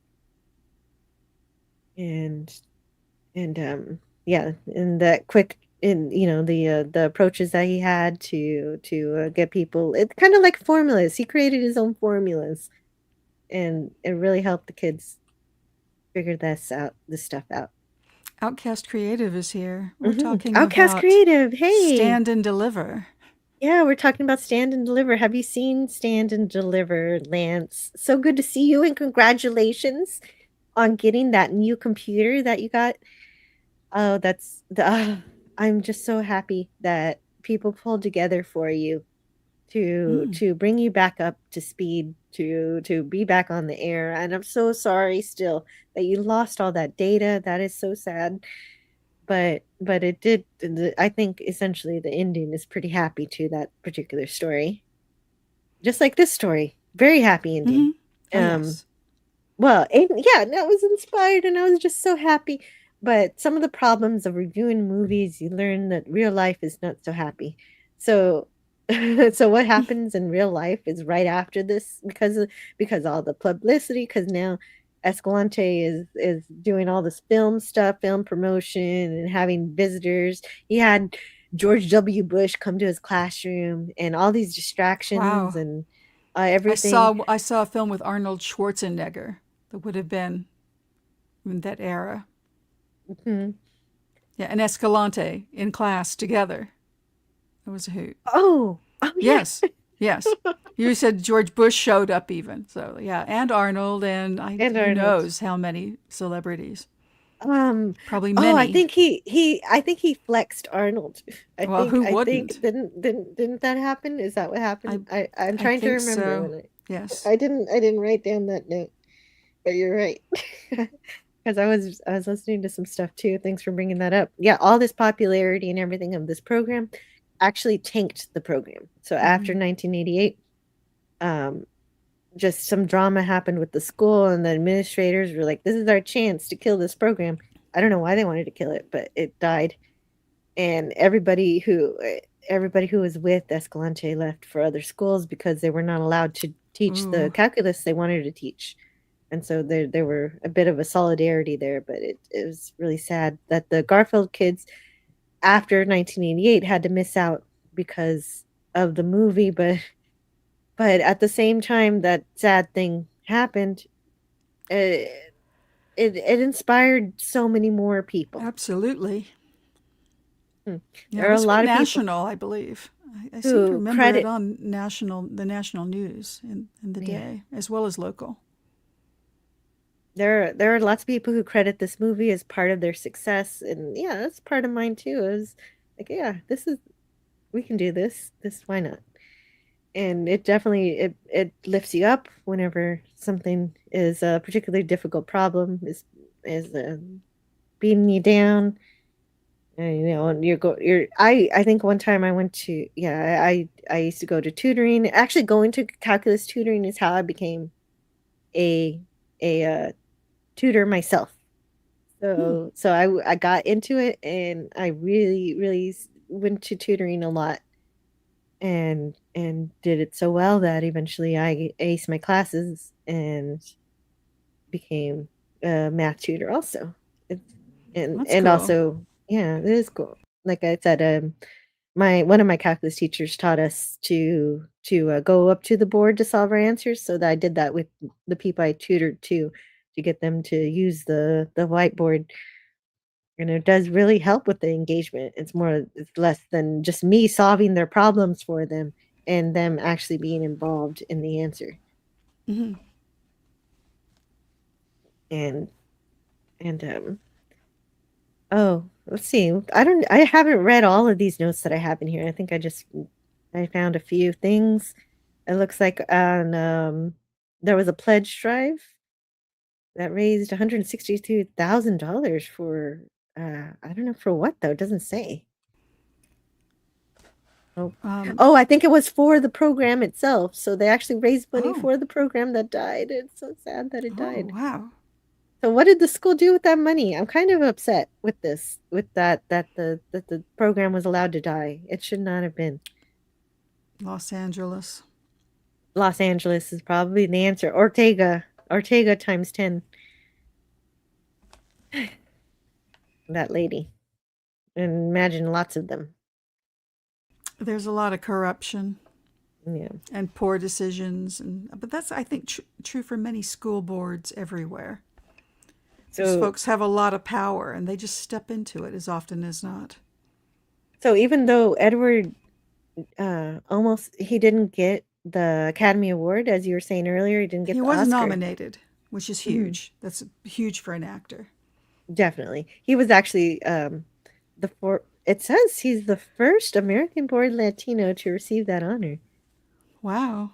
That's amazing. Wow, I'm surprised it took that long. Mm-hmm. Okay. And then but they did win Independent Spirit Awards all over the place. So they did eventually win some awards. Oh, yeah. But yeah, that's the movie. Great movie. And, yeah, and I've been wanting to cover this movie for so long. And I finally got to do it, and I hope I did it justice. I hope people enjoyed learning about this movie and had a good time thinking a little bit about math. I've considered a lot of times, I know Bird of Prey 5 has always asked me, hey, why don't you do some actual calculus? Your name's Antiderivative Jill. I want to see you do some math on your channel. If I promise maybe one day I'll do it. I can't promise anything, but I just, there's so many math channels out there. I figured everybody did it already, but if I think of something, I don't know, something unique, some particular problem that really speaks to me, I'll think about it. And I know it's something a lot of my fans want, because there's a lot of you out there who do know calculus also. And if you're on the replay, calculus, tell me, hey, you like this movie, or if you just want to say anything, just leave me a comment and we'll talk about it then. And just a little channel note. Let's see, what am I doing? This was my Saturday night stream, so I won't be streaming until Tuesday, and we're going to be talking more For All Mankind. I'm sure a lot of those kids in that show, they also did some calculus. And on Monday, I'll be joining Jedi Master for Lost in Space. We'll be covering, I forget what. It's the next episode after The Keeper. It's the one with the pirate. So Space Pirates with Jedi Master. Pirates. The Keeper's a great episode. Yeah, The Keeper's cool. Yeah, definitely. Wait, you like Lost in Space?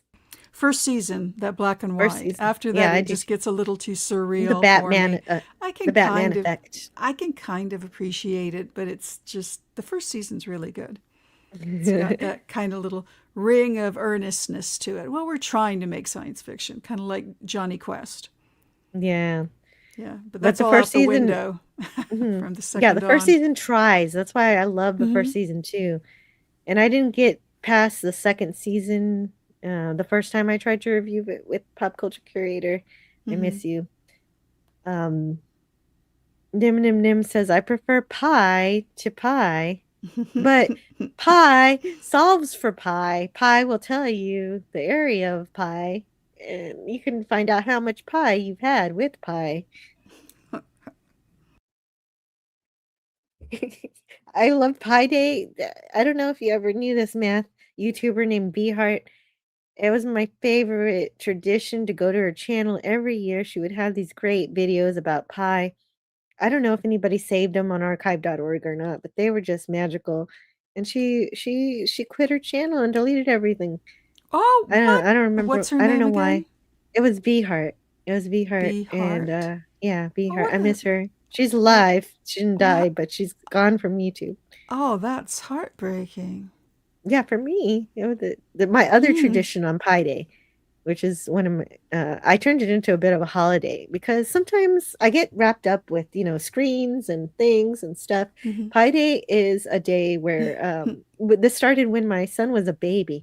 We went outside on Pi Day because he had a pie shirt on, and I wanted to take pictures in the yard of him with the pie shirt that somebody got him. As a onesie, as a purple onesie with pie on it. And I was like, yeah, let's go outside and play with chalk and have that's fun. a great And picture. we took lots of pictures, and that became a tradition. Every Pi Day, go outside. You have to go outside on Pi Day. Even when it was raining, we played in the rain on Pi Day. So that was that's a family tradition that happened because of math in my family. So and it's always fun to start traditions. It's lovely. So it also speaks to whenever Scotty says, go outside, get some food. It's a time Touch of day where you grass. live. Go do things. Yeah, he doesn't exactly say touch grass. He says it in I a think much he nicer way. does. No, but he says it in a nice way. Like he says, have you eaten? I'm worried about you. It's a time of day where you live. Do something. Get off of the social media. Like sometimes people need to hear that. It's not something that should be done all the time. It's about a balancing act, right? And I Oh, appreciate no. everybody who stays here for the whole stream, but if you have to go do something, I understand. It's life happens. Come back Life later. happens. Come back when you can, and I can't go out in the rain here. Oh no! Don't get You swept don't have away. a raincoat? Yeah, right. Don't get swept. Well, and yeah, if it's dangerous, it's like monsoon season. Maybe don't go outside.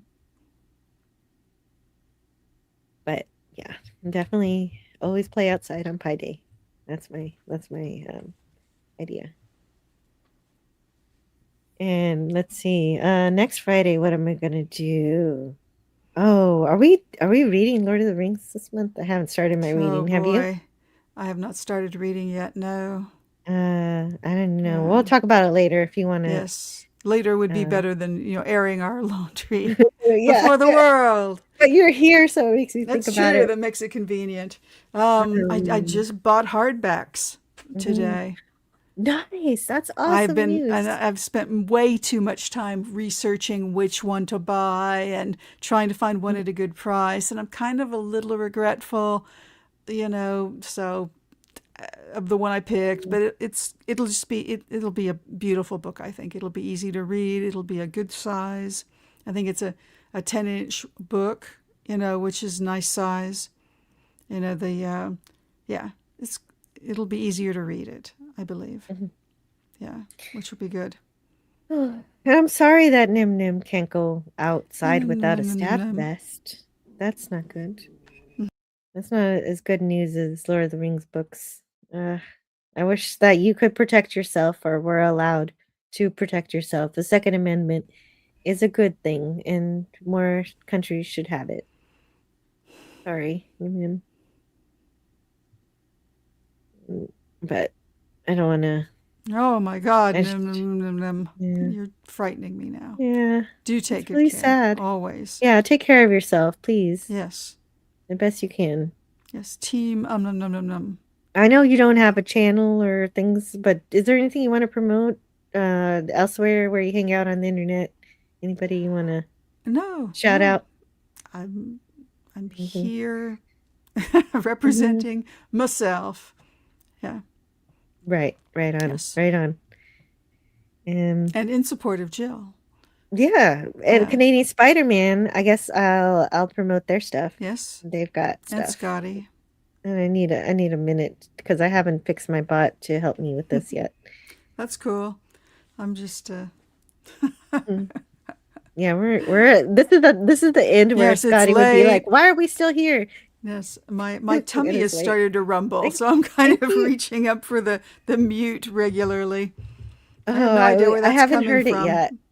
Well, that's I haven't good. heard. I've been kind of trying to cover it with with little laughs and Well, I was even while I'm gonna reaching for the mute. get another drink, but I totally forgot. I got so wrapped up. I can't believe it's been almost 5 hours, 4.5 hours for stand and delivery. That's how much I love this Yes, movie, even without that's Scotty interrupting every 5 minutes oh or boy, less. he was really 5 sheets to the wind coming Oh in. my God. Yeah, I Coming in, know. he was He gone. I'm tried like, though. He tried. He knew he was trying to be here for me. He's better You- focused when he's sober. Well, he knows I want him sober for these shows, but anyway, Yeah. that's another story. Yes. Canadian Spider-Man has a channel. You got to go check it out. Especially if you love to travel or you love to think about traveling, he's done a lot of traveling, and he wants you to see where he's been, but also he wants to know where you've been. And sometimes you can collaborate with him on a show where you have a slideshow and you show it off and talk about where you've been. And I know that's one of the things he wants to do. But in the meantime, he's got lots and lots of pictures, lots of video of his own travels around the world. And not just that, he also has some fun hangout bonfire streams. And if you want to talk more about politics, like Nim Nim Nim, so that's over where you'll get more deep into it over on Spidey's channel. What on earth is orale? Orale. That means all right. Yes. All right. Or it's kind of like the word okay. So you can say okay, and you can say okay, and you can say okay. So it means a lot of things depending on how you say it. But it can also mean wait, or, that kind of thing. Yeah. Yeah, it's the best word. Yeah, it's a great word. But yeah, there's a lot of Spanish words that have multiple meanings. And yeah, it can mean a lot of different things. You're right. Oh, there was another one. Like I didn't get a whole lot of them, but there's like a lot of other Spanish in this movie that is repeated. Let's see. I think I might even have it in my notes, but I think I missed mentioning it. No, I guess I didn't put it in there, but it was something I was noticing when I was examining. What happened? I hear a noise. What's the noise? It's a cat. My cat's meowing. It's a critter. I hear a dog or a cat. It's my kitty. She kitty. might, if I ignore her longer, she might jump on my chair. We'll see. If you get to see a kitty. It's not my choice. It's her choice to show herself. If she wants to be on camera. Oh yeah. Yeah, subscribe here too. And Nim Nim Nim says I'm half Spanish. Never heard that. Maybe Mexican Spanish. Yeah, it's Yeah, this is Mexican. It's Mexican Spanish. Mexican Spanish is all I've ever heard of. I don't know. Yeah. Spanish will be different around the world. Like Portuguese Spanish is different from Spanish and Mexican Spanish, and so there's and then you come to Texas and we fumble it all up and call it Tex-Mex. Yes. Spanglish. I like Tex-Mex. Tex-Mex. That's also food, and that'll make me hungry. I think I am hungry. And so there's lots of different dialects and things, and it's fun to learn them, and you can learn some Spanish from this movie, some Mexican Spanish. Yeah, I'm part Spanish too. I'm part Spanish, part Mexican, part European, and so some of that. So I'm really light skinned, so most people don't see the other parts. So even my family sometimes they call me Weta. So it's fine. Portuguese in Malaysia is different too. So, it's so good to hang out with you guys to talk about movies and things. And I can't believe I spent almost 5 hours talking about it. I hope it was worth your time and you enjoyed your time. If it is, if you're never listened to my channel before, consider subscribing. I'm going to talk about lots of other cool things. End of the month, we're going to talk about James Doohan, and that'll be super fun. Oh, let me see if anything happened nothing happened further on the Rumble side. I think that one's finished. And Zium, God, don't say Portuguese Spanish to anyone from Portugal. Oh, sorry. How do I say it? What? Just Portuguese. Portuguese. Oh, okay. Sorry. It's a different language. Portuguese is not Spanish. Okay, they're different languages. I don't know. I think there's, and then if I'm probably going to compound this by saying it's like Spanish and Italian, but then that's going to be really offensive because I don't really know. I don't know the roots of Portuguese. I must have been thinking of a different language. Thanks for correcting me. Nim nim nim. Yeah. I just know one time I was watching Forbidden Planet on in Portuguese. No, it was in English, but it was on archive.org, but the subtitles were all in Portuguese. And I was like, this is almost Spanish. What is this? And that's why I think of it as Spanish, but it's not Spanish. But it has to have some relation to it. Let's see what it is. And let me find out. And so I came up with my own idea that it was Spanish, but it's not. They're okay. So they do have common roots in Romance languages. So it's a Romance language at least. That's good. Okay, so they're more like there are siblings. They're not completely different than all the rest of the world, like Armenian. But it would be like Armenian. Me saying, I think what Nim Nim is saying, me calling Portuguese Spanish is like calling French Spanish. So yeah, they're not the same either. No. So, but they're also related. Yeah. All the Romance languages do have things similar. It's like Catalan is a completely different language. Yeah. And don't let Cristiano Ronaldo hear that, says Sashi. Backpedaling fast. Well, no, I'm accepting my mistake, aren't I? Yeah. Is that learning. If that's what backpedaling is? We're learning. Like if that's what backpedaling is. So like Castilian. I don't know if Castilian is. I'm trying to learn a language or an accent. You say Catalan, and that's got to be part of Spain, surely. But that's where I got the idea. Is the Forbidden Planet subtitle? Oh, that's cool. But this, I was like, this almost looks like Spanish, but it is not Spanish. What is this? No, it is not Spanish. It looks different too. It looks like it, but different. Yeah, I think their alphabet's a little different too. I think they've got things that are accented different. Oh, now I'm remembering. Yeah, there's like some different symbols. Yeah, learning Spanish, the Spanish alphabet. That's fun. And then my science teacher taught us the Greek alphabet also. I wish I knew the Greek alphabet. Different alpha, beta, I really want theta. to learn that someday. I don't remember it. I got to learn Delta. that someday. Yes. I didn't stay in that school that long. We were going to do a rocket ship launch, and I didn't. I got pulled out. It was a weird year of my life, but that's enough of that. Now that I've learned a little bit about Portuguese, I'm very glad to learn it. Thank you, thank you, Nim Nim, and thanks to everybody who listened. Thank you to Scotty. Oh, I didn't put Scotty's link. That's what I was doing. I was putting links out. Oh, that's cool. And I already promoted Canadian Spider-Man. Yes. Scotty does have better moments, so definitely check him out on different social medias. He does. He does. I don't know what happened there. And we've got subscribe to Scotty R37 and also Cinemagope.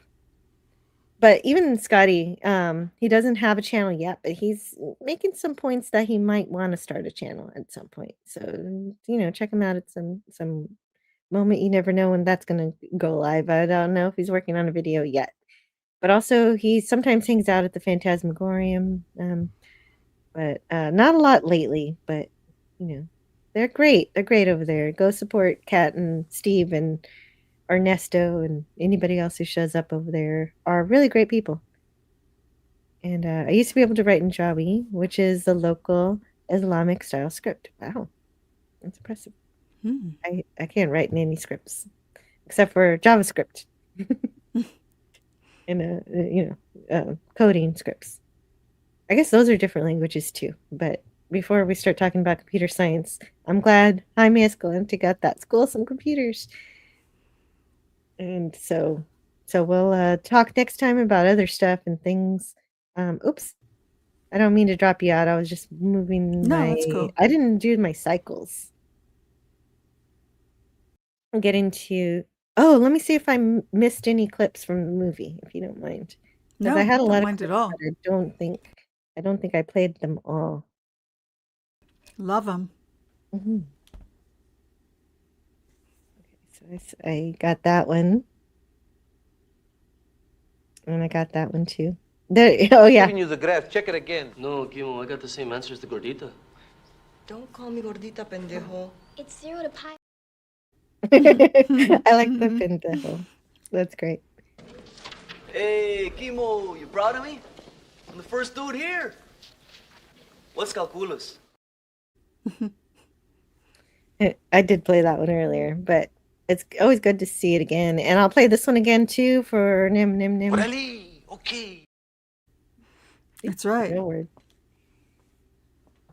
And let's see. Oh, did I play this one out loud? I love this. You're acting like a blind man in a dark room looking for a black cat that isn't there. What's wrong with you guys? I don't believe it. And actually, I forgot to mention about that particular quote. There's something behind it. I had notes on it that it actually comes from somewhere else. Where does it come from?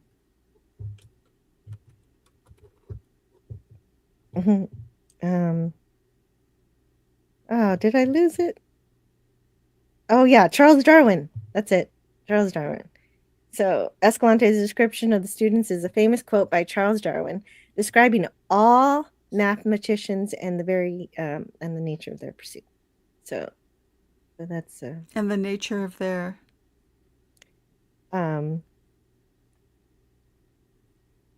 yeah. So I'm not sure, but it's a quote from Charles Darwin. I guess read Charles Darwin missed to the get last more word. Their pursuit. Pursuit. So that's what it says. Mm-hmm. So basically, read some Charles Darwin. They call him tortas now. Ouch. Oh, yeah. So papilla. You can come up with lots of nicknames if you wanted to. Pan dulce. I'm thinking of too many. Fat jokes in Spanish. We've been streaming too long if I'm doing this now. We have, but you're rolling. You're on a Thank roll. you. I'm falling over. 3, 4, 5. It's 3, 4, 5. I think that's yeah. That's a sign. Okay, we did it. Well, Yeah, that yes. was it. That's all the clips. I didn't have too many because I'm being careful these days. That's good. And I reckon I just said that's good obligatorily, but I don't know that I think it's good. I don't hope it's think it's good. good that you have to do it to begin with. No. But, No, there's you nothing must do wrong what with you must do what you feel you must do. Yeah, Scotty says I'm becoming obsessed with solving this problem. So hopefully not. It's an aggravation, and it's better to be obsessed than to be aggravated. Yeah, I feel like I can do something, and so I'm doing something rather than being upset about it. I'm not. I understand they're trying to solve a problem, and I got caught up in the middle. I can curse in multiple languages. It's a local skill, says Sashi. It's impressive. Good to be. Oh yeah, right. As a math tutor, people would sometimes curse in Spanish. You're not supposed to curse in the in the tutoring room. So I would tell them, hey, I know what you're saying. And so I'll see you guys next time. I guess that's all for today. Thank you for listening to me talk about one of my favorite movies ever. This is so great. And I hope you get a chance to see it one day if you haven't yet. And so goodbye for now, and I'll see you next time. Thank you, Tiger. Thank you to all in the chat and everybody who hung out with me. Everybody who hangs out with me, it's always a good time for me. I hope it's a good time for you too. Good night. Look. That was an accident. I'll play the whole thing. Look. I'm a doctor, not an escalator. Give me a hand. I didn't mean to play that. That's just kind of funny. What kind of AI would accidentally play the wrong outro? Come on. Learn all that is learnable. So I hope you learned something today. And the ways our differences combine to create meaning and beauty. I enjoy hearing what you have to say. So leave me a comment. It has always been easier to destroy than to create. So let's continue creating conversations and ideas. May we together become greater than the sum of both of us. Share up the stream to bring more here. Bye for now. See you next time. Well, now you have something new to think about. Carry on.